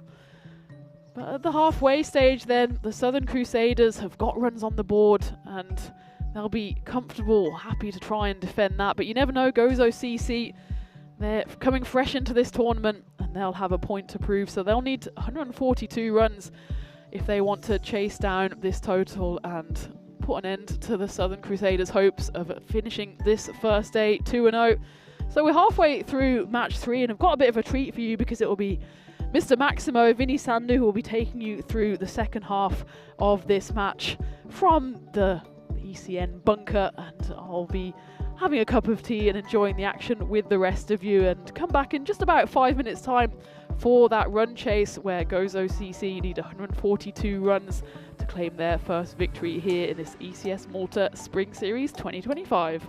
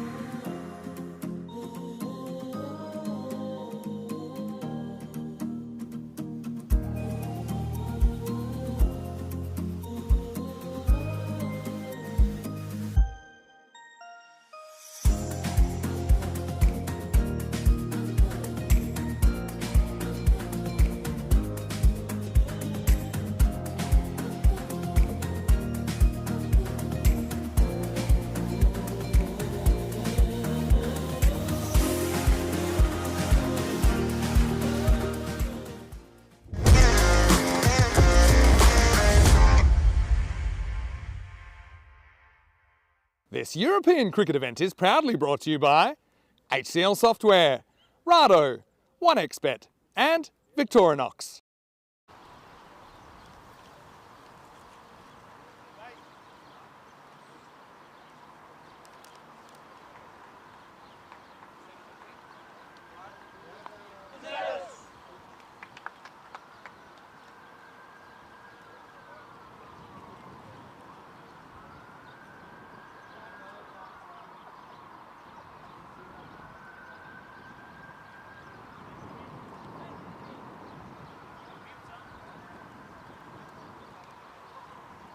Hello and welcome back to Malta. Great to have you with us. And yeah, another day, another venue on the European Cricket Network. Vinny Sander here, Mr. Maximo for ECN, filling in for Tina, who's done a sensational job so far. Our first trip to Malta since we were there back in February, just before our tour of Khartoum. And you're watching Gozo CC, who are taking on the Southern Crusaders here. The news so far in this one is that the Crusaders have had a bat. They've put 141 on the board. Pretty good-looking score for the Southern Crusaders, who obviously will be hoping they can push towards the pointy end of this tournament. They did have a win earlier on in the day, narrowly missing out in a four-pointer against the Warriors, who were the champions back in the late 2024 series. Yeah, so Vinny here, and big hello to everyone in the chat as well. I've been popping in when I can, because it has been a really busy start to the week with so many series coming up in the next couple of weeks. Big hello to Johnny Heesum, who's on the ground there as well. That gives me a chance to give Tina a bit of a breather, as Rico's en route at the moment. Also, I'll probably feeling a little bit later in the week. Anyway, here we go with the second innings, 142 to win.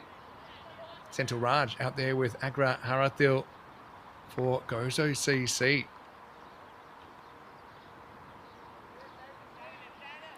So, yeah, Southern Crusaders hoping to go 2 for 2. And I think Tina, she touched on it, didn't she? The fact that you only get 4 matches. I know we have had some other series in Malta before where we've had, teams play a lot of games where they can kind of press their case. But this is wide open, I think, because of the fact that everyone only plays 4. And then, yeah, you have to make the cut. 3 teams out of the 5 in each group basically won't make the finals on Friday. Gulfraz Massi bowling for the Southern Crusaders here. And I want to say hello to all my friends in Malta as well, and I'd love to be there, but yeah, at the moment it's a pretty hectic time. I know that I'll be back live this weekend in Czechia. We've got 3-day bilateral T20 IW between Czechia and Cyprus. And of course, tonight we've got the night series getting underway. That'll be running for the next 2 weeks. I've been calling it the frenetic fortnight. It feels that way. Oh, well, he's almost run himself out here. Oh, no, surely not going to get a run here. Agra Harathil. Oh, yeah, we're getting a look at for Gozo CC. Oh, look at that. Kicks it back to the bowler, Surya. And then somehow, Ryan Bastians, who finds himself with the gloves here. Not a role we've seen him have very often. Ryan Bastians. Does get good swing though, Massey. Now they're going to go with the hit. Probably went to the wrong end there. And can we almost have overthrows? I wonder if Ryan Bastians is wondering about his decision to offer himself up with the gloves. Probably no regular in the side today for the Crusaders.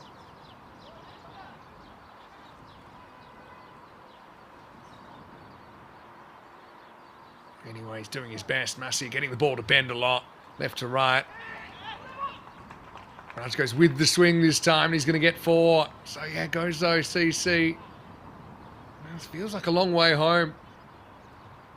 Just looking at the numbers from earlier in the season in Malta.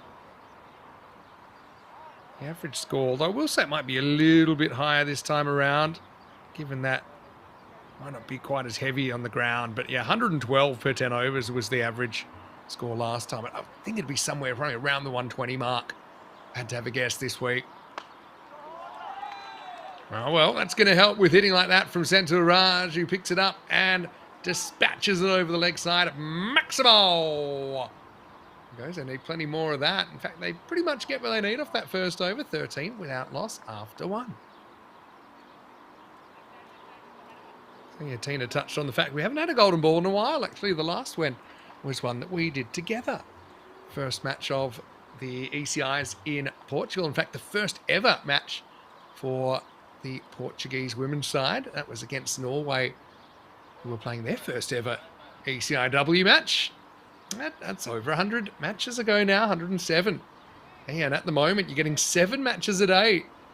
So I expect that to go up pretty quickly. As Rohana Deharagoda is getting ready to bowl over number 2. But yeah, hello to everyone. And hello, Wayne. Good to see you as well.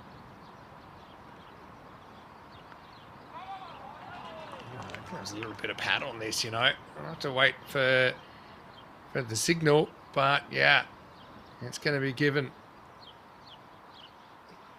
just off the pad. You can see that. And so Deharagoda kind of made his own bed there by putting it on the pad in the first place. So 4 leg byes to the total. And yet, Tina has been doing a great job. And Tina does deserve a bit of a break. Something we're trying to do now. Just kind of giving people a bit of a break if they're doing a whole day. Well, that's actually a really good take. In fact, if he picks it up and throws, that would have been out. Wow, that's an amazing bit of keeping from Ryan Bastiant,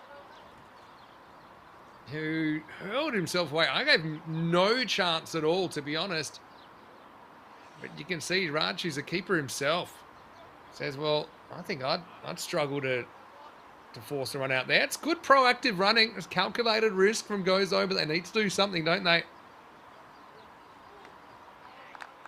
So he's stepping away outside leg. Don't think that's the play. Deharagoda normally does swing it a lot right to left. Should know that by now. Yeah, but hello everyone, and yeah, I've been off for a bit. I've actually still got, I think, 4 more days off, including today, away from the mic at least. Well bowled, well bowled. The only thing is he's just following through in front of the umpire there, Rohana. But as far as what he's delivering, it's pretty decent. Yeah, so well done to Danny and to Rico as well for their work in France. And that finished with a big drill win last night. This time the ambulance wasn't required for Nabi. He actually found some form, hit more runs in the final than he did in the entire tournament up to that point. Yeah, but well done to Tina today. Never easy, actually. Having to carry the first ever tournament on your own, it's normally pretty chaotic out there. But of course, Malta's somewhere we have been many times, and we enjoy it there. It's better shot, better footwork, although he does find the fielder. So now, Surya needs to find the big shot, doesn't he?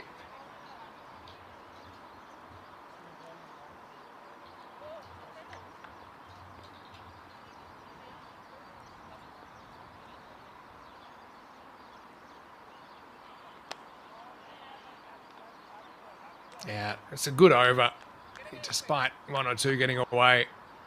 But Deharagoda does his job. Goes for 3, plus the 4 leg byes, I suppose.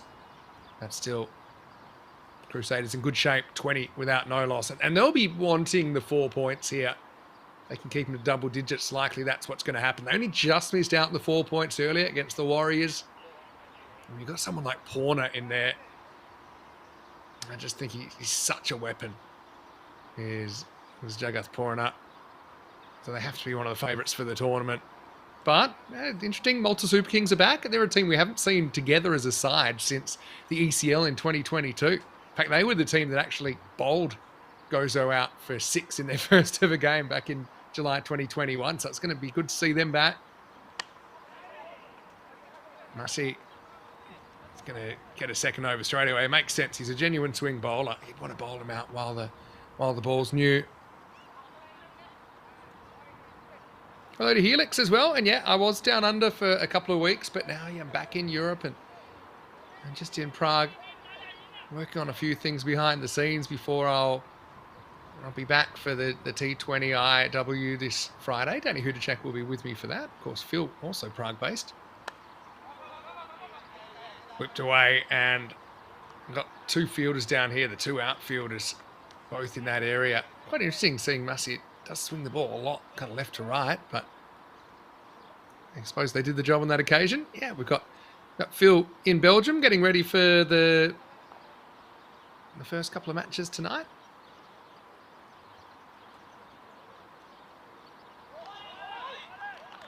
And that is going to get past Senthil Raj.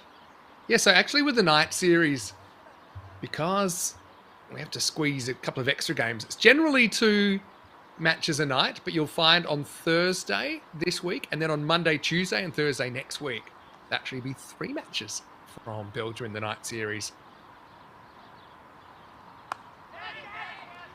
Raj trying to get on with it, but he's finding it hard. I mean, that would have been an amazing catch if this had started. It's the Shusha.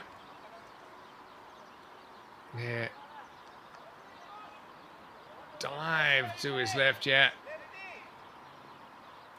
And that's for Dusharesh Mika. He's annoyed he doesn't hold on, but I suppose he's not being hurt in the scoreboard at the moment.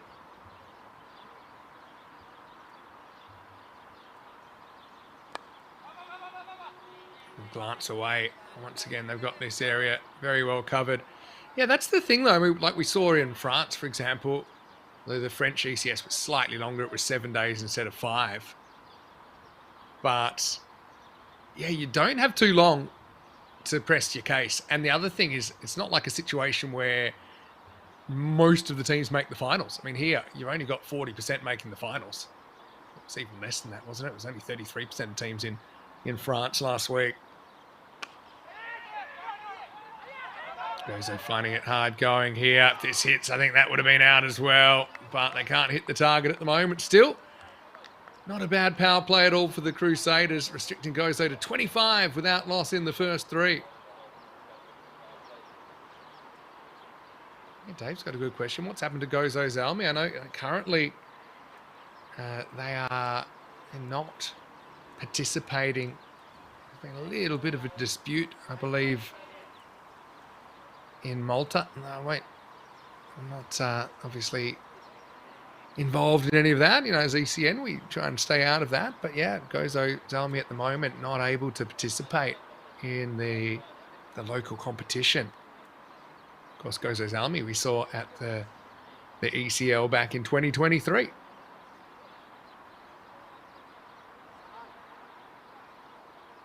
You just hope all those kinds of things get sorted out. And at the end of the day, everyone just wants to play cricket. Everyone wants to be able to play the game that they love as you get ready for over 4. Well, that's going to be at least 6, maybe more. We'll have to check this from side on, but to round about the waist, didn't it? And this is exactly what Gozo CC need. We've got a Maximo, but let's have a look at the height here. Well, probably just okay. Just dipping below, but geez, Gozo would have loved another ball there. Still, Raj deals with it well, and he'll get 6 runs. You must see only going for 5 singles in the over before, so they need to get on with it. Yeah, so this is Gozo CC that's playing right now. There's also Gozo Zalmi's side we have seen previously.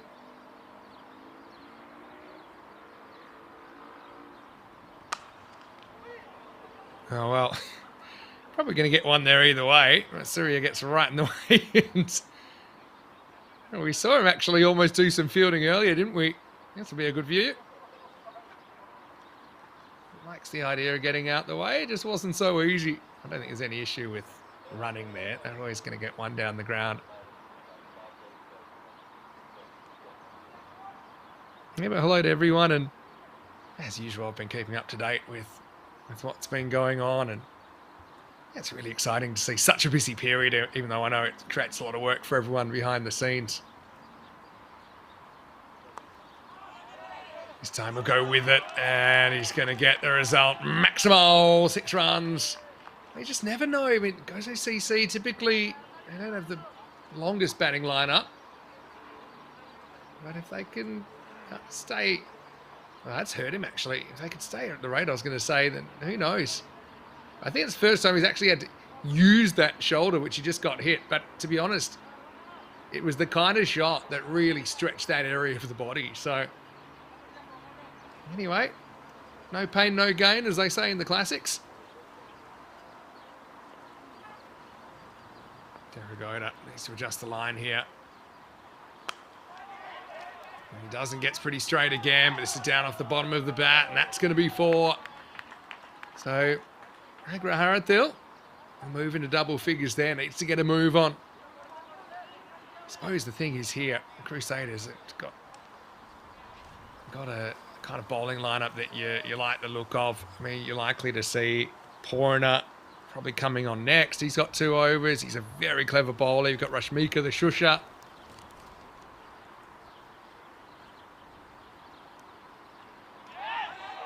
Oh, well, that was really a chance. I don't think that Bastians gets a glove on it, but really, it wasn't too far away from him. I'll check this one on the replay. A bit of luck and pocket of suerte for Gozo CC. They'll take the 4 runs. Just kind of beaten for pace here. Yeah. I mean, you got a specialist keeper in there. I mean, they're taking that, I think.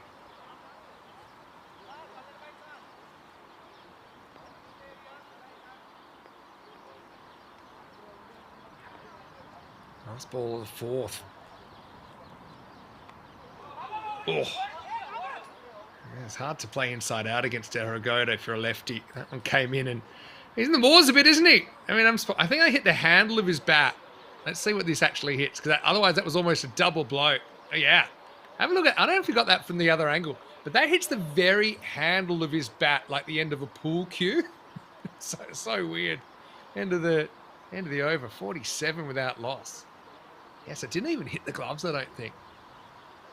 But anyway, runs a run, end of 4, 47 without loss. They're not that far behind. I mean, they'd want to be 56 at this stage to be on the money. At the moment, they're 47, so it's not terrible. Just think that it's going to be pretty hard for them to score this many. You never know your luck in the big city.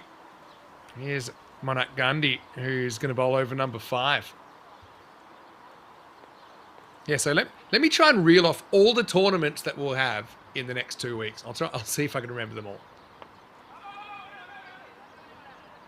So I'm around the tram line, but they're going to get 1. Okay, so we got the ECS Malta Spring Series. We've got the Night Series starting tonight. We've got the before that, we've got Czechia versus Cyprus, T20 IWs, Friday, Saturday, Sunday this week. We've got the ECI Women's Bilateral here on Saturday, Sunday between Malta and Croatia. We've got the ECI Men's Bilateral between Malta and Estonia this weekend. This one should be handled. I've got the field back now, of course. Where was I? Then we've also got the T20 IW series. Malta, Croatia here next Monday. We've got the T20I Men's Series, 3-match series, Malta, Estonia, next Tuesday and Wednesday. Trying to get on with it here. Here's Surya, and that'll find the gap. And there wasn't too much of a gap between those 2 fielders, but they will take it, and that will bring up the 50 for Gozo CC and the 50 partnership. So it's not the worst start for them. Just need a bit of a big boost here, whether it's a magical over or whatever. Okay, where was I? And then we've got the Jersey Liberation Series for men starting next Monday to Friday. And then we've got the Greece versus Germany ECIs next Friday.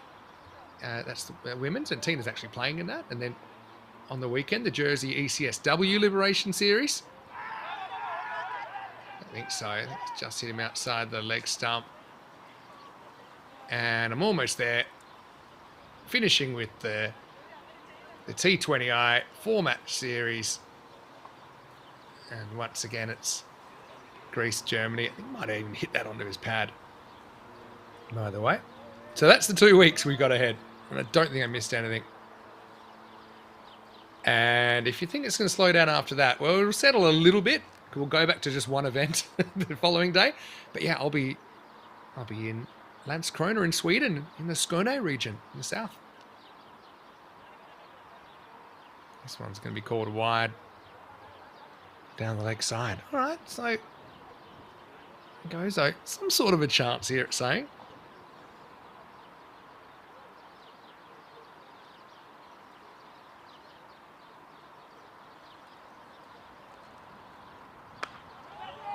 Well, there you go. Makes an early move there, does Raj, and pumps him out of the ground. Maximo! More of that required. Tina said we haven't really seen too much go in the archery range yet. Remember when we did once, we had a pretty annoyed archery coach, and I was a bit worried that they were going to return fire.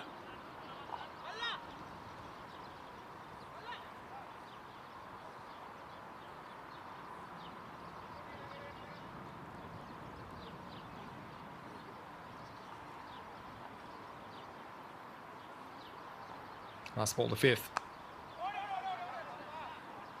Played away. That's well done by Rashmika, who'll do the fielding. So that's the end of 5. And Gozo CC with a prayer. They're still at 10 wickets in hand as well, I suppose. It'll be 62 without loss after 5. Yeah. I've got a good question here. This is what's coming up tonight, though. This is one of the many series that we were just talking about. But we got 6 teams in Belgium. First time we've ever had cricket from Stars Arena Hofstade, and I believe that's the home ground of 12 Stars who are in that competition. Beveren we just saw in the ECL as well. They're a very talented side, but I mean, one thing about Belgian cricket is there's a lot of good teams. So they do have the kind of talent spread out amongst, a dozen or more teams there in Belgium. That starts tonight. That's full toss, and that's going to disappear as well. So, yeah, more needed. And Raj, he'll do the damage here. Knee-high full toss, swatted away. Maximo time. Up to 68 now. Yeah, so I had some questions about the timing of that. So the timing of the night series, typically it starts at 6:45 European time in the evening, which is 5:45 if you're watching from the UK or Portugal, for example. It's 10:15 in India. But I will say it's 2 hours earlier on those days where there are 3 matches on those nights. Oh, misfield there, but won't cost him too much. In fact, won't cost him anything at all. Yeah, so I think I mentioned that both Thursdays in the night series have 3 matches, and also next Monday, next Tuesday have 3 matches. So on those days, you can get plenty. So some got 7 matches as a standard, and then you've got sometimes 8 or 9, depending on the day in the next couple of weeks. Bale blew off there. We have seen sometimes the whole stumps blowing over in Malta. There was a classic case where someone would have been bowled, except for the fact that the stumps blew over. And I mean, completely blew over. But not much you can do if the ball's already been bowled. And that time they do step in.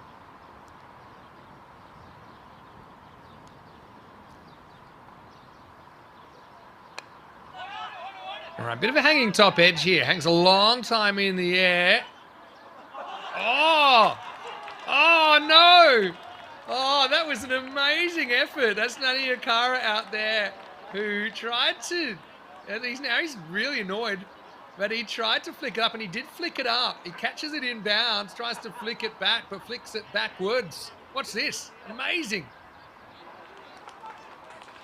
Oh, yeah. And then you can see Rashmika's getting ready for the second effort, but then it went back over the rope. Unbelievable. Oh, yeah. ECN cricket. We've got to love it. Hey, so in the next couple of weeks, obviously, it was mentioned that we need to juggle the commentators a little bit, but we're going to have Nish back for a bit of a cameo. Nish, of course, from Cyprus, but now currently living work in the UK. That's hit straight, and it's hit pretty well as well. There's this big gap straight down the ground. Gozo's still fighting. I mean, they look sure to get the point here at least. And they've got, like I said, some sort of a chance at the game, even though it'd have to be pretty amazing. I say that, but it was 15 and over. Still no Porner with the ball, though, for the Crusaders. A bit of a loose one that time. So Fernando will go for 17 in the over, and after 6 overs, it's 79 without loss. Yeah, so Nish will be commentating the Greece versus Germany Women's Series next weekend, and Tina's playing in that, and actually they will be commentating together in the Hornchurch Series as well, which I'd love to go to the Hornchurch Series. Unfortunately, again, due to the fact we have so much cricket at once, I won't be able to make it, but Tina and Nish will be working together there, and even Charlie occasionally as well, and that's coming up in just over a month. So yeah, it's kind of peak season now, from now until, I'd say forever, but definitely kind of through to August. That's the peak ECN season. Anyway, Raj, well, he's going to hit this first one out of the ground, and Nani Akaro just had that amazing attempt on the boundary. He's going to come to the attack and get smashed first ball. Helix looks like he's off. He'll be back tomorrow. A few people enjoyed the effort from Nani Akara last over, myself included. Looks like the robots popped in as well, just with a simple lol. Hello, Lithium. Nice to see you as well. Hey, everyone in the chat. Been missing you guys, but like I said, I've been trying to get in the chat when I can. Sometimes I get lost in the chat, so I've got work to do and to kind of keep it in the background for a while. That's well bowled by Nani Akara. Good comeback. I mean, Raj is giving him a shot. And Agra Harathil's kind of more or less on that 200 strike rate. I mean, the thing is, if everyone goes at 200, you get 120 as a team, which obviously isn't quite enough. And you might get a handful of extras in there, I suppose. It probably would have been a wide, but he hits it anyway. Cracks it towards the fielder. Thinking of 2, almost getting to panic stations time, I think. Now they will run. And, oh, well. I suppose fortune favours the brave. Nani Akara. I have a feeling it might have been out, if he'd hit. I don't know if we can freeze it when it's going past the stumps, but have a look. Pretty close. Oh, no, I think it's just back, actually. So Raj, back on strike. And he's gone.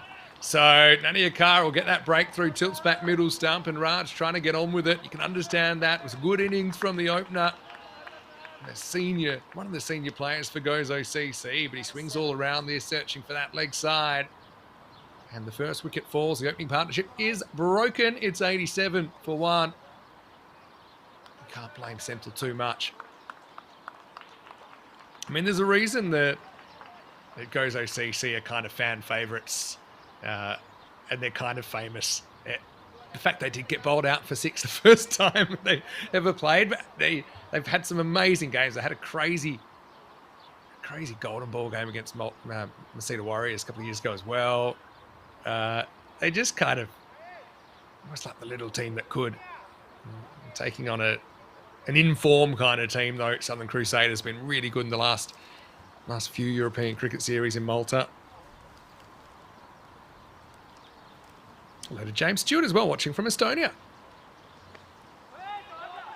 Yeah, Lawrence comes in. He's quite a talented player. In fact, gets this one through the fielder, and that's going to be 4. Just genuine misfield there.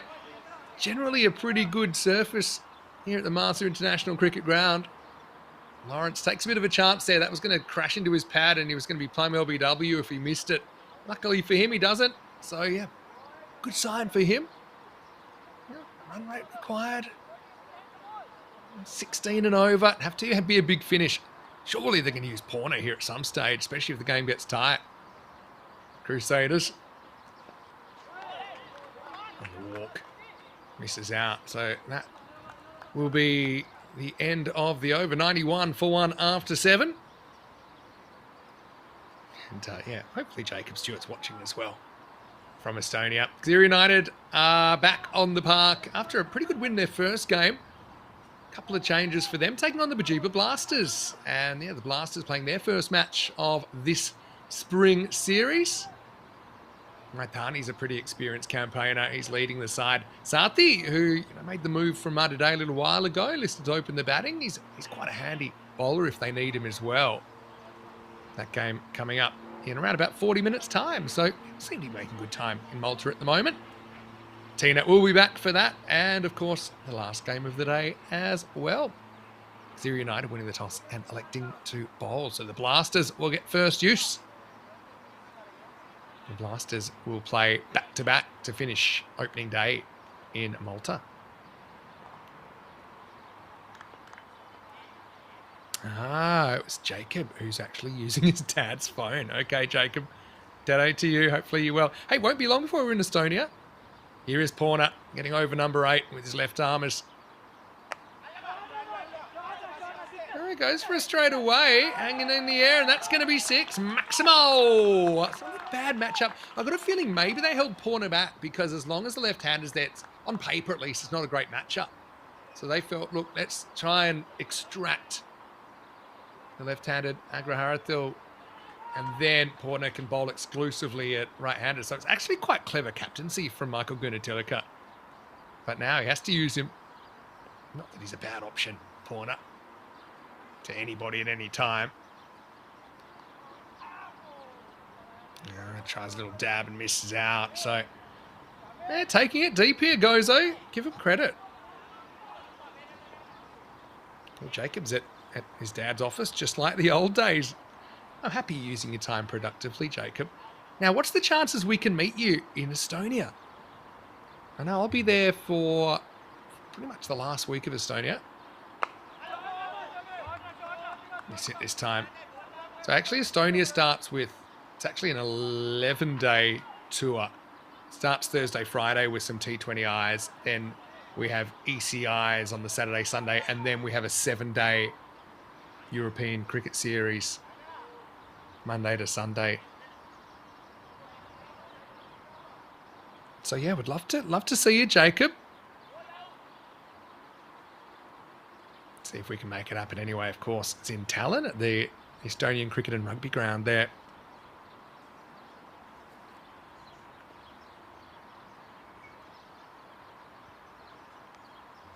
All right, now he gets the ball at the righty, just Porner. He attacks the stumps a little bit here. Pretty good contact though. They get one. They won't go. Has to dive back, otherwise almost ran himself out. Did he lose a shoe there? Yeah, we've got a shoe blowout. Maybe camera 4 will show this. Oh, here. A wardrobe malfunction. Down he goes. I mean, there's no real excuses as the artificial. Watch number 7 there, Lawrence. Well, it's a bit lighter without the shoe, I guess. Survives to tell the tale. I'll have to put it back on, of course. Takes a bit of time. Those Estonian dates, by the way. We're in Estonia, it's in about 3 weeks or so, 15th to the 25th of May. No, this one's going to be gone. So that's a pretty decent catch, actually. And that actually looks like the sub fielder who's on the field there for the Southern Crusaders. And so he's done well to take that, actually. We'll check it on the replay.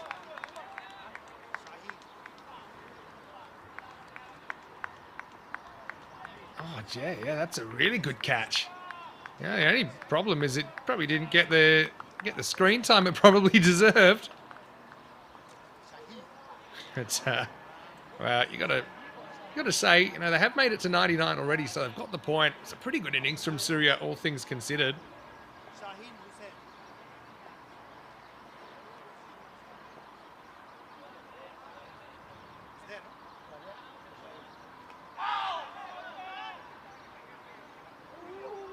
Oh, geez. That might have been out, This Jomon Johnson. Who won't add to the score there, so 99 for 2 after 8. Need a big, big finish, won't we, here? Yeah, that was Shaheen Hussain that's on the field. Came on for Vidurshan, I believe. In fact, no, sorry, it was Gulfraz Masih who's gone off. Maybe after bowling his 2 overs then.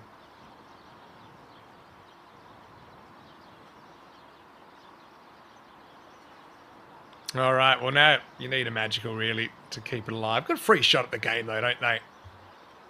There's Vidurshan, so he's definitely on the field. He's going to get a dot first up. I suppose a team like Gozo CC, it's going to be a tough task for them to make the top 2 out of 5, but you never know. I mean, they'd be happy if they could pick up a couple of wins and at least push for it.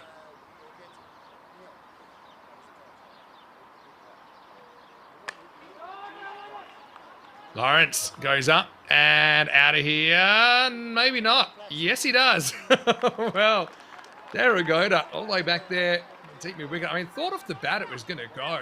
Then he doesn't try to catch us. He just tries to keep it inside. Have a look. Bang. Tries to bat it back. Did that hit his hands? I hope it hit his hands. It looked like it hit his hands. Dear me. The thing about Lawrence is he loves to charge, and I don't think it really works for him that often. You got to admire his intent, because the bowlers just go shorter, and then he can't really adjust to a horizontal bat shot from there. Pretty well bowled actually.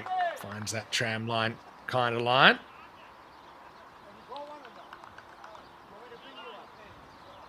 Yeah, James saying hopefully they can come up to Talon this year. Yeah, well, hopefully. And I've got a question from Lithium as well. If you've got questions, now's the time. I'm only here for another over. Then I'll see you probably on Wednesday. Just trying to lure the keeper into another throw, which he does. So it will Kiel or Krefeld in Germany be internationals. The only international I think in Germany is the Saturday and Sunday, the first 2 days of Krefeld. So there'll be some ECI cricket there. Kiel is just 5 days, Monday to Friday, European Cricket Series. So hopefully that answers your question. Again, I can try and find a date for you for Germany. That's 12th and 13th of July. Will be the internationals there.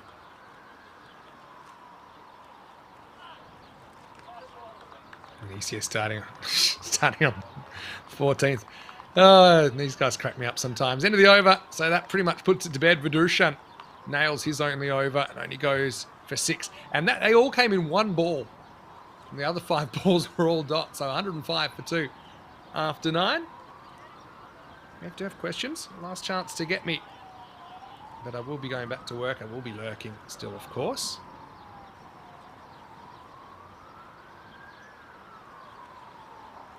Yeah, but like I said, schedule is quite full on, but we love what we do. And we love to bring it to you. Porner to close this one out. For So Crew.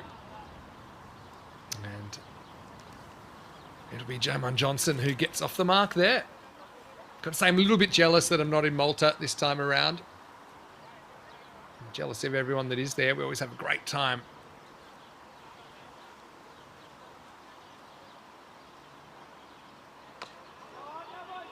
He charges this time, Lawrence, and actually gets it pretty well. Maximo!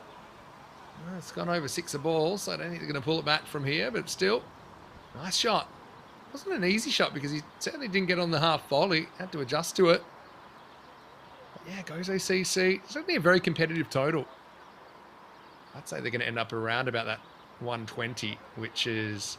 I think the 120's par here in this series. I know it was 112 actually in the series earlier in the year, but I just think it'll be a bit quicker this time around than it was back then, given the time of year.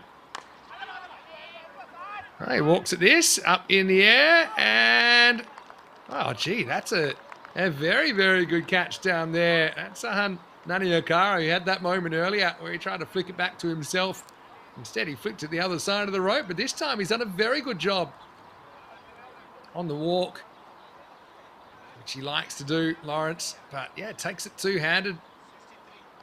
Does a very good job. So it's the end of Lawrence for 17. Gozo CC going down, but not without a fight. It's 112 for 3 with 3 balls remaining. Yeah, Dave was asking me what I did on my birthday. Well, I was actually back in Australia visiting family and friends. I had a bit of a get-together, and I was actually quite smart. I did it the night before my birthday. So on my birthday, I actually had quite a nice, quiet day without having to worry about anything.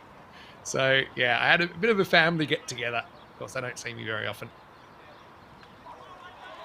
Bowled him. That's going to be 2 in a row, and Porter's on a hat-trick. As Ajith is going to go down. Can it, Ajish? Can't blame him really either. Going for glory. And Porter, I think he'll probably like his chances of a hat-trick here. We'll say, if I'm coming out next ball, I'm blocking it just to play party pooper. Could have a time penalty here, you know, because I think he was expecting 2 and 2. Rafa, what about his hat-trick on finals day? That was only yesterday, of course. Federer, and what a couple of wins they had. Nabi having a hat-trick was not in the tea leaves. I did not see that coming. But, yeah. Here's a hat-trick opportunity. It's going to be Archie Wilson to face it. The lefty. 2 balls to go. Oh, Porter's had a shocker there. That's a Danny Hudacek, as we normally say. You bowl a wide on a hat-trick ball.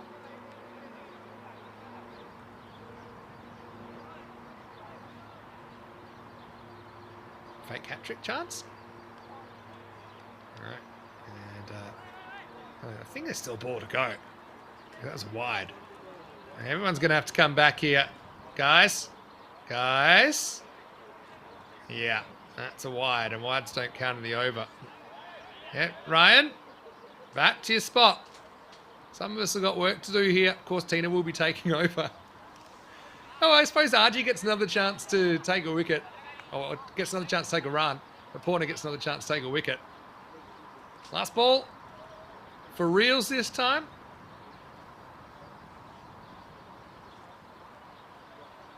And this will not change a thing. Wayne's asking me how old I was. No, I'm only 44. I know some people think I'm 50. It does age you, this ECN cricket, you know. But yeah, only 44 last week. And right here, it's going to be the Southern Crusaders who finished their opening day with a 2-0 record. 6 points out of a possible 8. They win this one 141 to 113 over Gozo CC. And here goes OCC. We'll see them a little bit later on in the day where they'll take on the Blasters. But the Blasters have their first game coming up next against Gazira United, with Gazira United winning the toss and electing to bowl in that one. And as it is, we're about 25 minutes away from a start, with Gazira United hoping to go to out of 2 on their opening day. Let's go back and have a look. And it wasn't the worst effort, wasn't it, from Gozo CC? As that opening partnership ended up providing 87 runs in 6.4 overs. So they kind of stayed in the mix. I mean, I had concerns they might not be able to take a point out of it. This was quite amazing. The old back flick backwards. That went over the rope. And Yakara then spiked it out of frustration. Eventually, the opening partnership was broken. Senthil Raj, after a bright 44, which was the top score of the innings, swinging across that and losing his middle stump. Agraharithil, he went to a good catch by the substitute fielder, Shaheen Hussain. And then we had another attempted pat back, unfortunately. Just went through the fingers of Dehragoda. It's a good catch.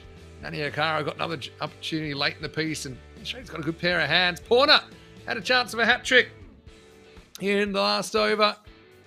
Fortunately, sprayed it miles down the leg side. Then next ball thought the game was over. It wasn't over, and they had to re-bowl it. But in the end, that is all she wrote, and the margin of victory was 28 runs to the Southern Crusaders. 40s for Senthil Raj and Surya Agraharithil at the top. both off 22 balls. So they did okay, but I kind of said, if you go at 2 a ball, it gets you 120, but they're chasing 140. And so they just needed to find a few more runs. Plus they had Porter to deal with late in the piece, and it wasn't going to be easy at all. And he finished with 3 for 16, Juggarth Porter, the left arm, spinning all-rounder. Tahanani Akara with the other wicket there, but I think the heavy work was done by Masi early. Only went for 17, got the ball to swing around. But Durushan bowled a good ninth as well, when a magical one might have brought the game back to life. But the Crusaders, they get the win, and they'll be pretty happy with their first day. Of course, these teams will be back on Wednesday to see who makes the cut and who is heading for an early exit. Vinny Sounder here, Mr. Maximo for ECN. I will be back. If not tomorrow, I'll be back on Wednesday from the studio to give Tina and then Rico a bit of a break with the hectic schedule we've got at the moment. But I'll hand back to Tina Goff when we return, as Gazira United will hope to go 2 for 2, taking on the Blasters in their first match of this spring series. Hope you have a wonderful day. I'll be keeping an eye on what's happening from HQ. But we'll see you after the break live on ECN for more European Cricket Series here in Malta.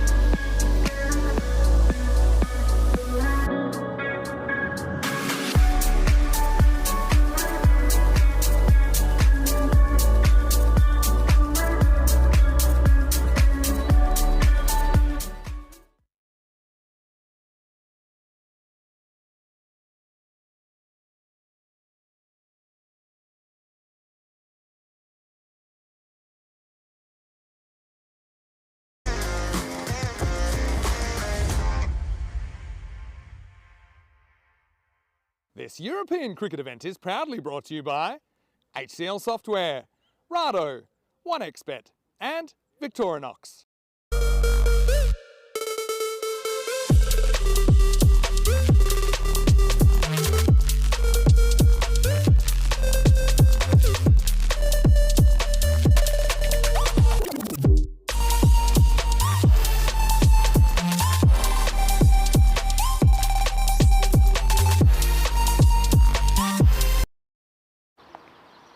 Good afternoon and welcome back to sunny Malta, where we're heading into match 4 of this ECS Spring Series 2025.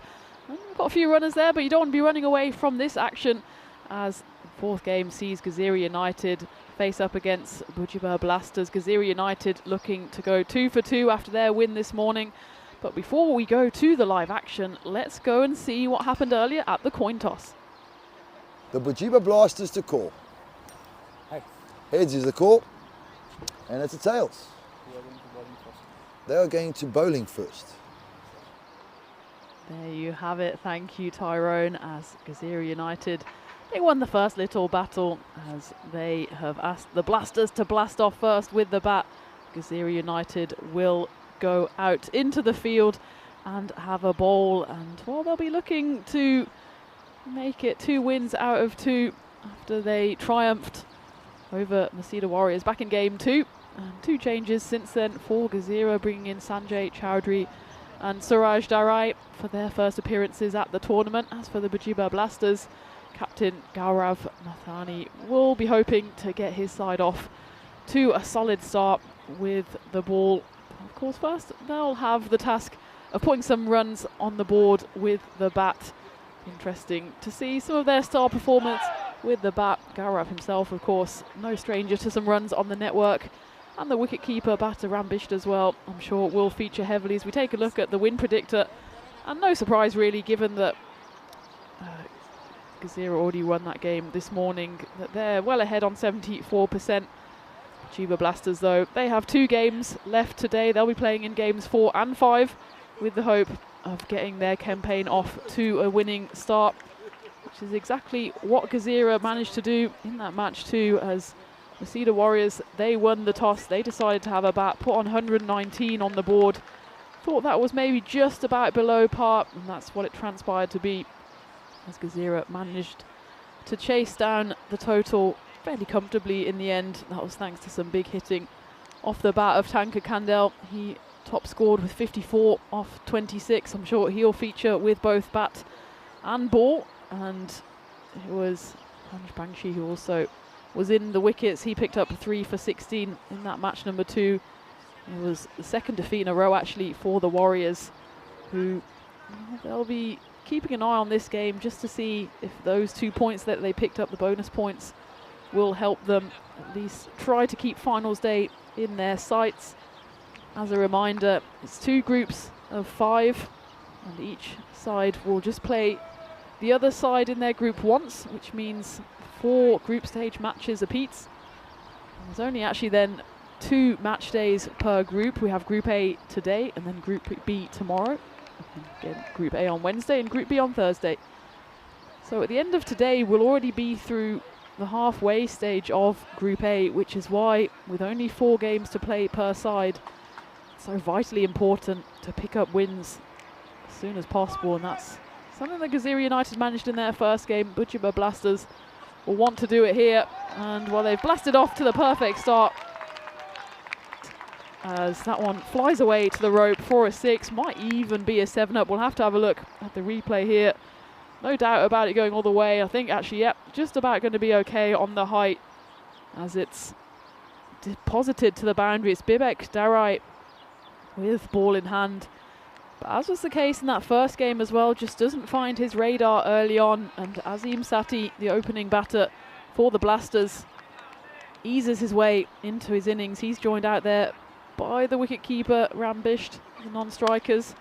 That one's hit hard into the offside, flashed through point, and while the first one was a bit of a misfire from Bibek Darai and an easy hit for Azim Sati, there was nothing easy about that shot. He just crunched it through that point region, and Explosive start here for the Blasters.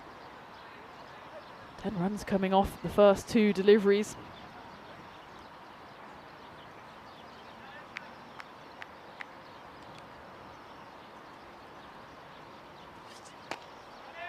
There's a better delivery there from Darai, but it's been misfielded here in front of me at mid-off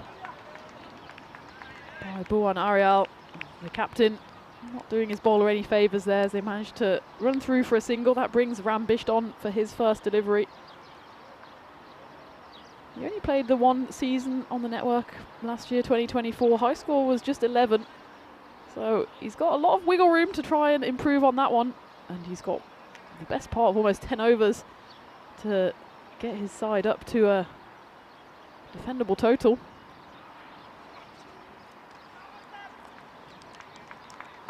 We didn't see the Blasters in that series just a few months ago.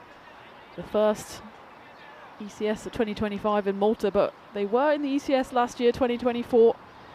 Despite their name, they didn't really light up the tournament, finishing 12 out of 14 in that initial group stage.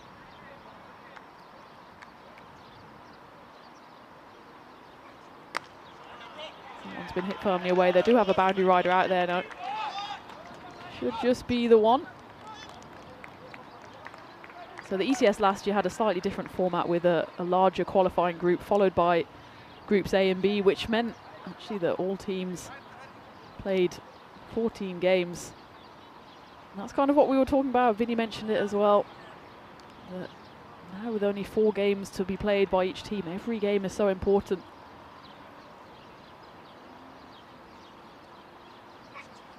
In that group stage last year, the Blasters won 3, lost 8, and 2 were washed out. So they certainly can't afford to get off to a slow start here if they want to make it through to final day on Friday.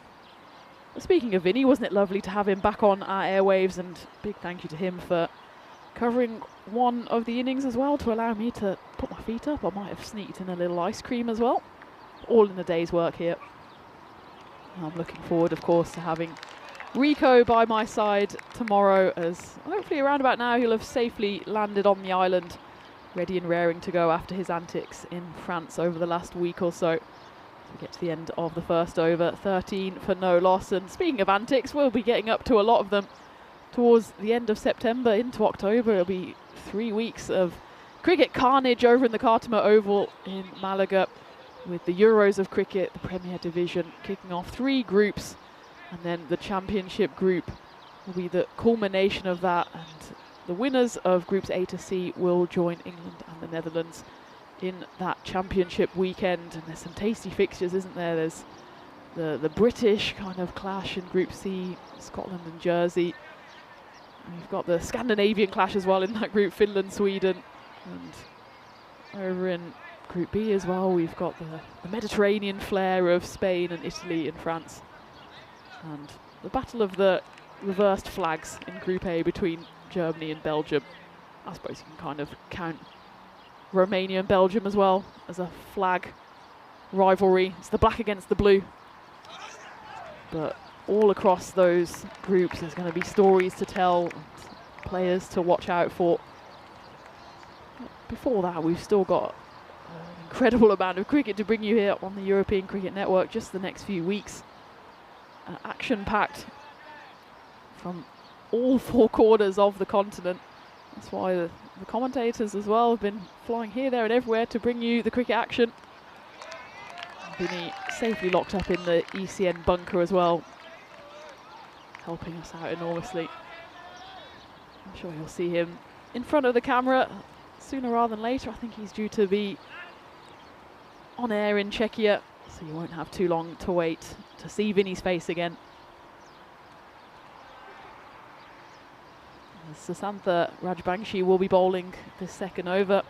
He was the pick of the bowlers in that win in Game 2 against the Warriors, 3 for 16 in his spell.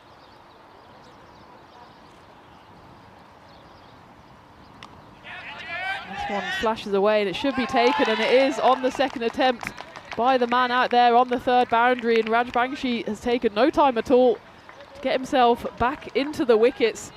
And it's Rambisht who just flashes at that one, only manages to get a big old edge on it. And the man out there in the deep, it was almost a Baximo, ends up being a wicket, and it's 1-2 catch there. And a big smile on his face, probably more relief than anything, as he holds on to that one, and the Blasters lose their first wicket, 14 for 1, as Rambisht has to make the long and lonely walk off the pitch, contributing just the 1 run. And, well, he'll have another attempt in that final game of the day, as this is the first of 2 games that the Blasters will play today. They'll finish off day 1 here against Gozo CC, who of course we saw just moments ago in that game 3 on the wrong end of the result against the Southern Crusaders. Rajbangshi already 4 wickets for the day, as the new batter is indeed Gaurav Mathani, the captain of the Blasters, and certainly one of the most experienced performers for the men in purple.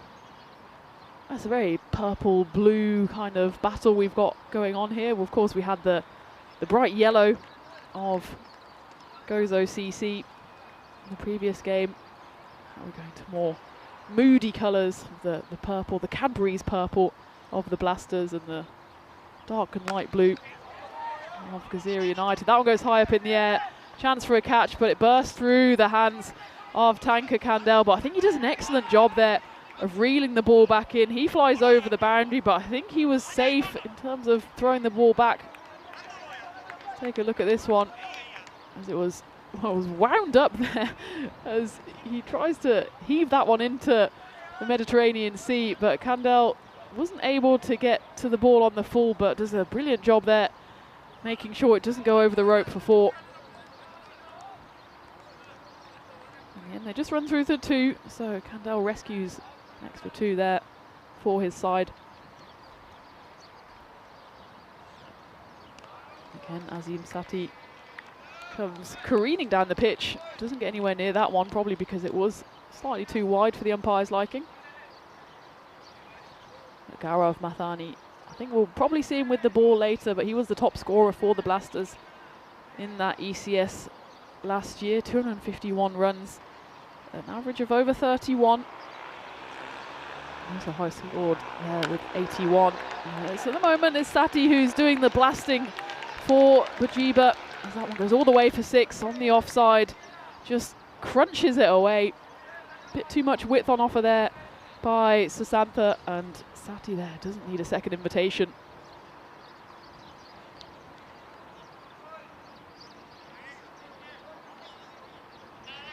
So these are the 2 batters who you probably want at the crease if you're going for the Blasters here. Sati also over 1,000 runs on the network. High score 70 not out. That was back in 2022. So extremely effective with the ball in hand.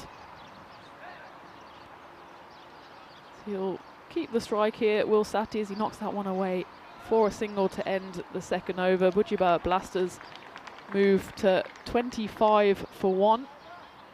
As a reminder, Gazira were the ones that won the toss, and they decided to get out there into the field.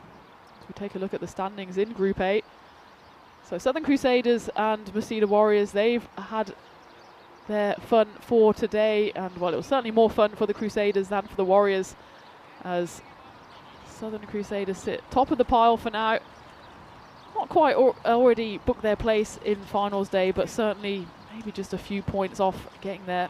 It's the top 2 that go through. Of course, the benefit of finishing top is that double chance to get through to the final. If you finish second, you have to go into the eliminator against the side that finished second in the other group, and then win that, and you have the option of then trying to get through to the final by playing the loser of the qualifier, so the loser of the 2 first place teams. Still a long way to go between now and then though, as Darai comes on for his second over, and he comes straight into the wickets. The ball goes flying to the boundary, but not before it's kissed leg stump on the way through. And that is the end of Azim Sati, who seemed from the start that he was there for a good time, not a long time. And his good time has finished now as Bibek just targets in on that leg stump, just brushes it on the way through. Fielder down at fine leg. He was still chasing after the Grizzly before he realised that the wicket had fallen. And that is the second one to fall for the Blasters as the big hitting Azim Sati has to depart. 2 6s and a 4 on his way to 20. Off just 9 deliveries, went for 1 big hit too many. He ends up back in the shed as Bibek Darai picks up his first wicket of the game. Someone who always chips in with wickets. 22 in 20 games, winning 3 earlier in the previous series. That was in just 9 overs, so he almost always chips in with wickets, and he's got an early one here as well for Gazira United.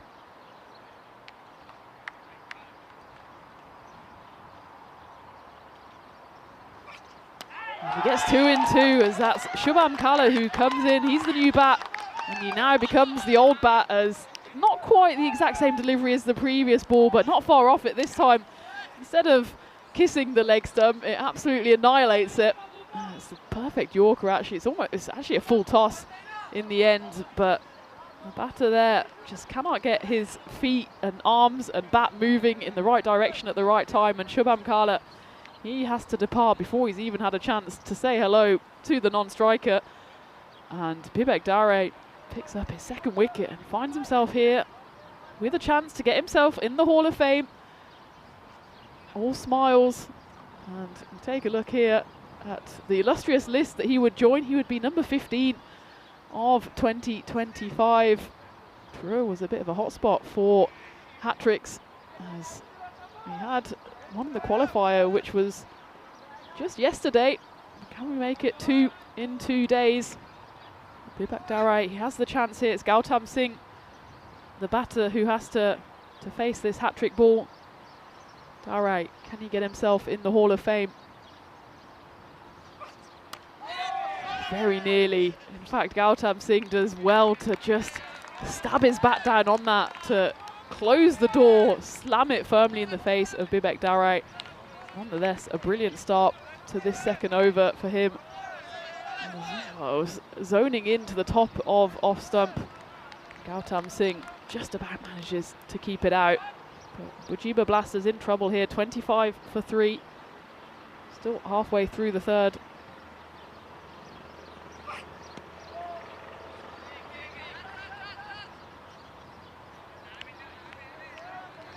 Gaurav Maithani, the captain, he's just been watching those wickets fall at the other end. He's only faced 1 delivery himself so far, but he's got a bit of a rescue job on his hands now for his Blasters side. He's also got over 1,000 runs on the network. He'll need to tap into a few more here to dig his side out of the hole they find themselves in here.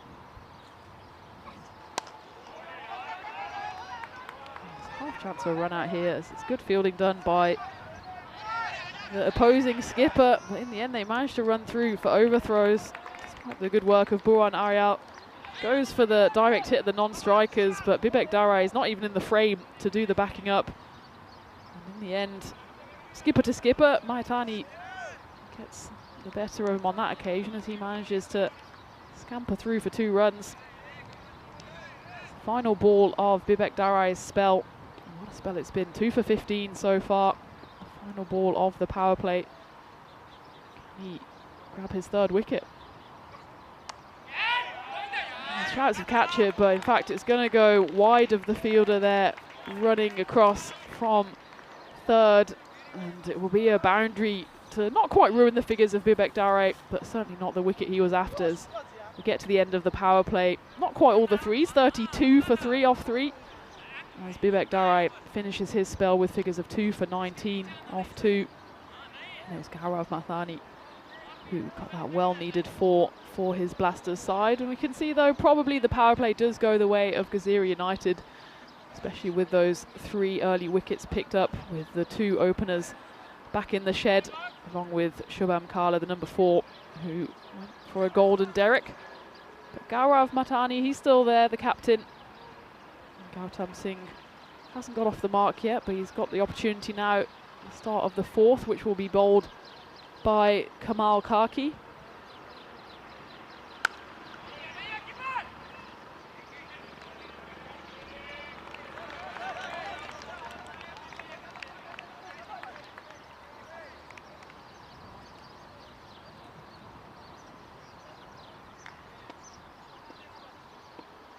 It was actually Karki and Kandel who did the damage in that first game. Big appeal, but I think probably height is an issue here. Karki liked it, but the umpire was completely unmoved, the man in black. Yeah, hit him well in front, but I think height was probably the issue there, especially on this bouncy AstroTurf. Benefit of the doubt, of course, always goes to the batter.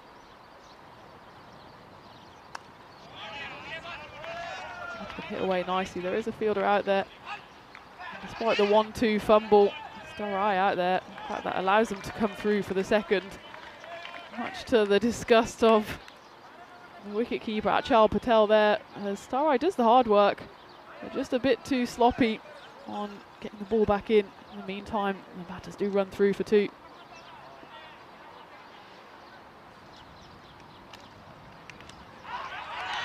Big appeal there. And protracted appeal. The umpire hasn't signalled anything yet. Well, at some point the signal should come, and it will be for a wide ball. So in the end, it looks like it might have brushed the glove on the way through. Let's take a look at this again. It looked like it deviated off something. Yeah, I think that might have been a bit of glove, to be honest, but the decision goes the way of the batter. Can he make the most of this second opportunity he's given?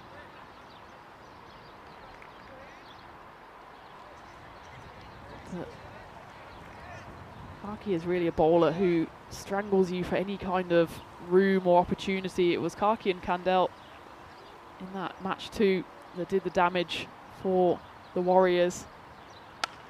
They're getting off to a pretty decent start. The Warriors found themselves 53 off just 3 overs, but then Karki came in and his 2 overs just went for 8. And Kandel as well, his first over went for 6. He was then held back until the 9th, which took a bit more damage, but these 2 through the middle overs really do the damage here for Gazira United. And Karki has put in another one of his trademark overs, goes for just 6 runs. Can be slightly unlucky as well that he didn't pick up the wicket there, as it did seem to deviate off either the glove or the side of the batter. In any case though, the umpire was unmoved, and at the end of the 4th over, Bujiba Blasters 38 for 3. As we take a look at those, the worm has just been stunted. It was trying to peek out from underground, but it just got slammed back in by those 3 wickets. A double wicket at the start of the 3rd over by Bibek Darai. Put himself on a hat-trick, wasn't able to get himself on the Hall of Fame, but certainly put his Gazira United side on the front foot here.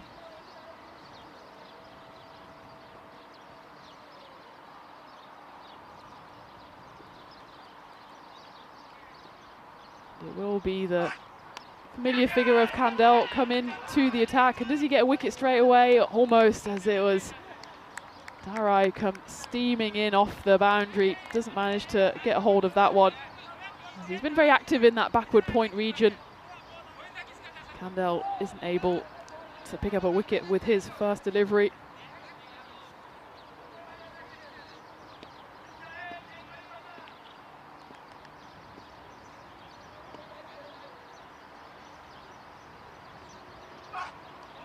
That one's over-pitched by Kandel, and it's helped on its way to the boundary.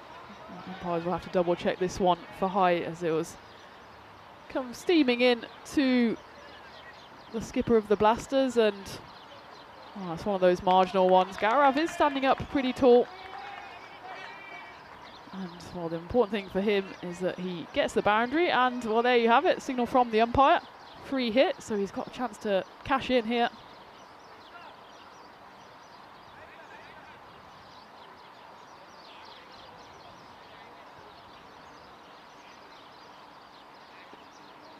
unusual misfire there from Kandel, who's usually such a consistent performer with the ball. The free hit is not punished. It does mildly Tortuga there, almost takes Salim Rain's head off. It manages to get his head out of the way, puts his hand up to stop it, and Kandel does manage to escape with that free hit, not finding the rope.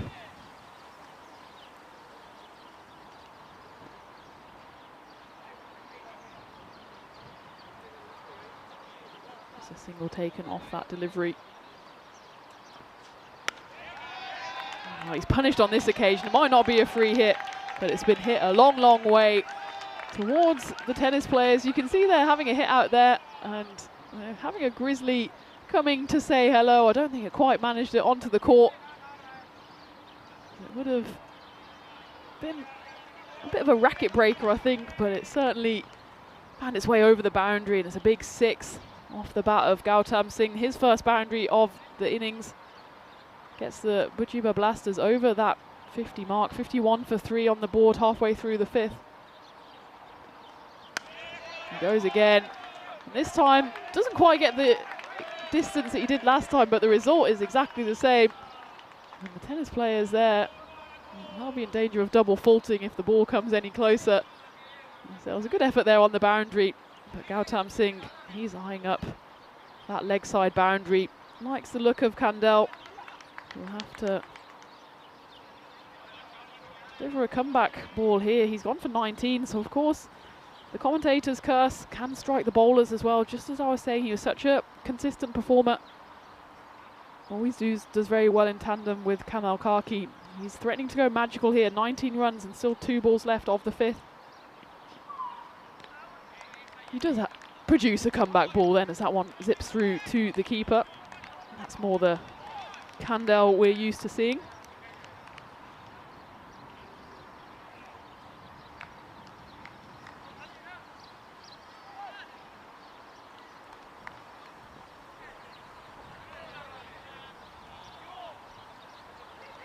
Final ball of the 5th over coming up. Can Singh make it 3 6s in the over? Well, he does his very best, but actually it's a good comeback from Kandel. He avoids going magical 2 dot balls to finish the 5th. So at the halfway stage, the Blasters find themselves on 57 for 3. As you join me once more in the commentary igloo, big warm welcome to all of you back home. Hope you've been enjoying the action so far from Malta. A big thank you as well to Vinny Sandhu, who jumped in to allow me to have a bit of a longer break. As you can see, I'm flying solo, but it won't be for long, as Rico Full will be joining me back in the commentary igloo tomorrow after he's done such a great job with Danny Hudacek in that France series. And congratulations, of course, to Drew, the hosts, who not only put on a great series, but were also able to finish the week with a trophy to add to their, well, growing collection really on the European Cricket Network, as they took home the trophy yesterday. And chance for a little run out here, or stumping I should say. And well, nice little piece of work from Achal Patel. He certainly asks the question. I think maybe he just about has his foot planted. Well, Gaurav, the batter, has absolutely no idea what's going on. And well, the next ball also a big swing and a miss for the Blasters skipper. But yes, congratulations to Drew for putting on, well, first and foremost, a brilliant series, but also lifting the trophy at the end of it, and for looking after Rico, of course. And hopefully he's made it safe and sound to Malta to join me in the commentary igloo tomorrow. And of course, Vinny, as he might have mentioned, it won't be the last you hear of him, as he'll be back in on the action on Wednesday to take you through the action. And of course, Wednesday will be the second half of these Group A games, as we're alternating between Groups A and Groups B. Seeing Group B tomorrow for the first time. And once hit away to the leg side, there's Kamal Kaki, who's come back on for his second and final over.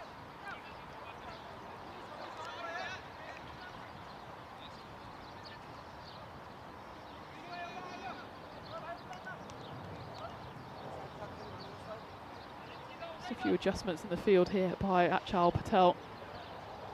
With a very casual look with his helmet kind of flapping around in the wind, but now standing up and got a chance for a wicket here. This one goes high up in the air, and well, it was Tanka Kandel who was absolutely steaming in from the boundary and almost took the catch, almost initiated the run out. In fact, probably should have got the run out as Achal Patel wasn't able to pick that ball up cleanly.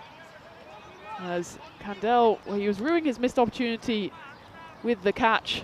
Managed to pick it up cleanly though, put it in, and well, I think Patel had actually more time than he thought. He tried to rush through taking the catch and knocking down the stumps. Had probably 1 or 2 seconds more to take it cleanly. In the end though, a lucky escape on 2 occasions on that delivery. And as was always the case, a chance usually followed up by a boundary as the relief of the batter to still be alive and kicking allows them to just hit freely on the next delivery, and that's exactly what Gautam Singh did on that occasion. Sends both batters into the 20s. A nice little partnership building here for the Blasters. 25 for 3 when these two came together at the crease, and they've put on 43 so far. Still haven't got the Blasters out of trouble, but certainly at 68 for 3 after 6, they're looking slightly healthier. As you can see, well, it's a tale of 20s and not much else at the moment, as Rambisht, he fell early on in the piece for just 1, and then Shubham Kala, very next delivery, he was clean bowled by Vivek Darai.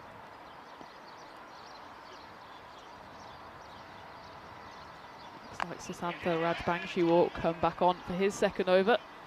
His first one going for 12, but also picking up that early wicket of Rambisht, the wicket keeper for the Blasters.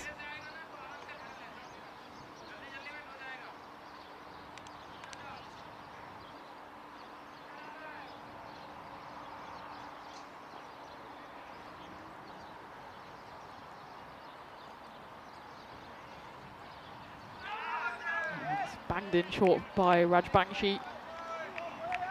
Not signalled by the umpire there. Maybe just went straight over. Yeah, went straight over leg stump. Gautam Singh, well, if he got anything on that, probably would have flown away to the boundary. The man on the leg side behind the square is inside the ring.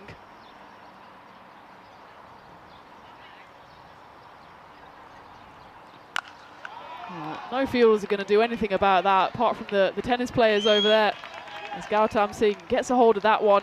And certainly the hot spot of this innings so far is up towards those tennis courts, as it's a big Maximo halfway through the 7th over. These two batters looking like they're building a nice platform here to blast off for the Blasters in the last 3.5 overs. That takes their partnership to exactly 50. 75 runs on the board.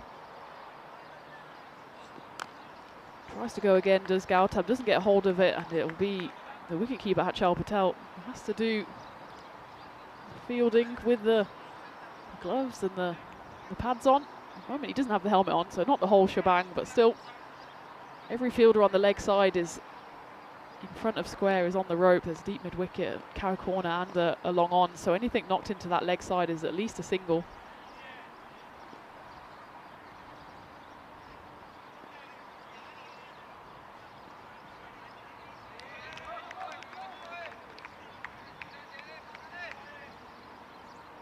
It's good to mention as well how great it is to be back here at the Malta Sports Club. It's a lovely facility not only for cricket but also for golf and tennis, well, unless the Grizzlies come raining down on you. I've seen also they have padel now, up and coming sport, and also seen they can play bowls here. There's pretty much every sport under the sun. The sun not quite out at the moment, but we're promised a good week of weather ahead.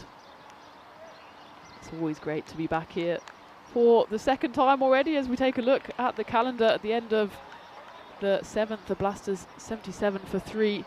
As you can see at the very top there, we kick things off in Malta, and we're back here, and we'll be back here again for the encore at the start of November. But in the meantime, got so many exciting locations coming up. Jersey for the first time, the Liberation Series, where we have ECSs in both men's and women's. I'm looking forward to going over to Sweden to cover the series there, and then There's not enough time in a series, in a day, to look at all that calendar, but this one goes straight up in the air and it's dropped by Achal Patel, who was, if anything, just a bit too casual underneath that one. And, well, I'm glad that the bowler is smiling, because I don't think I would be in this situation, as it's a straightforward catch for Patel with the gloves on, and Salim Rain, I'm sure he would have loved to pick up a wicket on his first delivery. As it is, it goes for a single. Patel there looking a bit sheepish behind the stumps, realising that, well, there's one thing being too cool for school, it's another thing dropping an absolute dolly. That's what he does on that occasion. It's just been a little sloppy here from Gazira United, given how tidy they were in the field in that second game, their first win. This time, they just haven't quite found that same rhythm, and Salim Rain this time drags that one short, and Gaurav Naitani, who should have been sitting back in the dugout by now, is instead motoring along as he moves to 27 off 18.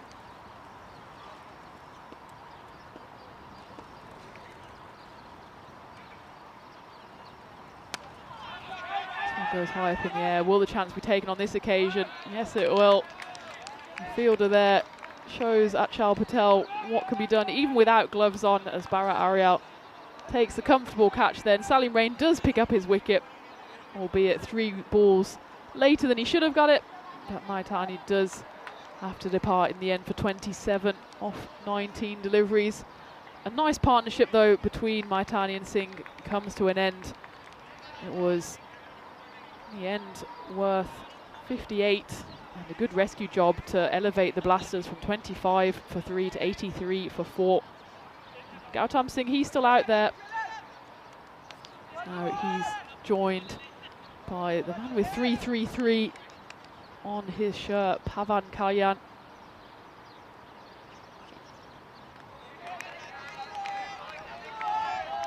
High score 31 on the network. That was back in 2022.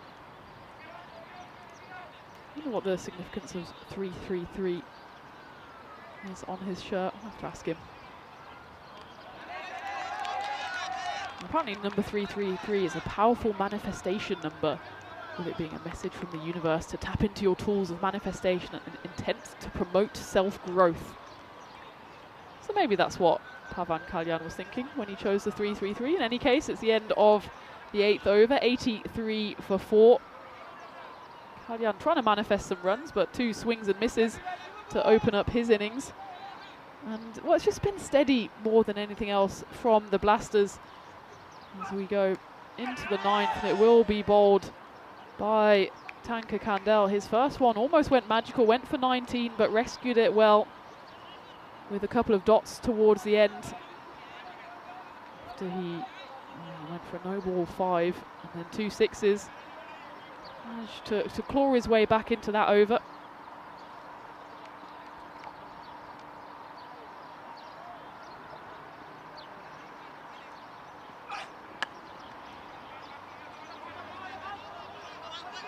Just managed to get off strike here. Not quite 333, but just the one. Apparently number 333 is an angel number, associated with optimism, growth and luck. Seeing that angel number 333 means it's your time to expand. So there you go. Well, it's the time now to expand for the Blasters. They want to at least get up to that 100 figure, expected score 104. Tell me in the chat, what's your favourite number? What's the number you've had on the back of your cricket kits? If you had a choice of any number in the world, what number would you put on the back of your shirt? I think I'd probably go for 18. It's my birth date, 18th of February. So I've always quite liked having 18 on the back of my shirt. I have 30, is it 32? Oh, I'll get slaughtered for this. No, it's 27 I have, I think, for Germany on the back of my shirt. And I have 30 on the back of my football shirt at the moment. So lots of numbers with lots of different meanings, but maybe I should go for the 333, the powerful manifestation number.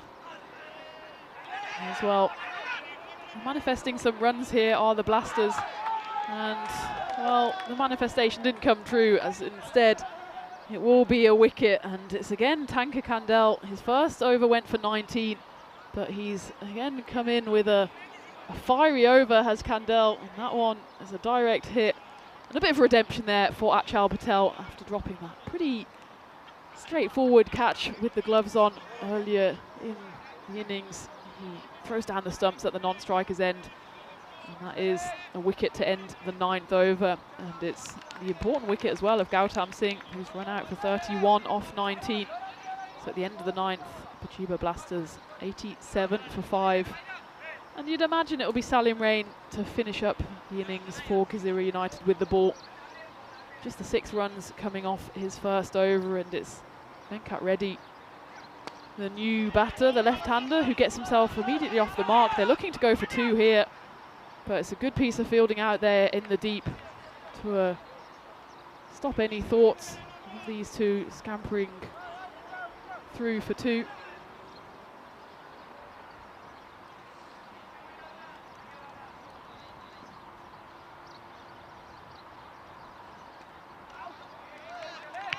That's our ball again by Salim Rain.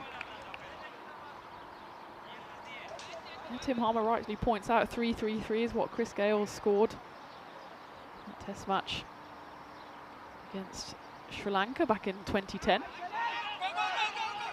This one's a wide, and well, they went through for 2. Salim Rain has got a chance for a run out, and it's been given, so it's a wide, and it'll be a 1 to the score and a run out, as it was worth going for that one. The throw from Achal Patel, well, at first it looks a bit wayward, but I think he actually does a good job of throwing that so it doesn't hit the running form of Pavan Kalyan, and Salim Rain, the bowler, that does the rest. So the man with 3-3-3 on his back, whether he's a Chris Gale fan or a fan of manifesting good in the universe, either way, it's the end of his innings.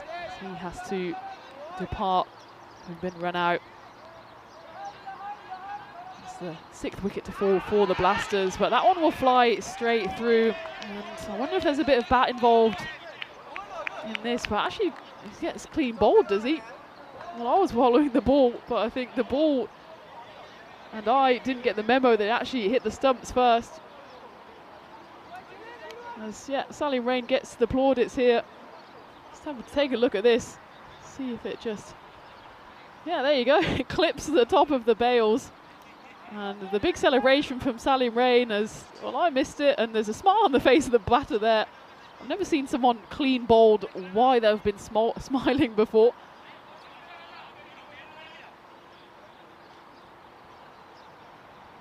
So we are on a hat-trick ball now. After all that, I was just getting carried away with numbers and manifestations, but Salim Rain here could be...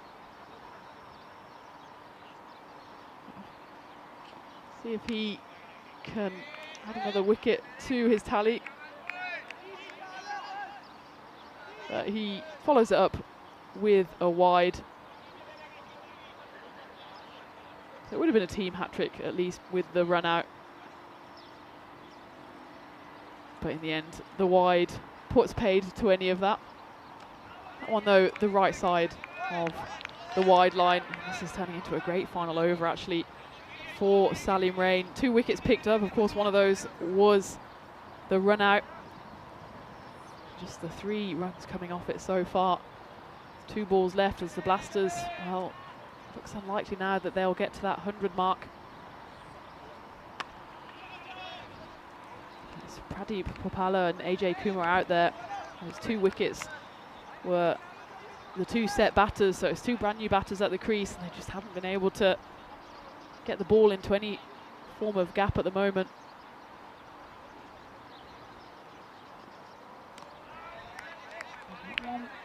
You can see what Salim Rain's trying to do. He's trying to hide the ball just outside off stump where Pradeep can't reach it, but again, just falls foul of that wide line. It's the 3rd wide of the over. Of course, the 1 wide also contributed to that run out down the leg side as Achal Patel was able to roll the ball back to the bowler.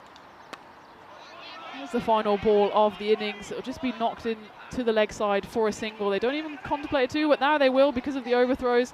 Should be run out though. Had they run straight away, ironically, they might have got in the end though. Just a single taken. So by my calculations, I think the Blasters will finish then on 92 for 8. A flurry of wickets towards the end and a bit of chaotic running and not too many boundaries, actually no boundaries in the final 2 overs. Means that the Blasters aren't able to blast their way into triple digits as they do finish on 92 for 8. So we take a look back at the highlights. Well, there was an early wicket and an early little juggle there for Bandari as he took the wicket of Rambisht. After that, there was a nice little fight back between Azim Sati and Gaurav Maitani, the captain, before it was Bibek Darai who came in and took 2 wickets and 2 balls. That was Azim Sati clean bowled, and then the next delivery, Shubham Kala didn't have a chance to say hello as we had to say goodbye to him. And then finally it was that 5th partnership worth 50 runs in the end, more than 50. 4th wicket partnership between Maitani and Gautam Singh, which at least elevated the Blasters to something of a defendable total. As it was 25 for 3 when they came in. By the time Maitani left, it was 83 for 4. After that, they were only able to contribute 9 more runs. 4 wickets fell in that time. As Salim Rain bowled well, was able to do the damage, both with the ball in hand and with the run out there. As Achal Patel, well, he dropped a dolly earlier in the innings, made up for it a little there.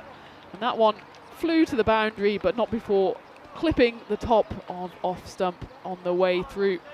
So at the halfway stage then, Bujibur Blasters, they managed to get their way up to 92, which, well, it was a bit of a topsy-turvy innings for them as they started off with a few early wickets, managed to put that one partnership together between the captain and Gautam Singh.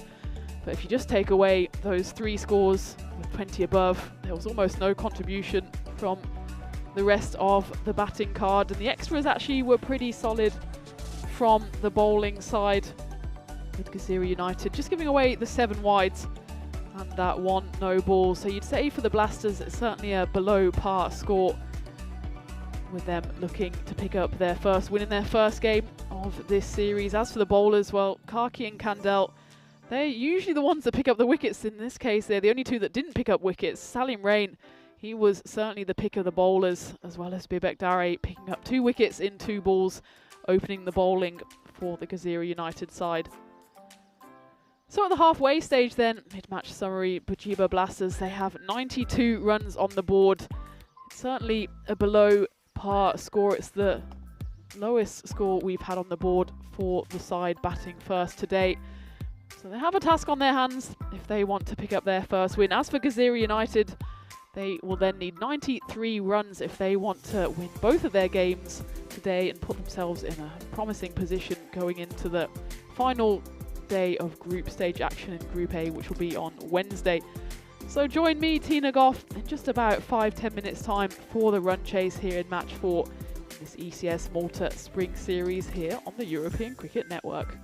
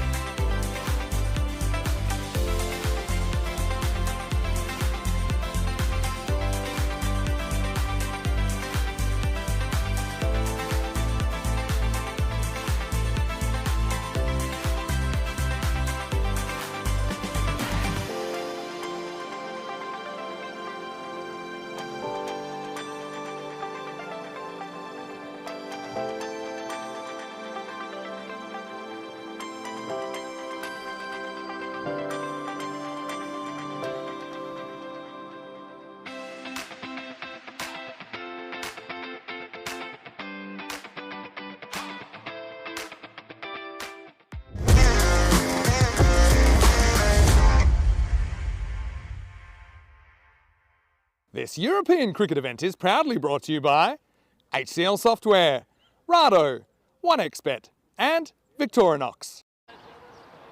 Good afternoon from the Malta Sports Ground here in Malta, where we're well into day one of this ECS Spring Series, and it's the Group A action coming to you here live under the Maltese sun at the halfway stage in this match for Pregame Blasters.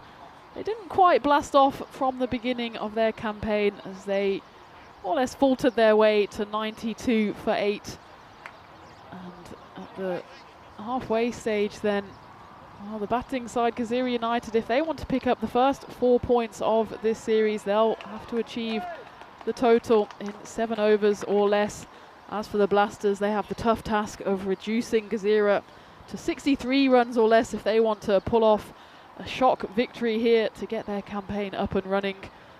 You'd imagine at the halfway stage, Gazira are the happier of the two sides, keeping the Blasters to double digits and put themselves in a position where they might finish the first day of Group A action here with 2 wins under their belt from their 2 games. Remember, they won game 2 earlier against the Cedar Warriors. On that occasion though, they were the chasing side, and well, they will be again here as they chase down 121 for the victory in that game. It's 20 runs more or less, or 30 runs fewer that they need on this occasion, with 93 being the targets for the Blasters. Then they'll have to tap into all of their bowling skill if they want to keep this Gazira United explosive batting lineup at bay. It looks like the figure of Achal Patel there with bat in hand at the striker's end, and he is joined by Tanka Kandel, the non-strikers, who did almost all of the damage in that second game, scoring 54 off just 26 deliveries to see his side home for their first win in their first game. Can they make it 2 for 2 here? Well, first they'll have to come up against the figure of Suresh Dobal, who has the ball in hand for the Blasters. Someone who is not shy of taking wickets on the network. He's got 30 to his name in 44 games. Managed his career best on the network last year of 3 for 17. So he starts off with a bit of a hit-me ball, and hit-me is exactly what Achal Patel does, as he lifts that one over cow corner for 6 runs. You can see Patel's already quite a tall figure, and he gives the bowler absolutely no room for error there as he's batting well outside of his crease. That's the dream start for Gazira United as they chase down this target of 93. Could they even be eyeing up that bonus point? Well, it's 1 and out for Achal Patel, as it's the slower ball from Suresh Dobal. It was well disguised, and Patel, he was looking to hit that ball in the exact same spot as the previous delivery. Only manages to edge one through to the keeper, and Rambisht does the rest behind the stumps. You can see on that occasion just a slightly wider delivery by Dobal, and Patel goes for the big swing. You can see the Blasters, they're fired up here as they need to take every chance that comes their way if they want to keep this Gazira side down to below 93. And Patel has to go just the 6 runs, 1 big hit and then 1 misfire, and he's sitting back down in the dugouts as the figure of Suraj Darai makes his way out into the middle to join Tanka Kandel, who's just probably still going through his warm-ups at the non-striker's end.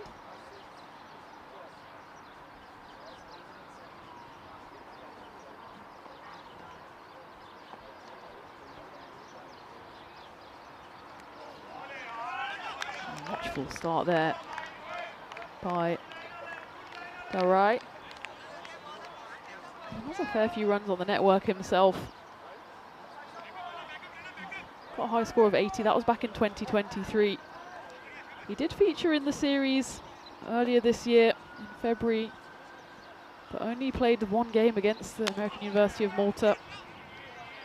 In that game he did star though, he scored 25 with the bat and also picked up a wicket. He's got a job to do here after that early wicket. A big one as well, as Achal Patel. He can be explosive, and he was explosive just the once before he fell. And you imagine the Blasters, if they want to win this game, they'll have to try and blast through this Gazira United batting lineup, because, well, that proves exactly how powerful they can be. And it's Tanka Kandel for his first hit of the game, and takes him no time at all to get in on the runs. Kandel has lit up here. Well, by the news reports, I think Kandel's is what is needed across Spain and France and Italy. There's a power cut happening there, so hopefully it hasn't stopped you from tuning in to the action here. If you are from that part of the world, I hope you're all well, despite maybe having to defrost your produce and whatnot. But good to have you with us if you are able to tune in. And, well, what's not so good is that graphic there, which shows that we've managed to raise our bat, take our helmets off for the 100 up for matches since the Golden Ball. And, well, the matches are coming thick and fast here on the European Cricket Network. We've got 5 games here from Malta.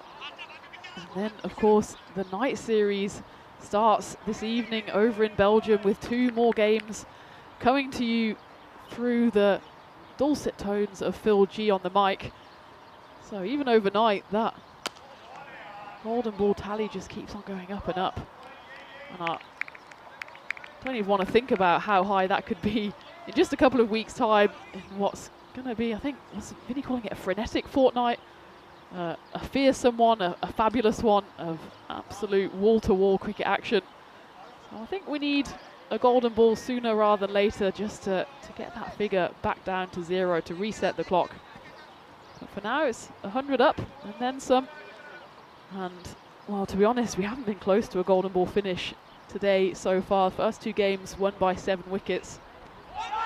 Big appeal there, but it's the left arm over action of Venkat Reddy. It's always going to be a tough one to get the LBW appeal in your favour. Take a look at this on replay.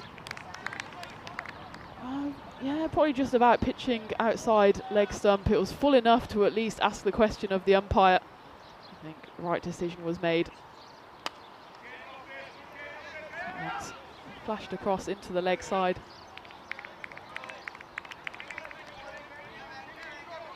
And that game 3 that we saw just about an hour ago, that time it was won by the side who batted first. That was the Southern Crusaders. They put on 141 for 5. And in response, goes OCC, fell just short, 113 on the board, so the Crusaders won that one by 28 runs. They will cruise their way towards the top of the table as well, with 2 wins from 2. Gazira United, they'll be wanting to join them at the top of the table. If they win this one, they'll also have 2 wins from 2. Certainly put those 2 sides in contention when it comes to getting through to finals day. As for Bajiba Blasters, they've got still a game coming up after this one, so all is not lost if they do end up on the wrong side of this result, but they certainly don't want to go the way of Masida Warriors and lose both of their games today. I think that Reddy, he's certainly a bouncy customer at the crease, isn't he? And he bounces his way to an end of an excellent over. Just the 4 runs coming off it. Over number 2. Gazira United, of course, lost that wicket on the second delivery of the innings. Since then have managed to somewhat steady the ship. 15 for 1 after 2, as we take a look at the standings and why every game is so important in this Group A. It's just a single round robin, so each team plays the 4 games. And you can see there, Masida Warriors, they're in mid-table, but just by virtue of the fact that they have played 2 games, they did manage to pick up a bonus point on both occasions. So they don't go home tonight empty-handed, but they certainly be troubled by the fact that there's not a notch in that win column. As for the Southern Crusaders, though, they'll be sleeping comfortably tonight, and they'll be able to put their feet up tomorrow, watch the action unfold in Group B, before coming back on Wednesday, knowing in all likelihood that 1 win will see them through to finals day on Friday. That one's crunched hard through the covers. There are fielders there, but both were just able to watch the ball fly past them, and that was a lovely shot off the bat of Suraj Darai, who just hit that one as it was bouncing. Just managed to stay on top of it. See there the win predictor. Look at that target down at 93 has Gazira United firmly with their noses in front, 85%, but that can change at a moment's notice. A couple of wickets here and it could look different, but on the other hand, a couple of big blasts like that and the Blasters could be staring down their first defeat as that one goes long and handsome all the way over the umpire's head for 6 runs. It's back-to-back boundaries for Suraj Darai.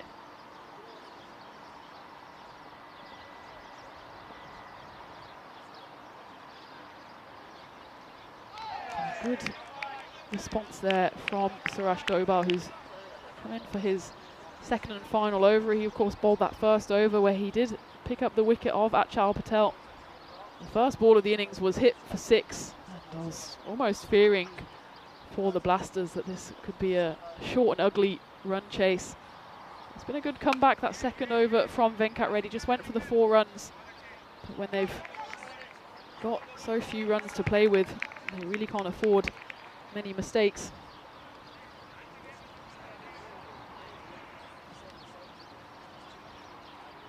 Ball of the power play.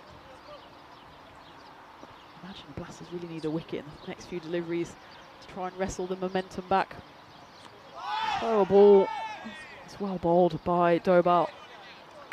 Doesn't manage to pick up that wicket, but does escape with a dot ball to finish the third over, finish the power play. Dobal finishes with figures of 1 for 22 of his 2 overs. And after the power play, Gazira sitting relatively comfortably on 26 for 1. It's 93 runs needed for the victory. And well, the Blasters really needed a blast off in that second half of the innings. They were well positioned to maybe get to that 120, 130 mark after being 57 for 3 at the halfway stage. They are in fact ahead on runs in the power play, but they lost those 3 wickets. And it was that second half of the innings for the Blasters where they only managed to add another 35 runs and lost a hatful of wickets as well, which meant, well, they were not only not able to get to that 120 mark, but even fell 8 runs short of the 100. Certainly short of a par score here, which we saw earlier in the day. The graphic told us it was probably around 120 here.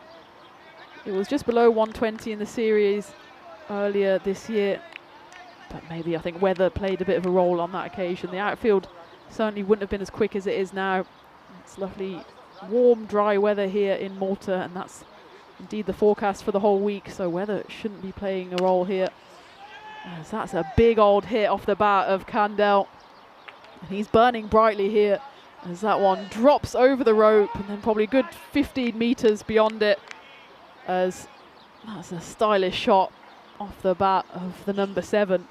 It's Vikash Bisht who's come in to bowl, and his second delivery is dismissed over the rope for 6 runs. As Gazira move into the 30s, 33 for 1.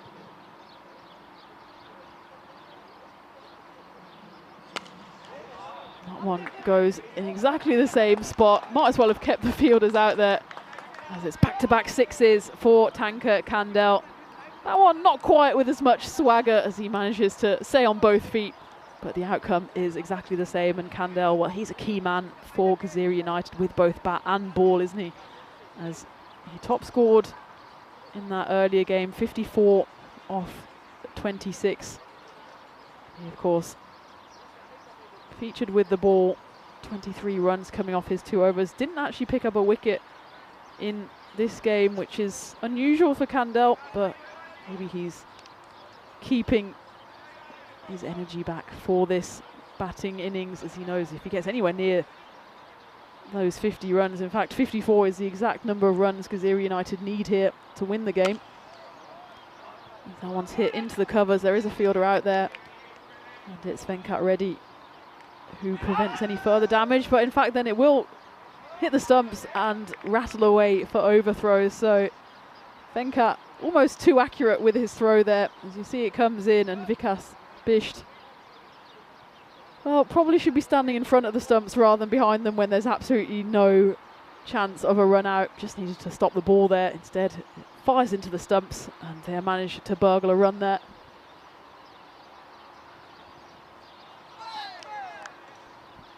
There's another run added to the collection, and that's exactly what you don't need when you are defending a smallish target. Is just giving away bonus runs. And after the overthrow on the previous delivery, that one again will have to be rebowled by Vikas. And again, doesn't have enormous amounts of experience on the network. He has picked up 5 wickets in the 4 overs he's bowled so far during his ECN career. 3 of those came in one game against Victoria Lions last year. Picked up 3 for 22. He'll need that and then some to try and wrestle his side back into contention here, but so far his opening 5 deliveries have gone for 16. Gaziri United almost halfway there. There's still 1 ball left before halfway stage in terms of overs, and a great piece of fielding there. One-handed by Gautam Singh. It flew towards it. I'm not sure how much he actually knew about this, as it was flown away to the boundary, and Singh, he overran it actually, and it looked like it might have been one of those classic ECN occasions where it flies past the fielder, but he just sticks out a right hand and in one fell swoop manages to throw it back in to avoid the boundary. So 17 runs coming off that over. That's why you can see that uptick in the run rate. The previous over just went for the 11, and certainly for Gaziri United the run rate is not really an issue, as at the halfway stage they'd need to be on 46 to be exactly halfway there. But they've only lost the 1 wicket, and Tanka Kandel is still out there looking dangerous. So he goes for a big hit there, doesn't get all of it, but they will run through for a single. It's AJ Kumar coming on for his first bowl of the day, indeed of the series. Maybe if anything, the Bajiba Blasters, one thing they are lacking is bowlers with a lot of experience. AJ Kumar, again, he's played a handful of games but only bowled 5 overs on the network. Picked up all 3 of his wickets so far against Victoria Lions, same side as Bisht was so successful against. But apart from maybe Azim Sati, who's got over 1,000 runs on the network and 26 wickets, and the captain Gaurav Matani, just lack a bit of experience. And that's maybe what showed in that batting innings, and showing so far in the bowling innings, as that one again is lifted into that hot spot. Wisely the tennis players have said, we're done with this, we don't want to get hit by a grizzly. And when Tanka Kandel is burning brightly, that's probably the right decision. And then with the backward cap, he took 1 look at that hit and decided enough is enough, I know exactly where that's going, and that's over the rope for 6 runs. Gaziri United now 42 needed. Make that 38. You can see by that bonus point equation, they now have 14 balls to get 38, so by no means out of the question here for Gaziri United. And what a statement that would be, as it would be the first 4-0 win of the day. The Southern Crusaders, they came close in that game early this morning. They needed 7.3 overs to chase down the total, so 3 balls short of getting to that magical bonus point mark. For the batting side, chasing down, you need to get the runs within 7 overs to pick up that bonus point. We haven't seen it done so far. Gaziri United, of course, won that second game in chasing, but it wasn't quite quick enough. It was into the 9th over before they managed to win that one, but they've got a chance here. And when Tanka Kandel is on form like he is here, then they've got every chance of picking up not only the win, but a big statement win that would take them to the top of the table. And at the halfway stage, Gaziri United 61 for 1.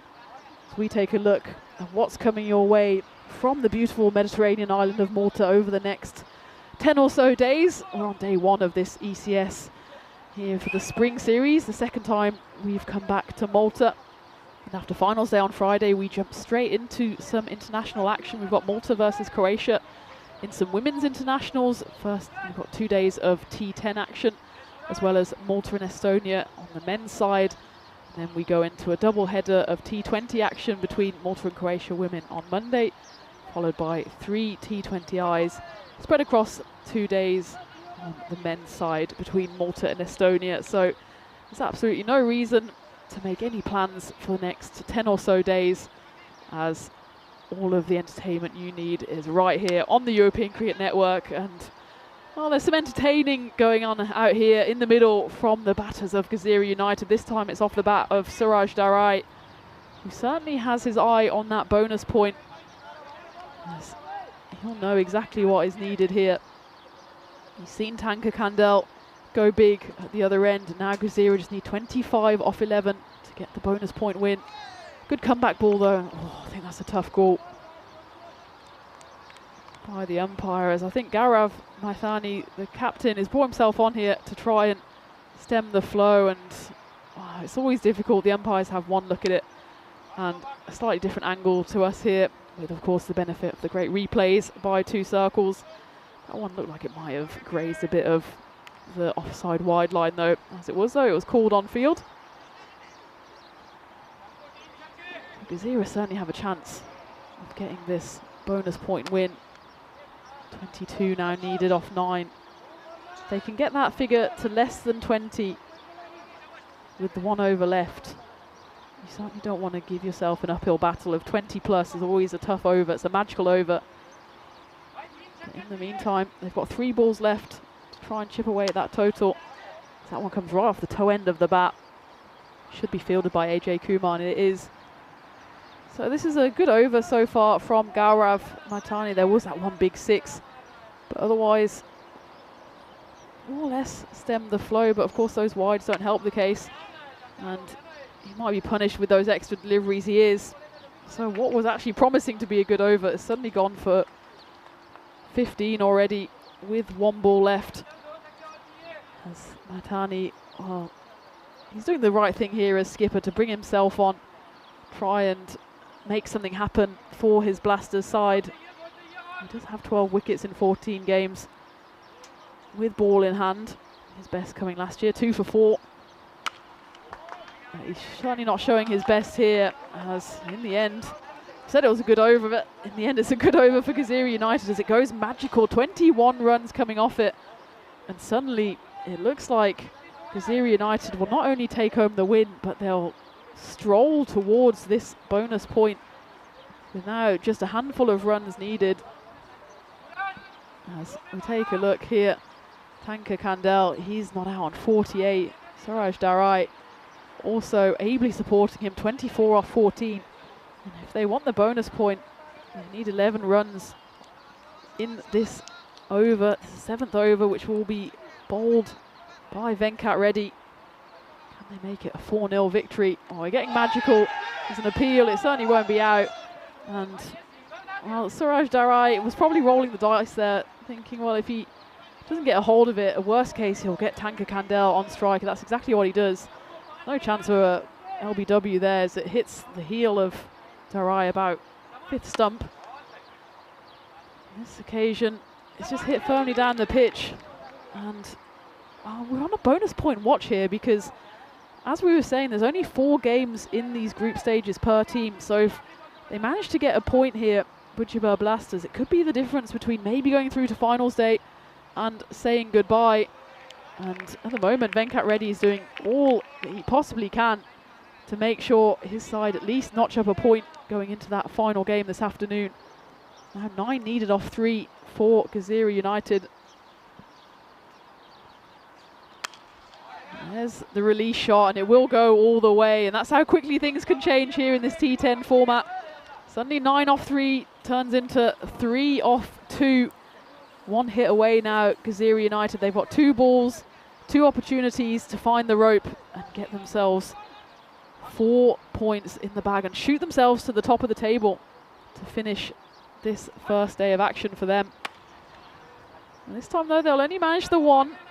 So we've got a bit of a mini final ball finish here. Of course, it's the final ball of the 7th. So there's absolutely no doubt that Gezira United will take home the win, but they'll want to do it on this delivery to pick up the bonus point. 2 needed. Can Kandel find the rope, secure 4 points? Yes, he can, as that one goes high, long, and all the way into the palm trees.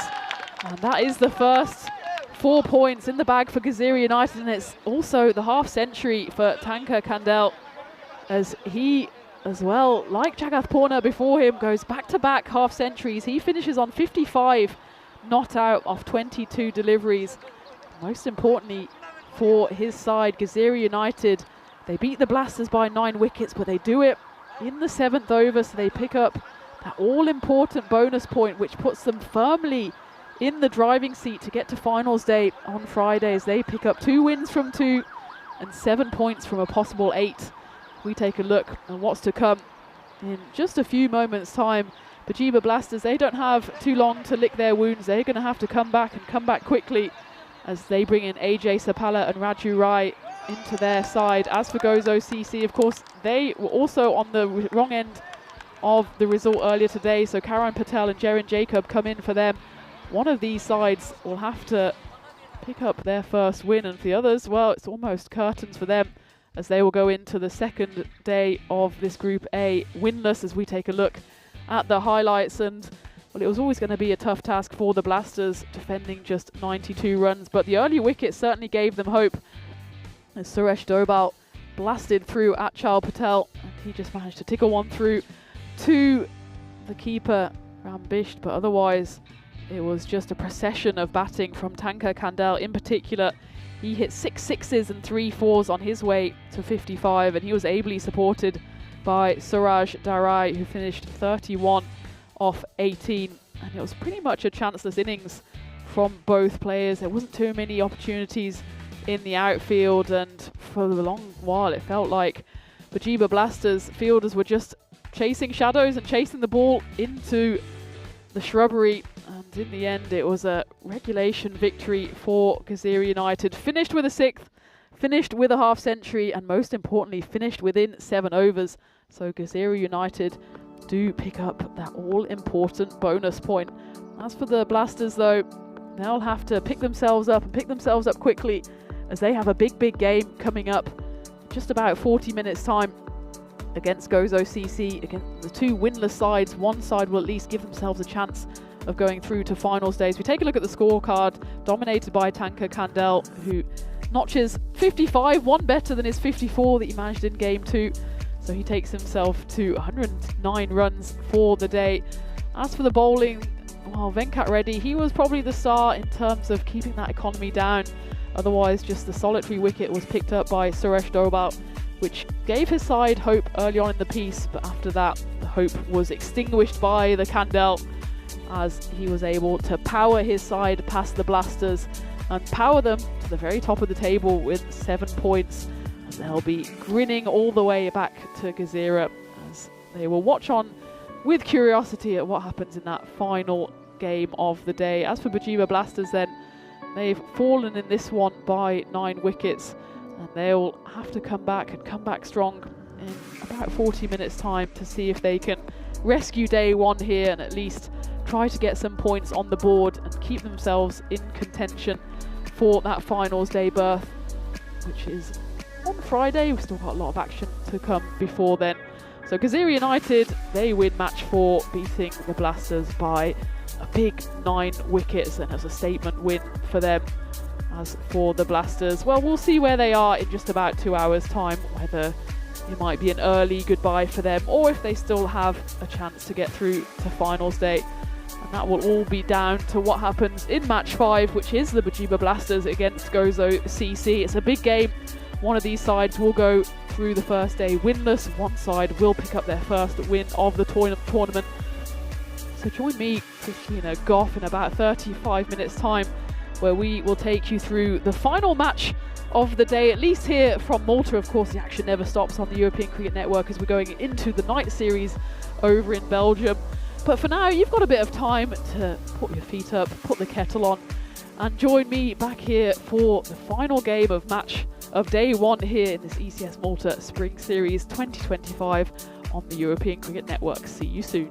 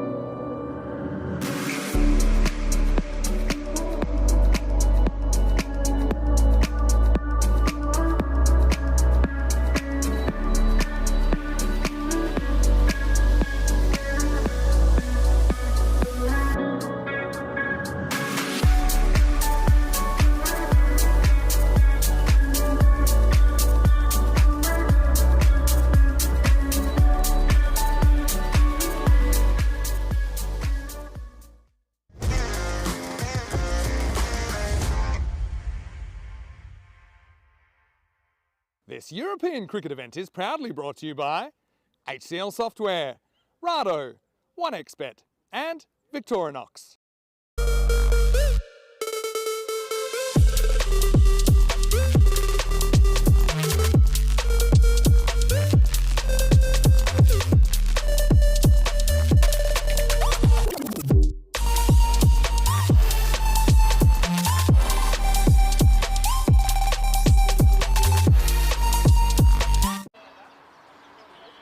Good afternoon, good evening, and welcome back to the Malta Sports Ground. We're into the final match of day one here in Group A, and it's the tale of two sides who haven't picked up a win yet. It's Bajiba Blasters and Gozo CC.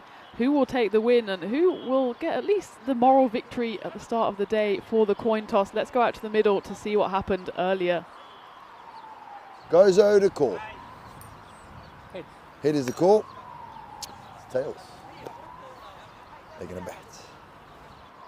Very much game face on there for Gaurav Maithani, the captain of Bajiba Blasters, who won the toss and decided to have a bat.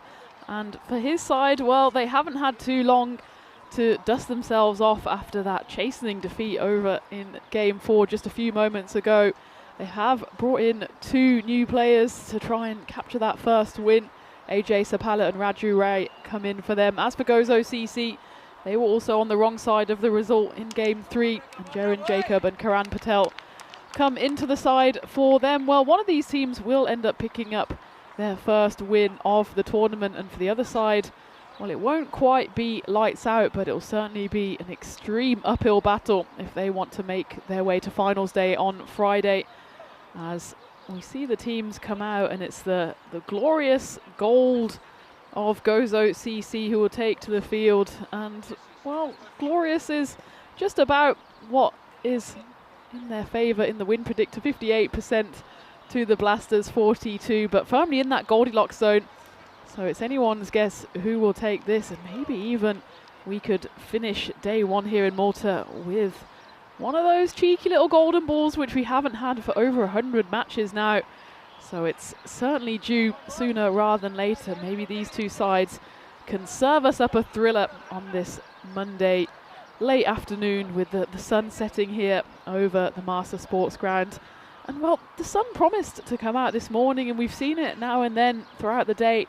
Hasn't quite been the glorious wall-to-wall sunshine that I was certainly hoping and praying for after a bit of a wet week in Bologna, but the forecast certainly looks solid for the whole week. And the outlook for one of these sides will look better in about an hour and 20 minutes time, as one of them will notch up their first win of this series. And it'll be Rahul Ravi with ball in hand for Gozo CC. As for Bajiba Blasters, looks like it's Azim Sati and Rambisht, the same two openers from the previous game. It will get the innings up and running for the Blasters. On that occasion, the partnership didn't end up lasting too long, as Bisht fell in the second over. He was 14 runs on the board before the Blasters found themselves one down. Azim, he stuck around a bit longer. He scored 20 runs off 9 deliveries before he was clean bowled by Bibek Darai by well-disguised Yorker. But the Blasters will be looking to blast off here as we go into the first ball, and we'll have to have the first ball again as Rahul Ravi just misfires. And you can see even late in the day there's some movement around. It's wobbling around a bit, that Grizzly. Still, of course, brand new at the start of this 5th match.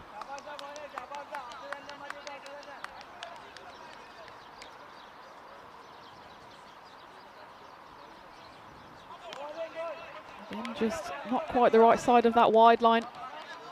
As a reminder here on the European Cricket Network, that firmly painted wide line in a dashing red colour here in Malta. Doesn't move at all, regardless of any antics the batters might get up to at the crease. That line is fixed for all to see, which helps both the batters, the bowlers and the umpires, and of course you, the viewers at home, to know exactly what you're facing. And Rahul Ravi here has fallen foul of that wide line on 3 occasions now. So of course you might see some ICC games or IPL action where the wide line moves around depending on what the batter gets up to. On this occasion though, we like to make things simple, and that's a simple shot by Azim Sati. Rahul Ravi probably wishes he keeps on bowling the wides, because the first ball that he does get to land the right side of that line, it's just flicked away with an air of dismissiveness there by Azim Sati for the first boundary of this innings. And well, Rahul Ravi has misfired here because his first legal delivery has ended up going for 9. And just in those first few deliveries, we found me towards that almost super Goldilocks zone, 51-49. And this time, Sati goes for the cut. The result is exactly the same. Well, actually, it's a 4 instead of a 6 this time, but it certainly finds its way to the rope, and promising early signs here for the Blasters, who have had to recover fairly quickly from the defeat they suffered in Game 4. And it wasn't just a defeat, it was a bit of a mauling at the hands of Gazira United. The Blasters only managed to put 92 runs on the board. 8 wickets fell in the process. They've got off to a better start here.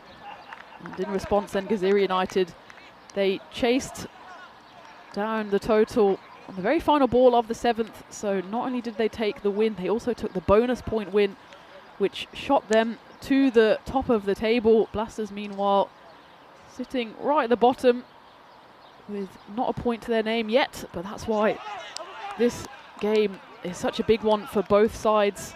Of course, Gozo CC, they were also on the receiving end of a defeat in Game 3. They did manage to pick up a bonus point though, as they were chasing down the 141 set by the Southern Crusaders. Managed to get to 113, actually only lost 4 wickets, but ended well short of the total. 28 runs was the margin of defeat. So both these sides really scrapping it out at the bottom of the table, and well, of course we're at day 1, so it's difficult to start already talking about potential farewells and potential finalists, but because it's only a 4-game round robin, each side just plays each other in these groups of 5 once, meaning that today, after this game, we'll already be at the halfway stage of Group A, with each side having played 2 games. We'll already have some idea how Group A might line up going into the second half of the action. We get to the end of the first over, 15 runs coming off it, and well, it's not only all action here, it's the final game of the day from Malta, but the action doesn't stop. Starting tonight over in Belgium, Phil G is on the mic taking you through 2 games tonight. 6 teams, 14 nights of action-packed cricket, 32 matches overall, with the finals night happening Sunday the 11th of May. The perfect way to crown off, not this weekend, but the weekend after. But before then, we've got enormous amounts of actions to bring you here from Malta, both domestically and of course this weekend we're going international as well. I'm looking forward to putting my feet up tonight and listening to Phil G taking us through the action there. Still got a bit of action to play here, and it's a nutmeg for Aji Wilson, the start of his first over. As Azim Sati tries to give himself a bit of room, ends up completely squared up and watches the ball fly harmlessly through his leg. It's a good pickup actually by the keeper, Surya. You can't have seen much of that until it appeared out, almost out of Sati's backside. Aji Wilson, probably the pick of the bowlers actually for Gozo CC in that earlier game. He opened the bowling there, and given that he was coming up against quite a fearsome Southern Crusaders lineup, his 2 overs just went for 10. He also picked up a wicket. He's started well here. And he's clean bowled him here, and Aji Wilson, I'm not sure if the hands on head was him thinking that he was close to a wicket. Well, he's more than close to a wicket. He absolutely clean bowled Rambished on that occasion. I think he thought that this maybe sneaked through without clipping the stumps, but it just went to the very top of off stump. And, well, maybe he's good mates with Rambished. And either way, we've seen more jubilant celebrations, but in any case, Adji Wilson picks up his first wicket, and it's the first wicket to fall for the Blasters, as Rambisht on this occasion only manages to contribute 2. That's twice as many as he did earlier in the day. 1 for 3 on that occasion. This time 2 off 4. And again, it's an early wicket to fall for the Blasters. They're 17 for 1 halfway through the second. And an interesting change to the lineup here, as Gautam Singh has been elevated from number 5 in the previous game to number 3 here. A big appeal, probably swinging down leg side as well. Certainly Wilson was interested in it, but this left arm over action swinging into the right-hander, you can see leg stump on display there. Certainly a tight one, but you could see how much the ball had already swung out of the hand. I think that was a good decision by the umpire there. And, well, there's no doubt about that one, as Adji Wilson picks up his second wicket in just 3 deliveries. Gautam Singh might have got away with a half LBW appeal on the first of his deliveries, but the second one, absolutely no doubt about that, as he goes for a big swing, only manages to make contact with thin air. And well, if Adji Wilson didn't realise he took a wicket earlier in the over, certainly no doubt about that one, as the stumps go flying to the ground. And Wilson picks up his second wicket, and the second wicket for Gozo CC, as Gautam Singh departs for a second ball duck. The Bajiba Blasters struggling here, 17 for 2, still 1 ball left of the second over. Not quite a double wicket made, and Wilson did give away a single on that second delivery, but he could certainly crown off what would be a brilliant first over for him if he can escape here with a dot, or even maybe a third wicket.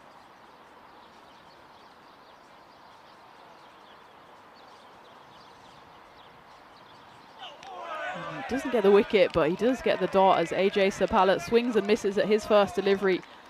What a brilliant over that was from Adji Wilson. Just the 1 run coming off it and the 2 wickets to leave the Blasters faltering here at 17 for 2 after 2. And we take a look at why this game is so important.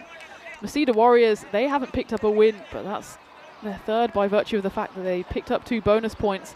But one of these sides will pick up a minimum of 3 points here to push themselves firmly into mid-table and keep themselves in contention of getting to finals day on Friday.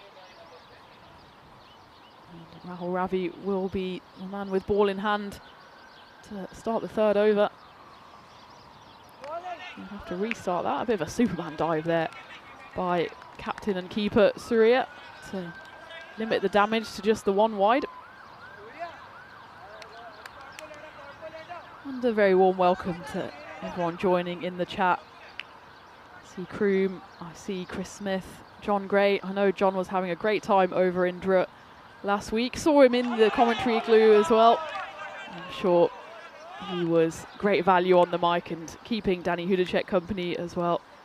And of course, seeing the home side Drut pick up another trophy to add to their collection, as they played hosts and also went home with the glory yesterday, as Rico took you through that action, and will be coming over to me and joining me tomorrow, as this one is almost joining me in the commentary clue. It just crashes to the right of me, and it's a big 6 off the bat of Azim Sati, as he hits Rahul Ravi straight back over his head. And that is the second 6 of Sati's innings. He's dealing almost exclusively in boundaries so far, as he's seen 2 wickets fall at the other end. He knows he just has to keep plugging away, doing his job. He got to 20 in that first game, and well, it looks like he'll get into the 20s here with that hit as well. There's Johnny He. I know he's been having a great day here, enjoying the cricket action. I've been having a great day because he brought me some mini eggs. And on that one, if Johnny had got up out of his seat quickly enough, he could have fielded that one, but letting the experts do it instead. As Sati moves to 24 off 8. Good response there though from Rahul Ravi, just cramping Sati up for any kind of room as he comes back for his second over. The first over of the The game went for 16 runs. This one's already gone for 13. Still 2 balls left in it.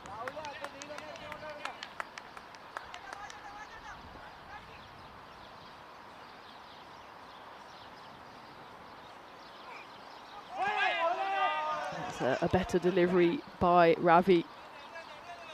Sati tries to give himself room to the leg side there, but only manages to make his life much more difficult.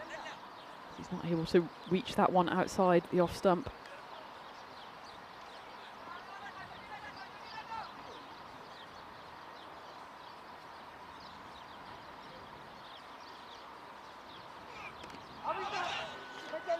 And that one squeezes through the batter and the keeper. It's cut off there before it goes to the boundary, so it's just a single to end the power play as Bajiba Blasters finish those first 3 overs on 31 for 2. And at least that over was a bit more of a stable over, as really it was that over number 2 by Aji Wilson that did the damage, just the 1 run coming off it, and more importantly the 2 wickets, as both Rambisht and Gautam Singh clean bowled by Wilson to end their day in terms of batting. But for the Blasters, they've still got some batting to come, most significantly in the form of their captain, Gaurav Maitani. He's got over 1,000 runs on the network. And Azim Sati out there as well in the middle. He must look to himself as being a key performer here, as that one just drops inside the rope. They will double check that one, but my eyesight's not failing me quite yet. I think that one just was on the 4 side of the boundary. There's a one-handed effort in the end by Sati, and great footage there from 2 circles to confirm it was indeed a boundary. And well, for some reason Jaren Jacob has been moved out of that long on fielding position. I'm not sure he could have done too much about that one. Aji Wilson has come back on for his second over and immediately hit away for a 4, which is 4 times the amount of runs he gave away in his entire first over.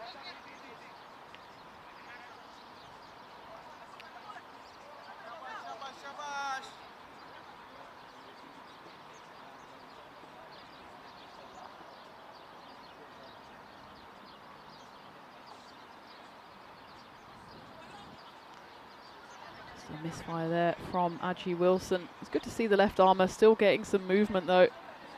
Still with a smile on his face, even if he does have to re-bowl that one. I have been hearing about these power cuts that have been going on across parts of Portugal and Spain and Italy. I'm happy to say we've not been affected here. I hope all those who are affected will be able to tune into the action, because they'll be able to tune in to the 3rd wicket here for Aji Wilson. That one goes straight through the, well, I'd call them defences of AJ Sapala, but there was not much defensive about that stroke as he went for a big swing and a miss. And Aji Wilson truly obliges with one that, again, it's about the 3rd time that he's hit that exact mark on the top of off stump. It's his 3rd wicket, and it's the 3rd wicket to fall for the Blasters as they go to 37 for 3. And well, if you're Aji Wilson or an Aji Wilson fan, it's a great scorecard for you at the moment, as it's 3 wickets, all 3 clean bowled by Wilson. As Sapala departs the same way as Gautam Singh did, again for a 2nd ball duck. Brings Raju Rai to the crease. Interesting that the captain, Gaurav Maitani, hasn't brought himself in yet, given that he batted at 3 in that first game. An appeal on that occasion. I think again that left arm over angle is always going to count against Wilson. Oh, that was actually a decent enough shout. It's hard to see, maybe there was a bit of bat on that before. Well, it wasn't actually a very big appeal, but I'd quite like to see that one again, because I think it hits the batter flush on the boot there and then hits his bat. And in the end, it was a dot ball, and it's followed up by another dot ball as Raju Rai struggling to pick up the bowling of Wilson here, who's picked up 3 wickets already The loss of just 7 runs. He's still got 1 ball left. So he's not on 5 for watch, but he can certainly be pleased with his figures so far. Can he round it off with another wicket? Yes, he can. And that was a pretty emphatic answer to that question, as Wilson picks up his 4th wicket of the day, and it's the 4th blaster to misfire as Raju Rai goes for a 3rd ball duck. And this time it's just the fuller length delivery. There was a bit of bat on it on the way through, took a bit of the foot as well, but took all of the stumps. And at the end of the 4th over, the Blasters in big trouble here, 37 for 4. Raju Wilson finishes with figures of 4 for 7 off his 2 overs. And you can see it's been a double for Wilson. Picked up 2 wickets in over number 2. That went for just the 1 run. And then a further 2 wickets in over number 4. That went for 6 runs. As well, the first ball of the over went for 4. But he replied strongly with just 2 runs and 2 wickets coming off the next 5.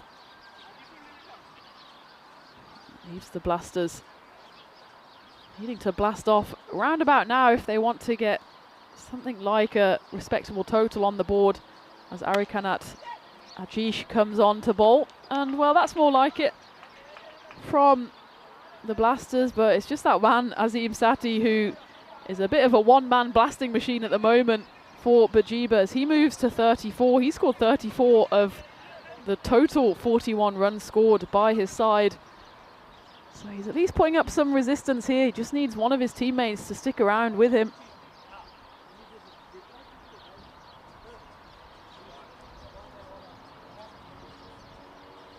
It is finally Gaurav Maitani who comes out into the middle to join him. Promoted himself down the order from 3 to 6.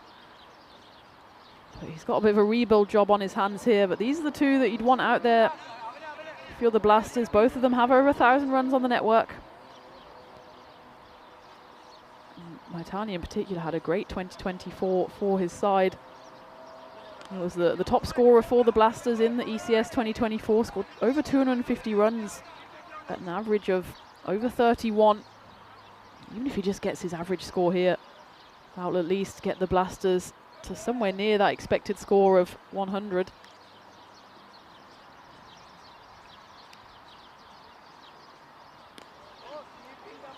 Nice diving stop there from Surya, who just looks at his bowler and says, "Excuse me, can you stop making me go into a full horizontal Superman dive?"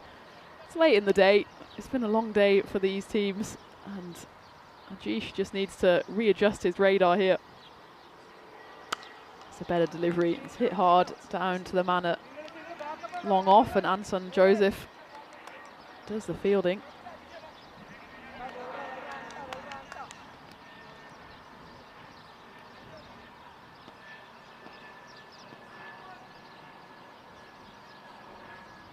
It's the skipper of the Blasters on strike, but he immediately calls through his batting partner for a single, but he'll get himself back on strike with those overthrows. It was thrown in hard to the keeper, and Surya just able to palm it past him. It was a bit of a Tortuga there. There's not much he could have done about that. And the second time of asking, he does collect it cleanly, but not before Maithani gets through for a bonus run.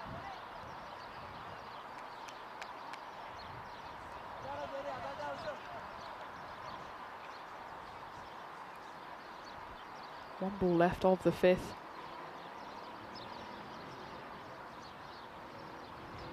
Still 1 ball left of the 5th. There's Ajish. Well, that's his 3rd wide of the over. Just not quite fired so far. We did see him bowling in that previous game.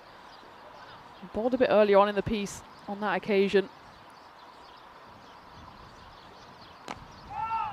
There's a better delivery, and well, had he turned around quickly, it might have been a chance of a run out, but as it is, get to the end of the 5th over, and at the halfway stage, the Blasters are 48 for 4, so still in big trouble here. And well, I'm not in trouble because I am here safely in the commentary igloo. Of course, flying solo for today. Big thanks to Vinny, who helped me out earlier in the day. by giving a bit of a cameo. But Rico, I'm pleased to report, will be back joining me tomorrow in the Igloo after he put in a great shift in France, didn't he? And well, Drew at CC also put in a great shift as they were able to lift the trophy. But there's still a long way to go in this Malta series. And if either of these sides want to get anywhere close to lifting the trophy, they're going to have to register a win this evening and see if they can fire themselves into finals day. We go back to the live action.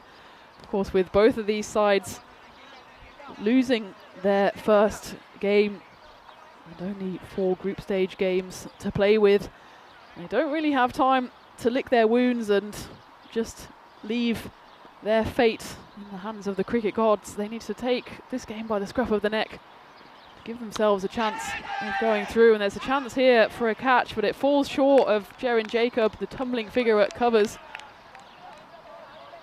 And Hanson Joseph, who's come into the attack, almost got the immediate wicket of the captain, Gaurav Maitani. And it looked like Jerin Jacob made up the ground, just wasn't able to get his arms and legs in the right place at the right time.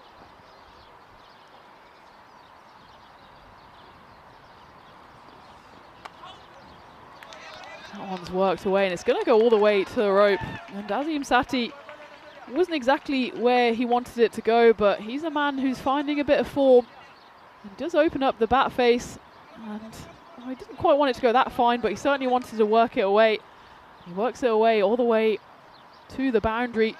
As you can see, the setting sun here in Malta is coming out to say hello as we go up towards 6 o'clock local time.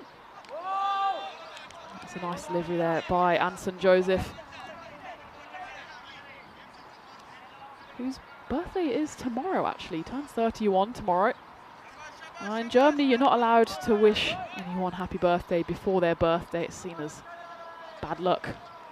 So Germans love following the rules and regulations of the birthday code, so we won't say happy birthday to Anson Joseph yet. But I'm sure he'd like to pick up a wicket to get his birthday celebrations off to a good start. And well, doesn't quite have a chance here as that does go high, but it goes far and long, and it's a 6 off the bat of Azim Sati, who moves into the 40s. He gets himself to 45 off 20. And at the moment, pretty much a one-man blasting machine, as 60 runs are on the total for blasters, and 45 of them have come off the bat of the opening batter here.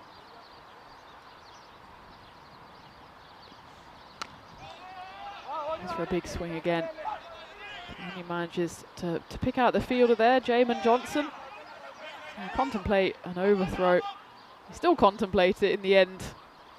Azim Sati probably realises as well there's only 1 ball left of the 6th, so he can keep the strike for himself. Gaurav Maitani doesn't manage to burgle a single on the final ball of the 6th. As he guides that one away, and the chase is on here for Miftah Zain, and he puts in a tremendous piece of fielding, and he's helped out by his teammate there, and I think they were half appealing there for the run out as the throw came in.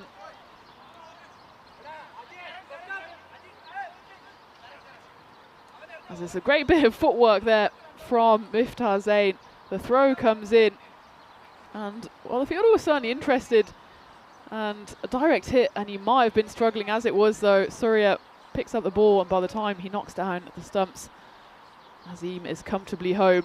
And well, that's a curious scorecard if you ever did see one. 63 on the board, 46 have come off the bat of Azim Sati. A procession of ducks. I don't know what's the collective noun for a duck. A herd of ducks, whatever it is. There's 3 of them in the middle of the batting card for the Blasters, as Gautam Singh, AJ Sapala and Raju Rai all went without troubling the scorers. But Azim Sati, most importantly, he's still there, not out on 46. As we go into the 7th over, it'll be Karan Patel to bowl it, but he starts with a no ball as that one ends up off the side of the pitch. In fact, yeah, just burns the edge. It's a good piece of keeping by Surya to stop it from being even more damaging. Just the one no ball then. There will be a free hit coming up. That one goes high rather than long. Aaron Kata Ajish is underneath it. They recognise straight away that it was a free hit. So none of these false celebrations, the free hit amnesia as we like to call it. Just the one, as Azim Sati misses out on getting to his half century with a free hit, just a single taken.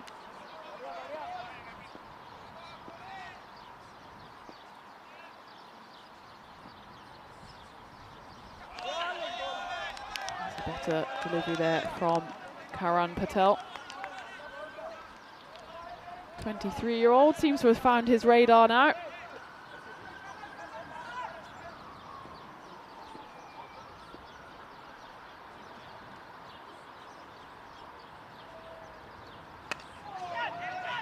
I was saying earlier that 18 is probably the number I'd have on the back of my shirt, and that's exactly what Karan Patel has on the back of his. We've of course got Pavan Kalyan for the Bajiba Blasters, who has 333 on the back of his shirt.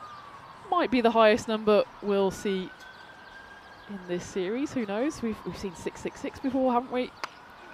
Get any number you like here on the European Cricket Network. We don't have the number 1 out there. We do have a pair of 4s. A 63, a 44. Nothing in the hundreds for Gozo CC though. Man with 18 on his shirt, who's put in a decent over here after that misfire on the first delivery. She's gone for 3 singles since then. This one though will again have to be re-bowled. Just straying the wrong side of that wide line.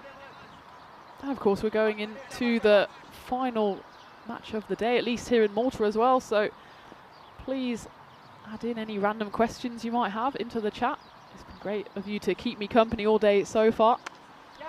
That one's flashed away, and it's a great grab there by the fielder at backward point, as that one came hard off the bat of Gaurav Mathani. He must have thought he'd be in the runs here, but only manages to find the hands of the tumbling figure there at point. And it's a great grab. So just confirming it's a wicket, but there should be nothing wrong with that, as it's Miftah Zain who takes the catch, leaping away to his left and taking a spectacular catch to mark the end of the Blasters captain. He only went for a runnable 7, but he at least hung around as Azim Sati was doing the damage at the other end. So the partnership was worth 31 in the end, but it's Miftah Zain who puts an end to that with the brilliant catch. It's the 5th wicket to fall for the Blasters, as they find themselves on 68 for 5 with still 1 ball left of the 7th. It's Karan Patel, number 18, who picks up his first wicket. Venkat Reddy is the new bat for the Blasters.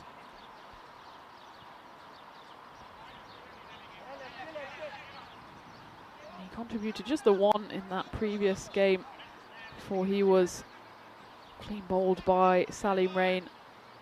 That was late in the piece on that occasion. It was the final over, so he's got a bit more time here to try and work his side up to a total that they think they might be able to defend.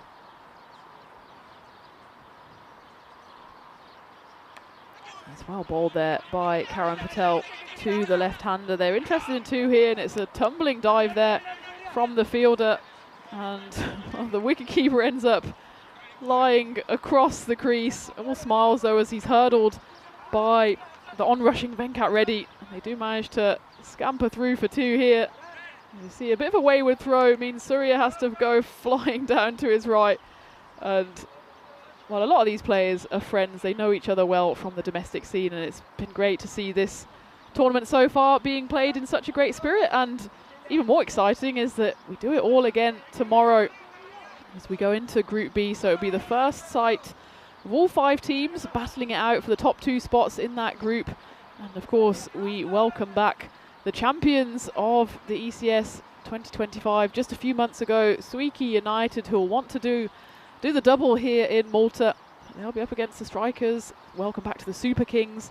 The Power Hitters and of course MMA are in there as well. So all the action we've had today, double it, and we'll see where we are at the end of play tomorrow. That's a 4 off the bat of Azim Sati, and that does get him to his half century. And what a well-crafted half century it's been, with almost no support coming from the other end. He's been a one-man Bujiba blasting machine as he goes to 52 off 25 deliveries. He goes again. There is a man out there, but you can only watch it sail over his head, and it's another 6 runs to add to his collection, as he alone is trying to get his blasters side up. Well, almost to that 100 mark. They're on 80 now, so 20 runs away from getting to the triple digits. Sati moves to 58. He goes dancing down, and that will be 58 and out for Sati, as he doesn't have to take a look back at the umpire. He knows he's got a bit of bat on that. Sportingly goes on the long walk back to the dugouts, but it's been a great shift from Sati that comes to an end off the bowling of Anson Joseph, as he just gets a feather on it. Nothing really to be seen in terms of a deviation on the camera, but Sati, he's a good enough batter to know when he's been caught, and that will be the end of his watch, as he falls for a brilliantly constructed 58 off 27 deliveries. 5 4s and 5 6s in that contribution, so almost dealing entirely in boundaries, which is something you can't blame him for at all, given that the next highest scorer was Gaurav Maitani, the captain, with 7, and he had to watch 3 men come and go for ducks. So Sati said, oh, if I'm going to do it, I'm going to do it by myself, but he does eventually fall halfway through the 8th over, as this one might be 2 wickets and 2 balls, and it is, as Suresh Dobal, he comes and he goes, as he holes out into the covers. It's a comfortable catch there for Senthil Raj. Suddenly Anson Joseph, whose first over was certainly nothing to write home about, went for 15 runs, started off with a big wide, and the first 2 balls here went 4 and 6, but then he picked up that big wicket of Azim Sati, and he's doubled down here with the wicket of Suresh Dobal. He goes for a first ball duck, the 4th duck of this innings, and it would be an absolute disaster of a scorecard were it not for Azim Sati holding things up at the top. But here we go, hat-trick ball for Anson Joseph. And how often do we see that? A bit of rush of blood to the head, trying to bring out the absolute Hollywood delivery. Ends up throwing the ball down the wide line, down leg side. And that's exactly what happened earlier in the day, where we had a chance of a hat-trick ball, and it was a wide. So, I mean, you could argue this is still hat-trick ball, but it'd be a dirty hat-trick. As that is a much better delivery. I bet he wishes that's the ball he bowled on the hat-trick ball. As Pavan Kalyan, the man with 333 on his back, has come into the action for the Blasters.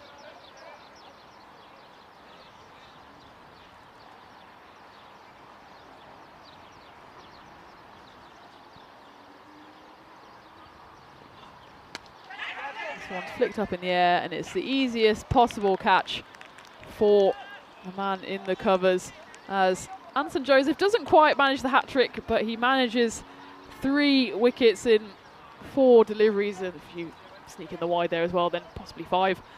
But it is the 3rd wicket in the over, and it's a bit of a nothing shot there from the man with 333 on his shirt, as he just chips that one up to Jerin Jacob, who will not drop that one in a month of Sundays. So Anson Joseph, he finishes with figures of 3 for 26 of his 2 overs.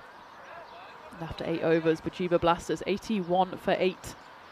Remember, in that game 4, they managed to put 92 for 8 on the board. So it's almost a carbon copy. And they're still 11 runs short of that total, which was of course not enough in game 4. Now they've only got the 2 wickets left as Vikas Bisht comes out. He'll be at the non-strikers end. And well, it will be 9 down as Arikanat Ajish comes back into the action and straight into the wickets. And that one was just deceptive, because it comes off just 2 or 3 paces and it absolutely flies through the defences of Venkat Reddy, who, well, certainly wasn't ready for that, as he throws his head back as he has to make his way off the pitch. And well, the Blasters, the 92 that was not enough in game 4, still seems like a long way off now, as it's the final wicket now out there And it's Vikash Bisht who will be at the non-striker's end. And the man coming in, Pradeep Popala, just getting a bit of assistance from one of his Gozo CC rivals and presumably friends as well, getting his helmet on. Maybe he was hoping or expecting not to be in quite so early, if at all. He's still got the majority of this 9th over to face, and it's Arikanat Ajish who's looking to finish things off. That's a vicious delivery to get first up for any batter, let alone if you're the number 11, as that one beats Popala, all ends up. Does well to almost get his bat out of the way of it in the end, as Gozo CC are looking to blast through the blasters here and bowl them out with, at the moment, still 10 balls to spare. Ajish here just needs to bowl at the stumps, just force Popala to do something other than just waft his bat at it. That one, nice enough delivery, but it's almost the opposite of a dangerous delivery when it's outside off stump. That's the better delivery. Forces Popala to dig his bat down on it, does well, and manages to get a single. As every run could be important here.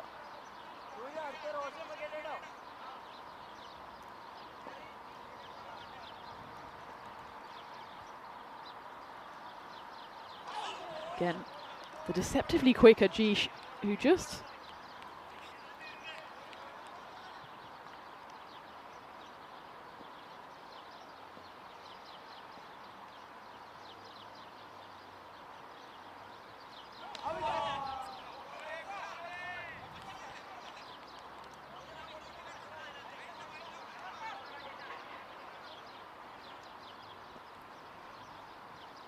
that is the end of the 9th over, and 82 for 9 on the board. So the Blasters will hope they can at least manage to see through the 10 overs. As Popala manages to dig that one out, get a single, get himself back on strike. Vikas Bisht not managing to contribute any runs in those 2 deliveries, but it's just been a tale of wickets at consistent intervals there for Gozo CC. And they've just used the 5 bowlers so far. So it looks like they're turning to a 6th here. It's not Karan Patel who's going to bowl, it's Roshan Lawrence to his first and only over of the innings.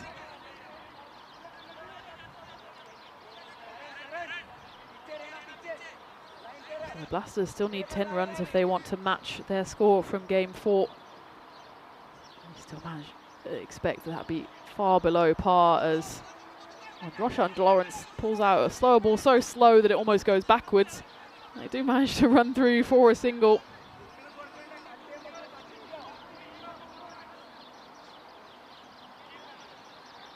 As well, every run could be important here, not just for potentially a run defence for the ages, but also for net run rate with 4 games. You never know. If the points are even, might go down to net run rate. And, well, you'd imagine for Gozo CC with this total on the board, they might even be eyeing up that magical 4-point victory. They'd have to chase down this total in 7 overs or less if they want to achieve that, but that will certainly put them back in contention for finals day, especially after suffering defeat earlier in the day to Southern Crusaders. That will be the end of the innings. It's just chipped up into the covers, and it's another regulation chance there taken by Arikanat Ajish. That is the end of the Blasters innings, as well, they're Blasters by name, not exactly by natures, especially in this game, as they are skittled out for 84 runs, well below par total. It's the lowest we've seen by any side today. In fact, the second lowest was also posted by the Blasters, so it's not been the best of days for them. But they've at least got a chance to put on a run defence that will go down in ECN history if they manage to defend this. But it was just a procession of wickets, and it was just the one man at the top, Azim Sati. He scored 58 runs of the 84, so only 26 didn't come off his bat. 13 of those were extras, so that kind of tells a story of the rest of the batting for the Blasters, as the remaining 10 batters shared just the 13 runs between them. There was 6 ducks in there, as Adji Wilson did the damage at the top of the order. He picked up 4 clean bowled that tore through the top of the order, but it was Azim Sati who was just going strong. He hit 5 sixes and 5 fours on his way to, well, not a match-winning 58, but certainly an innings rescuing 58. Meanwhile, he was just watching carnage happen at the other end, as Anson Joseph also picked up 2 wickets of his own.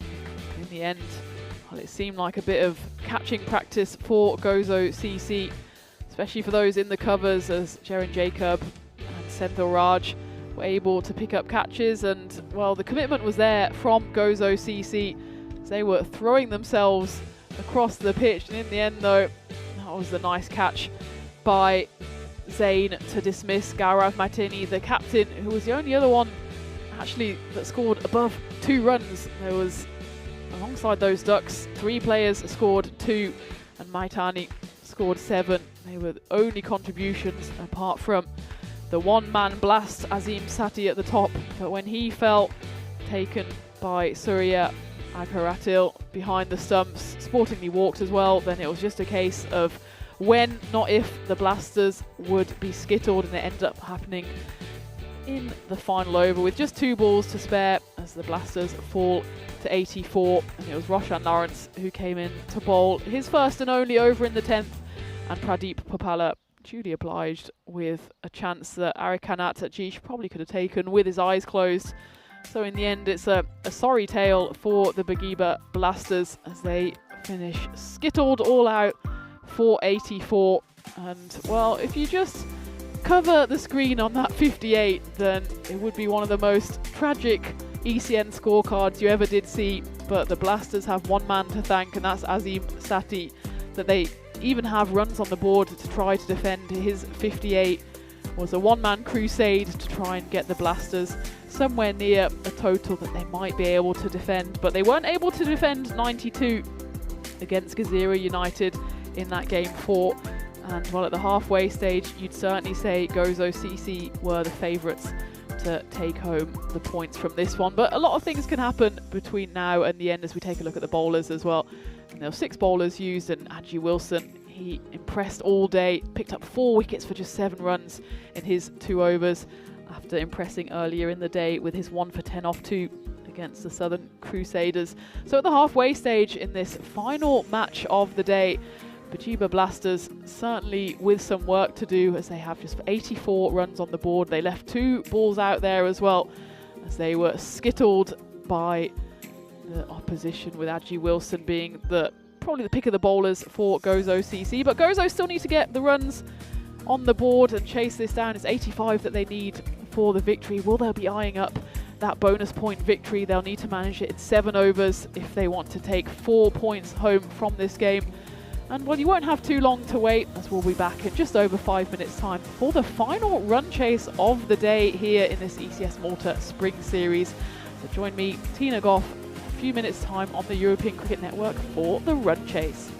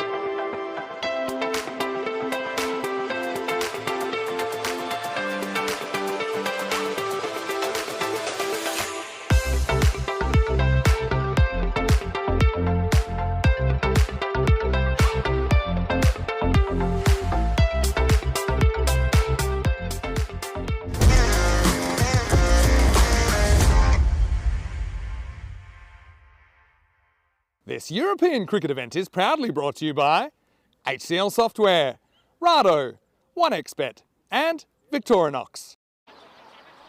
Hello and a warm welcome back for the final time here on day one of this ECS Malta Spring Series as we go into the final run chase of the day, which sees Gozo CC hunting down the 84 runs on the board by the Bujiba Blasters. And well, you certainly imagine that Gozo CC have that bonus point in their sights. They'd have to achieve the target in 7 overs or less if they want to take 4 points with them. As for Bujiba Blasters, well, it's an uphill task that will become even more vertical if they want to pick up the bonus point and restrict Gozo to 58 runs or less.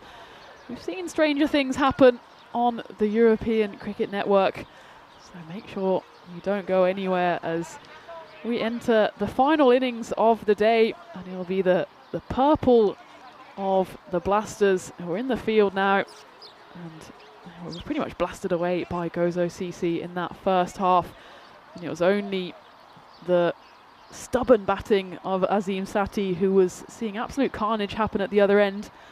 He just kept plugging away, scored 58 runs in 27 deliveries. The only one really of any note.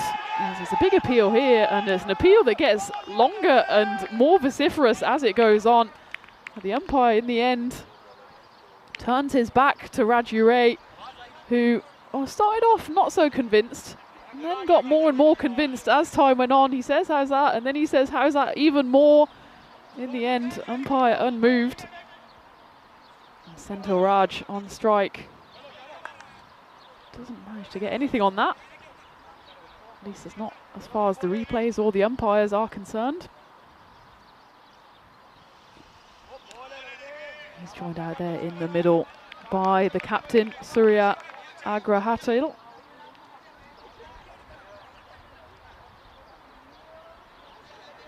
As a reminder, both of these sides lost their opening fixtures, so the tide will turn for one of them, as they will leave day one with at least one win in the bag.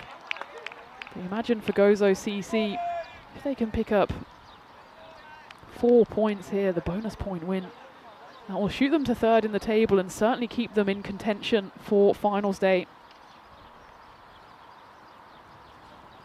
As for the Blasters, they currently have no points on the board, as that one gets hit away into the covers, should just be a 1. The Blasters, they were on the wrong end of a bonus point defeat in game 4. They lost to Gaziri United by 9 wickets.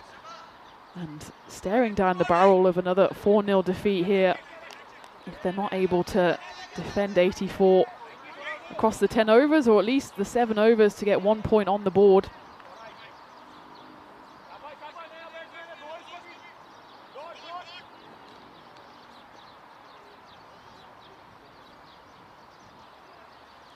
Raju Ray have to stop that one at the top of his run-up. He needs to do what the Gozo CC bowler Arikanat Ajish does, and just don't run up. Just go off a couple of steps and fire it in. Seems to be a tactic that works well for Ajish, but Raju Ray gets it right on this occasion to the left-handed skipper of Gozo CC, Surya, who does it all. He's the captain, he's the wicket-keeper, also opens the batting for Gozo.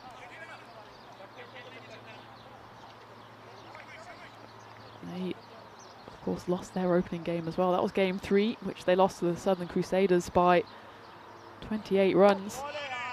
Someone's been hit hard into the covers. Will just be another single. And that game 3 was, in fact, the first and only game today so far that's been won by the side that batted first. We've had pretty modest scores posted, apart from on that occasion where Southern Crusaders, they scored 141. Which was 28 runs too many for Gozo CC, who managed 113 in reply. But otherwise, the 3 games so far have been won by the chasing sides. Bujiba Blasters were on the wrong end of that chase in game 4. As Gaziri United needed no time at all to chase down that below par score of 92. But if that was below par, then this is probably a double bogey for Bujiba Blasters. Below par is always a weird one, isn't it? Because below par in golf is good. But in cricket, or I suppose in life, I'd say below par is below average. Certainly something that's below average and we want to change is the number of matches since the Golden Ball, ticking over towards 110. Almost a Nelson, 111. There'll be Phil G that is commentating on that 111 match tonight in that night series, so he's going to have to commentate the whole game on one leg. Otherwise, we might not see a Golden Ball ever again. I think that's how it goes. But hopefully, sooner rather than later, we'll get ourselves a Golden Ball. And I think, well, if you offered the GB to Bajiba Blasters right now, they'd absolutely take it. Just the 84 to defend, but that first over by Raju Rai was a good one. Just the 3 runs coming off it.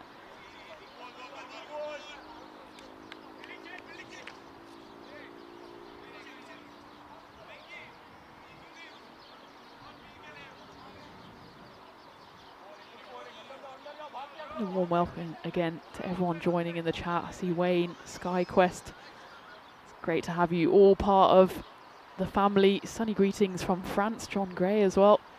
Well, it's sunny here. Finally, the sun has stayed out for a bit of a longer stint. After most of the day, we've had a bit of cloud cover. I will admit, I'm sitting here with my coat on, so I will say that's not a complaint by any means after, well, I pretty much had my Wellington boots on in Bologna. But the sun is peeking through and hopefully it's here to stay for the rest of the week.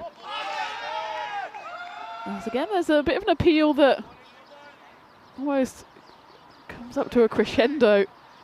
I think it was more in hope there from the bowler, Suresh Dobal, who then turns to his covers and says, I didn't hear anything at all, but if you go up, I'll go up. We're a team here.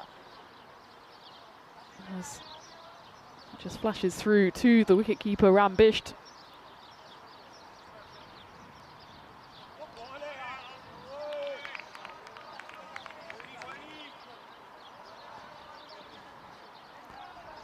Of course, final innings of the day, so any random questions you might have, throw them into the chat. So it's the final innings of the day here in Malta, but of course in this manic May that we're coming up to, just a couple of days left of April, we have wall-to-wall cricket action, and the night series is getting underway over in Belgium in just a few minutes time. Actually, it's about 20 minutes with a slight delay to that first game between Hasselt and Brussels Warriors, which, oh, we don't usually like delays on the European Cricket Network, but it at least allows you to see the conclusion of this game here as Gozo CC finally managed to find the rope. It's taken them 1.5 overs to get there, but a misfire there from Suresh Dobal allows the left-handed Surya to work that one away behind square for 4 runs.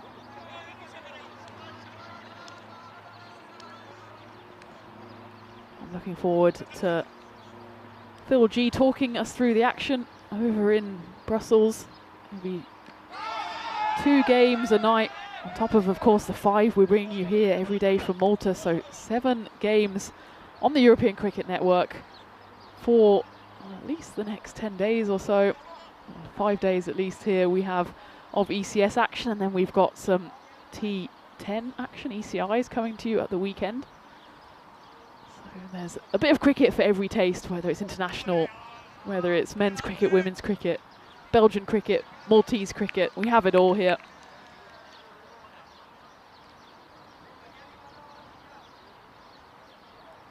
But we still have just about, well, a maximum of 30 minutes or so to play here before I won't be offended if you then switch over to allow Phil G to talk you through the rest of your evening.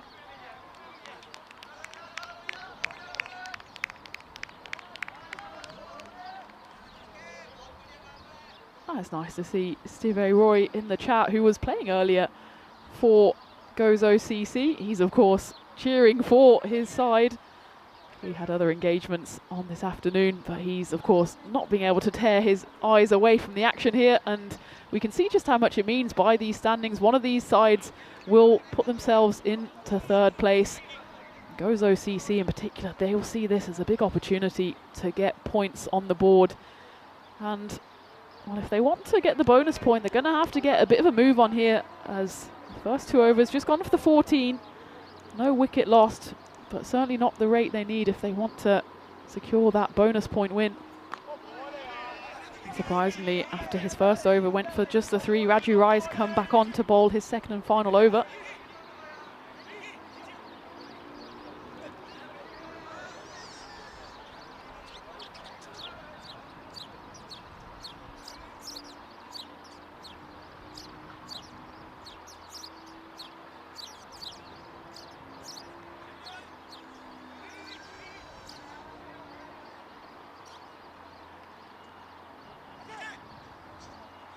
Just a few adjustments happening in the field here. Of course, we're still in the power play, so just the 2 fielders allowed outside the ring.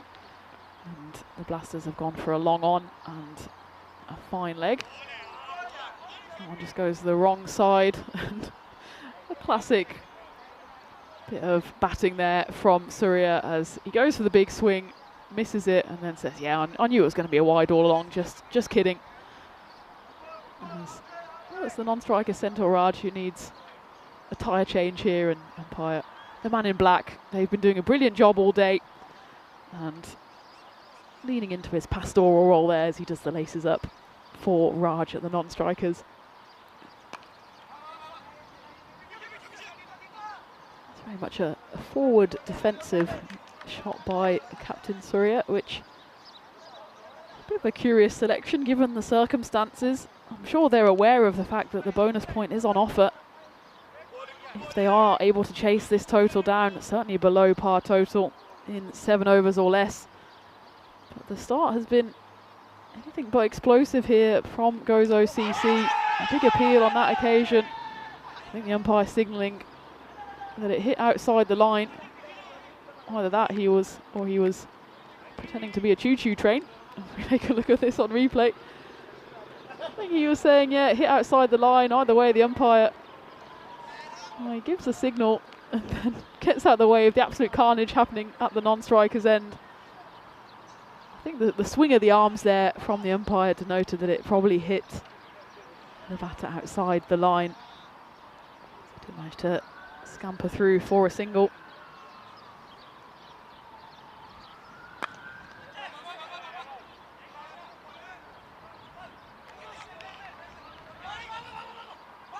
On the throw here, they're going to go through for 2, and the run out will be enforced because it was a bit of a miscommunication there between Senthil Raj and Surya, and it's Raj who then had to run through to the non-striker's end.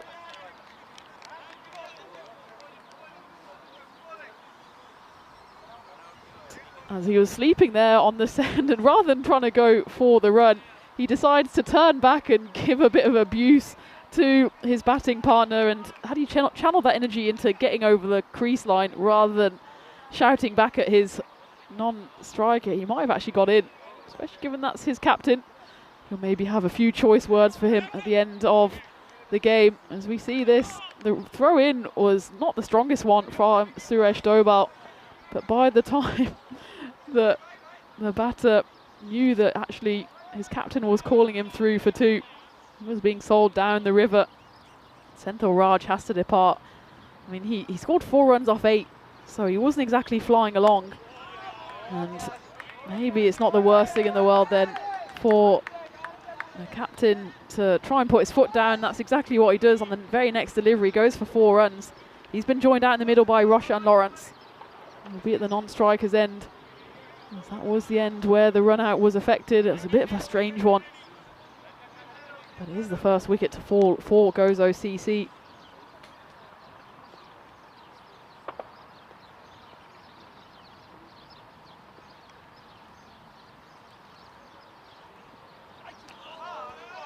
A big swing from the captain, who, well, he had a bit of a verbal barrage from Senthil Raj. On this occasion, he gives himself a verbal barrage as we get to the end of the power play. Gozo CC 23 for 1.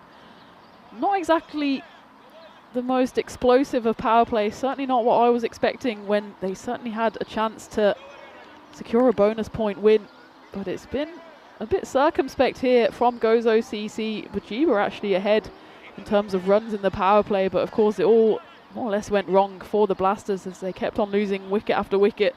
Ended up skittled in the final over for 84.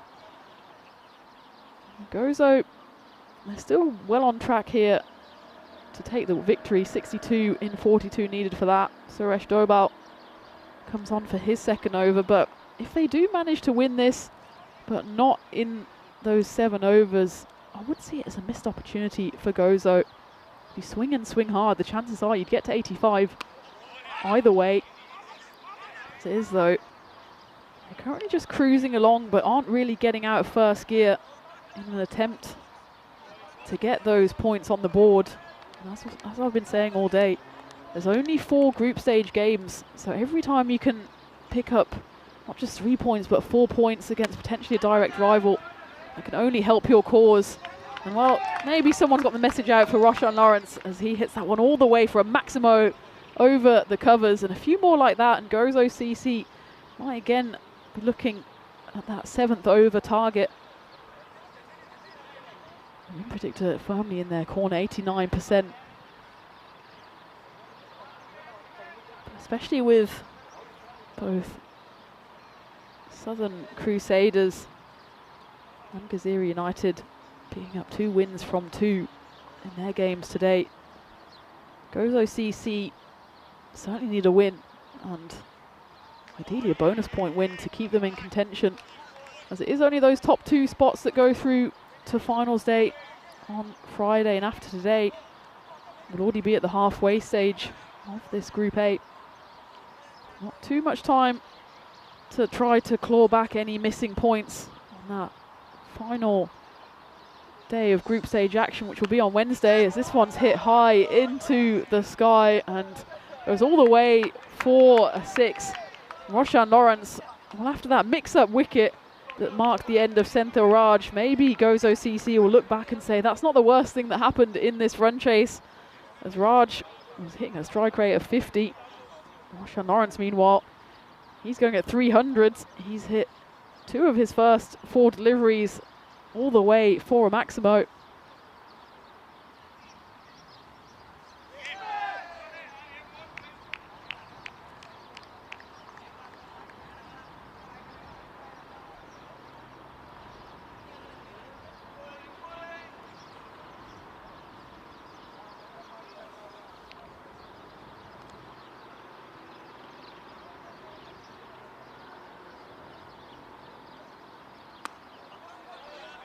Lawrence works that one away in to the offside.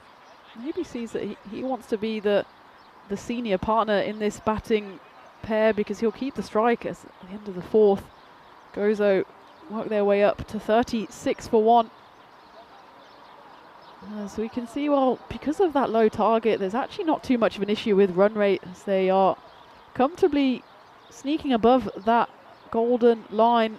But it's just a case of looking whether they can manage this total in 7 overs, but it's looking increasingly unlikely now, as they've got 18 balls left until the end of the 7th, 49 runs needed, so they'll certainly need a magical over or 2 here, as it's 3-3-3, the manifestation man Pavan Kalyan who comes in to the attack. Roshan Lawrence works that one away for a single.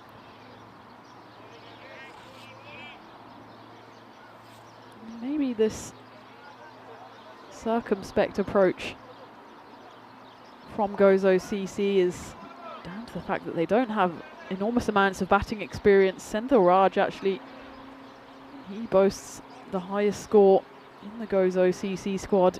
He managed 82 against Gazira back in 2023, but apart from that, there's not too many players who have a lot of runs on the network. Surya, the captain, his high score 23 not out. That was against Edex Knights, also back in 2023. This one just pulls out there, maybe still some chattering in the field. Roshan Lawrence, his high score 47 not out versus American University of Malta last year. So they don't have lots of players with lots of runs. Might explain why Gozo are just taking this run chase a little easy, employing the tactic that 3 points are certainly better than none, and well, 4 points would of course be ideal.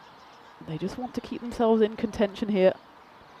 And certainly a win is what's needed going into the second half of this group stage, as that one just flies off the hip of Roshan Lawrence.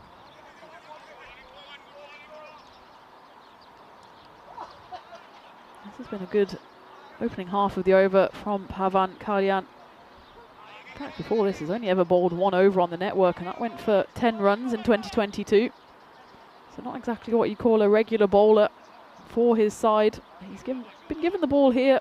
Maybe the Blasters just thinking that they can switch it up, try and experiment with some unknown bowlers, but he gets it wrong on that occasion. I'll take the commentator's curse on that one, as he just misdirects that one, and Captain Surya, the left-hander, that's almost the perfect delivery if you're a left-handed batter. It's just veering down leg side. All you need to do is help it along on its way. That's exactly what Surya does on that occasion. More than halfway there now goes OCC. 43 runs on the board, another 42 required. That one goes high up in the air. It's a chance for a catch. Gaurav's underneath it and he drops it. It's a big opportunity, should have taken it. Could have at least provided a spark into this fielding innings for the Blasters. Gaurav managed to get underneath it. He can't really blame the sun, as that's away to his side. As it just pops in and straight back out. Another life here for Gozo CC. And this time again it's a chance for a catch, and Suresh Dobal underneath it, and once again, well, you can see exactly what Pavan Kalyan thinks of that. He could have had 2 wickets and 2 balls, ends up instead with 2 drops, 1 either side of the umpire, 1 to long off, 1 to long on. That one just seemed to die a little bit on Suresh Dobal, which meant that by the time the ball was landing near him, just meant that he had to throw his hands forward. Doesn't manage to keep hold of it. And 2 chances go begging there. As goes OCC at the halfway stage, 45 for 1. As we take a look at the fantasy dashboard, and well, it's not for the game coming up here because this is the final innings of the day, but over in Belgium, the night series is finally kicking off, and the first game sees Hasselt play against the Brussels Warriors. It looks like the Warriors, they've won the toss and decided to bowl, which I always like to see at the start of a series. If you win the toss, get all of your side out there early on, see what the conditions are like, and hopefully get a win on the board early for Brussels Warriors. And well, it'll be Phil G taking you through that action. It's starting pretty much right about now.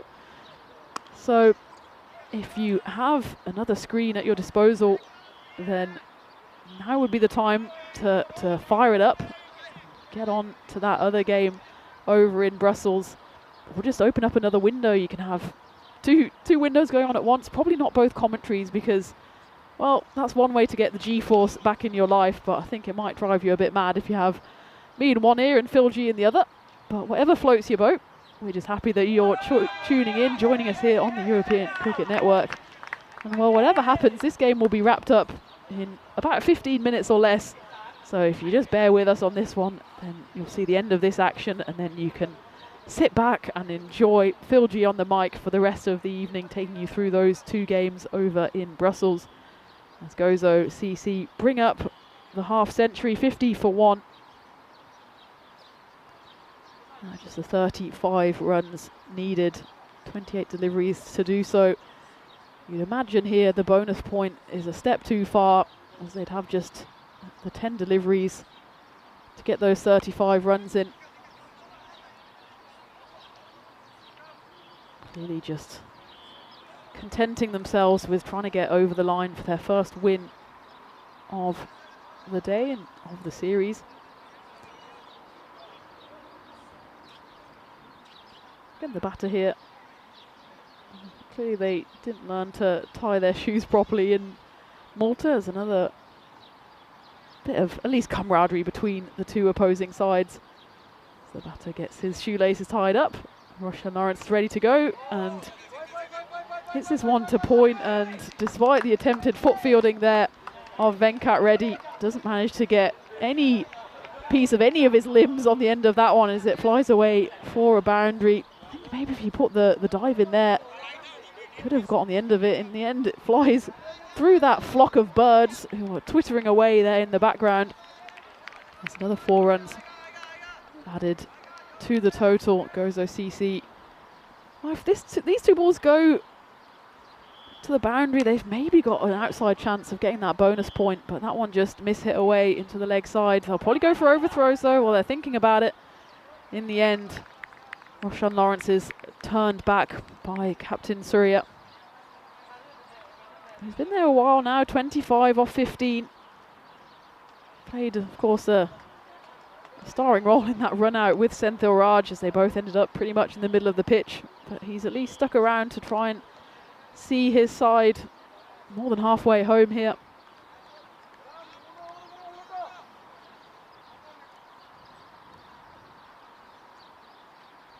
As we get to the end of the 6th over, and Gozo CC 57 for 1.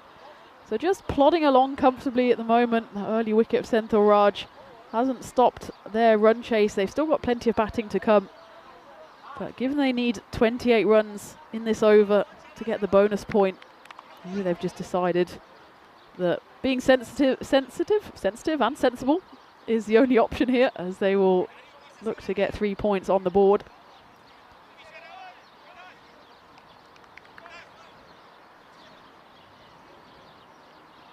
Well, the chatters are telling me there's a bit of a delay on the game in Belgium, so that gives you maybe a bit of chance to at least see the end of this game. SkyQuest is doing the right thing. He's got Belgium on another tab. That's exactly what we like to see. And of course, give it a like on both channels as well. We love to share the love here on the European Cricket Network. And someone can try it. Well, Kroom says it'd be an interesting way to do it. Get Phil in one ear, me in the other. See what it sounds like. A G-force harmony coming your way on this Monday evening. I suppose there's worse ways to spend a Monday evening. That one just goes down the leg side, and there's a curious shot there by the batter, as he almost tries to sweep that ball, but not a sweep in the cricket sense, more of like a dustpan and brush sense, as he just guides that one down the leg side. That one will have gone for a wide, but he decides to hit that one for a 6 instead, as Pavan Kalyan's come back on for his 2nd over. And Surya, the captain, well, he swept the one before. Watch that fly past his bat. On this occasion, though, gets hold of all of that one.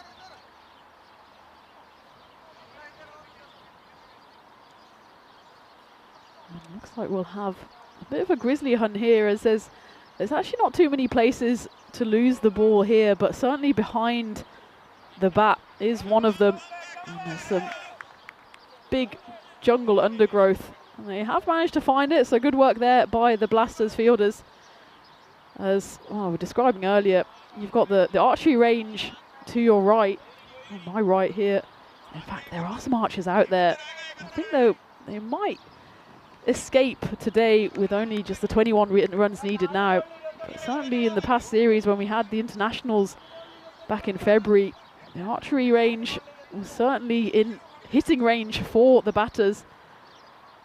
On this occasion, maybe the archers will live to shoot another day.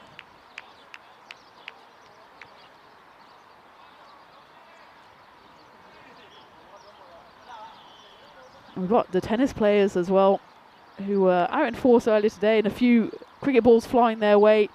I think put a premature end maybe to their practice session. And we've got the car park to the one side as well, which is always an interesting target practice for especially the left-handers batting from the far end.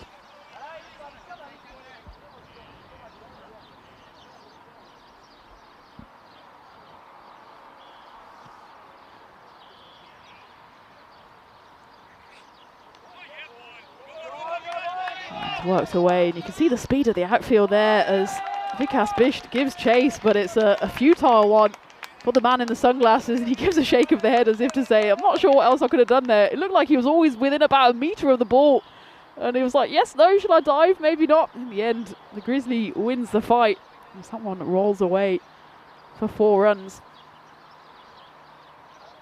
Chris Smith is doing it exactly right. He's got Belgium on the TV, Tina on the PC, and IPL on the tablet, making the most of all of his devices. The cricketing trifecta indeed.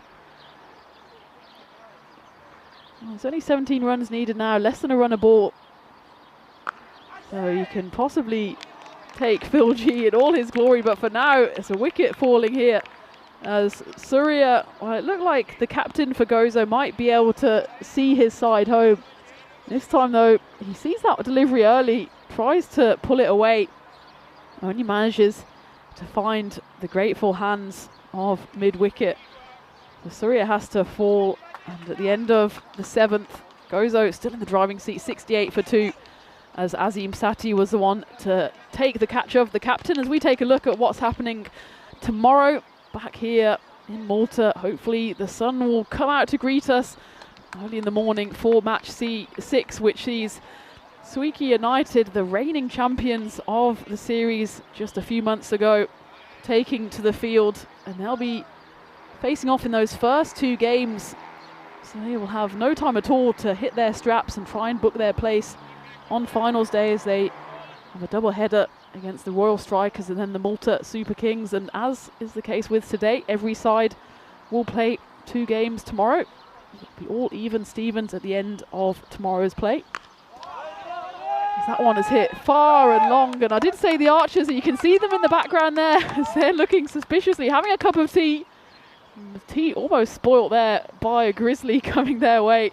Well, I like the fact that they've got a little warning sign out there, probably to say, oh, there you go, don't stand in the way of this arrow. Well, we could say, don't stand in the way of the grizzly. I wouldn't turn your back, mate, because the balls are coming from behind you.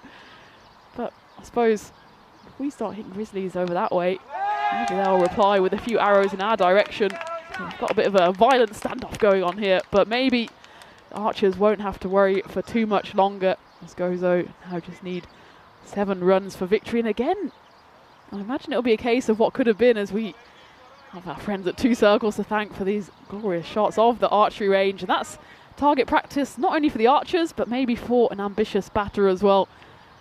There's been a few flying in that direction, clearing the netting. And well, Roshan Lawrence certainly had his name in lights, and his mind at least there, as he went for the big one. Only managed to get a single, but 1 hit away now. And as I was saying, it's a case of what might have been, as was the case for Southern Crusaders this morning, that they eyed up that bonus point. It looks like they'll only be a few balls over that, so if it wasn't for that slow start in the power play, they could have taken home the bonus point here. As it was, Bajiba Blasters will go home with a point. But that power play, just the 23 runs coming off it, that's just a few too many when you're chasing down a small target. And of course, they've only lost 2 wickets. As that one bounces just short of the boundary, so the scores will be level. The Archers fire a warning shot across the barricades as we fire one back. And it's a walk down the pitch there from Roshan Lawrence. So he works his way to 37. Just the 1 run needed now, and they're going to manage it most likely here. Still in the 8th over, and if they just got to move on slightly quicker, Gozo CC could have got the bonus point here. And well, when it's such a short group stage, the difference between 3 points and 4 points could be massive. But I suppose beggars can't be choosers, and when you've lost your first game, you just want to get points on the board, and that's what will be the case for Gozo CC, as the final runs are scored. And it's fielded by Gautam Singh. Rahul Ravi ends up on his backside. A bit of a sheepish grin from him, as Roshan Lawrence does score the winning runs as he finishes on 38 of 17 deliveries. Gozo CC, in the end, they canter home, but it's really a case of what could have been. They get the total at the end of the 8th over. And as I said, had they done it within 7, it would have been a bonus point. But it is the first point on the board for Bajiba Blasters after they suffered that ignominy of a 4-0 defeat in the previous game, so they at least have 1. But you'd imagine it's almost curtains for them in terms of getting through to finals, as we take a look at what's happening tomorrow. And Swiki United will be facing up in that double-header early doors, matches 6 and 7. But as I said, everyone has the chance to play 2 games tomorrow.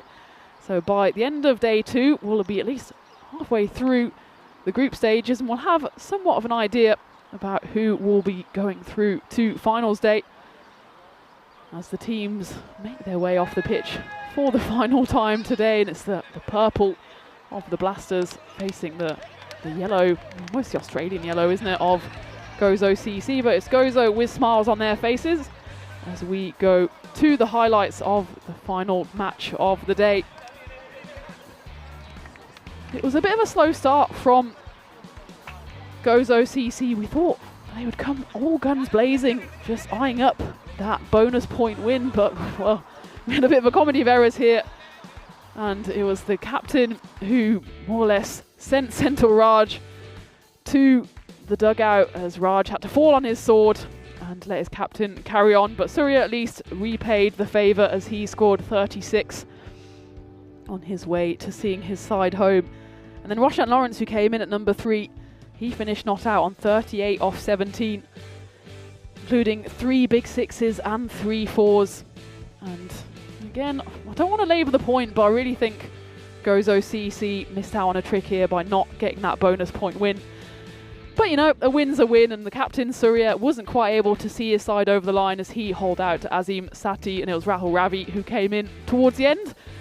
His only contribution was falling on his backside, as Roshan Lawrence was the one that scored the winning runs. So for the final time today, we can take a look, hopefully, at the scorecards as well, stronger together, and we've certainly been together today. I've been on my own, but I've enjoyed your company all day.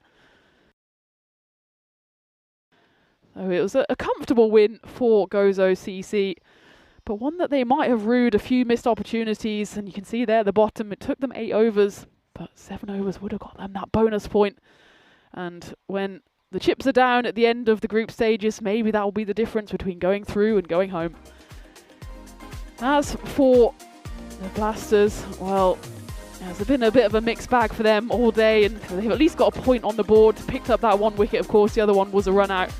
So you'd say Raju Rai, he's been a good bowler for them, 12 runs. He conceded off his 2 overs.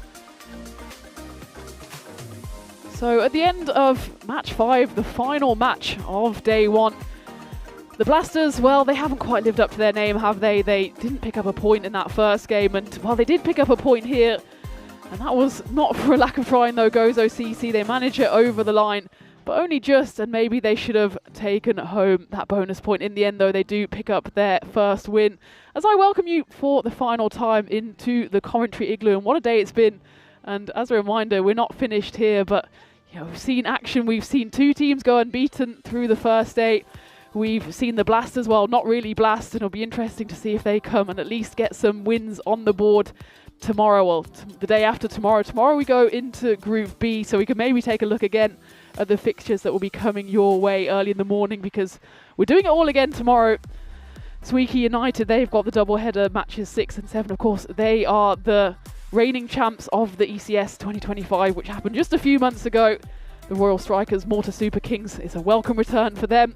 And of course, MMA Titans. So we've got so much to bring you as, well, we have the sun setting on us here, but of course the night series is also coming up, so we're finished here for the day, but I'm giving the microphone duties over to Phil G, as starting tonight we have 6 teams in action, 14 nights of night series, thrills to bring you 32 matches culminating in finals day on the 11th of May, so that's what, well, 14 nights away, funnily enough, so 2 weeks of action coming to you there, and I think it's just about begun now. There was a slight delay on the first game, but Hassel against Brussels Warriors is coming your way, so I'll forgive you now if you switch me off. I've been coming to you, hopefully in your living rooms, for about, 8 hours, so you can switch me off for now, but I'll be back early in the morning, and in the meantime, Phil G is over in Brussels to take you through that action, and, well, come back refreshed tomorrow morning. We've got Group B action. Rico will join me, so I won't be flying solo for much longer. But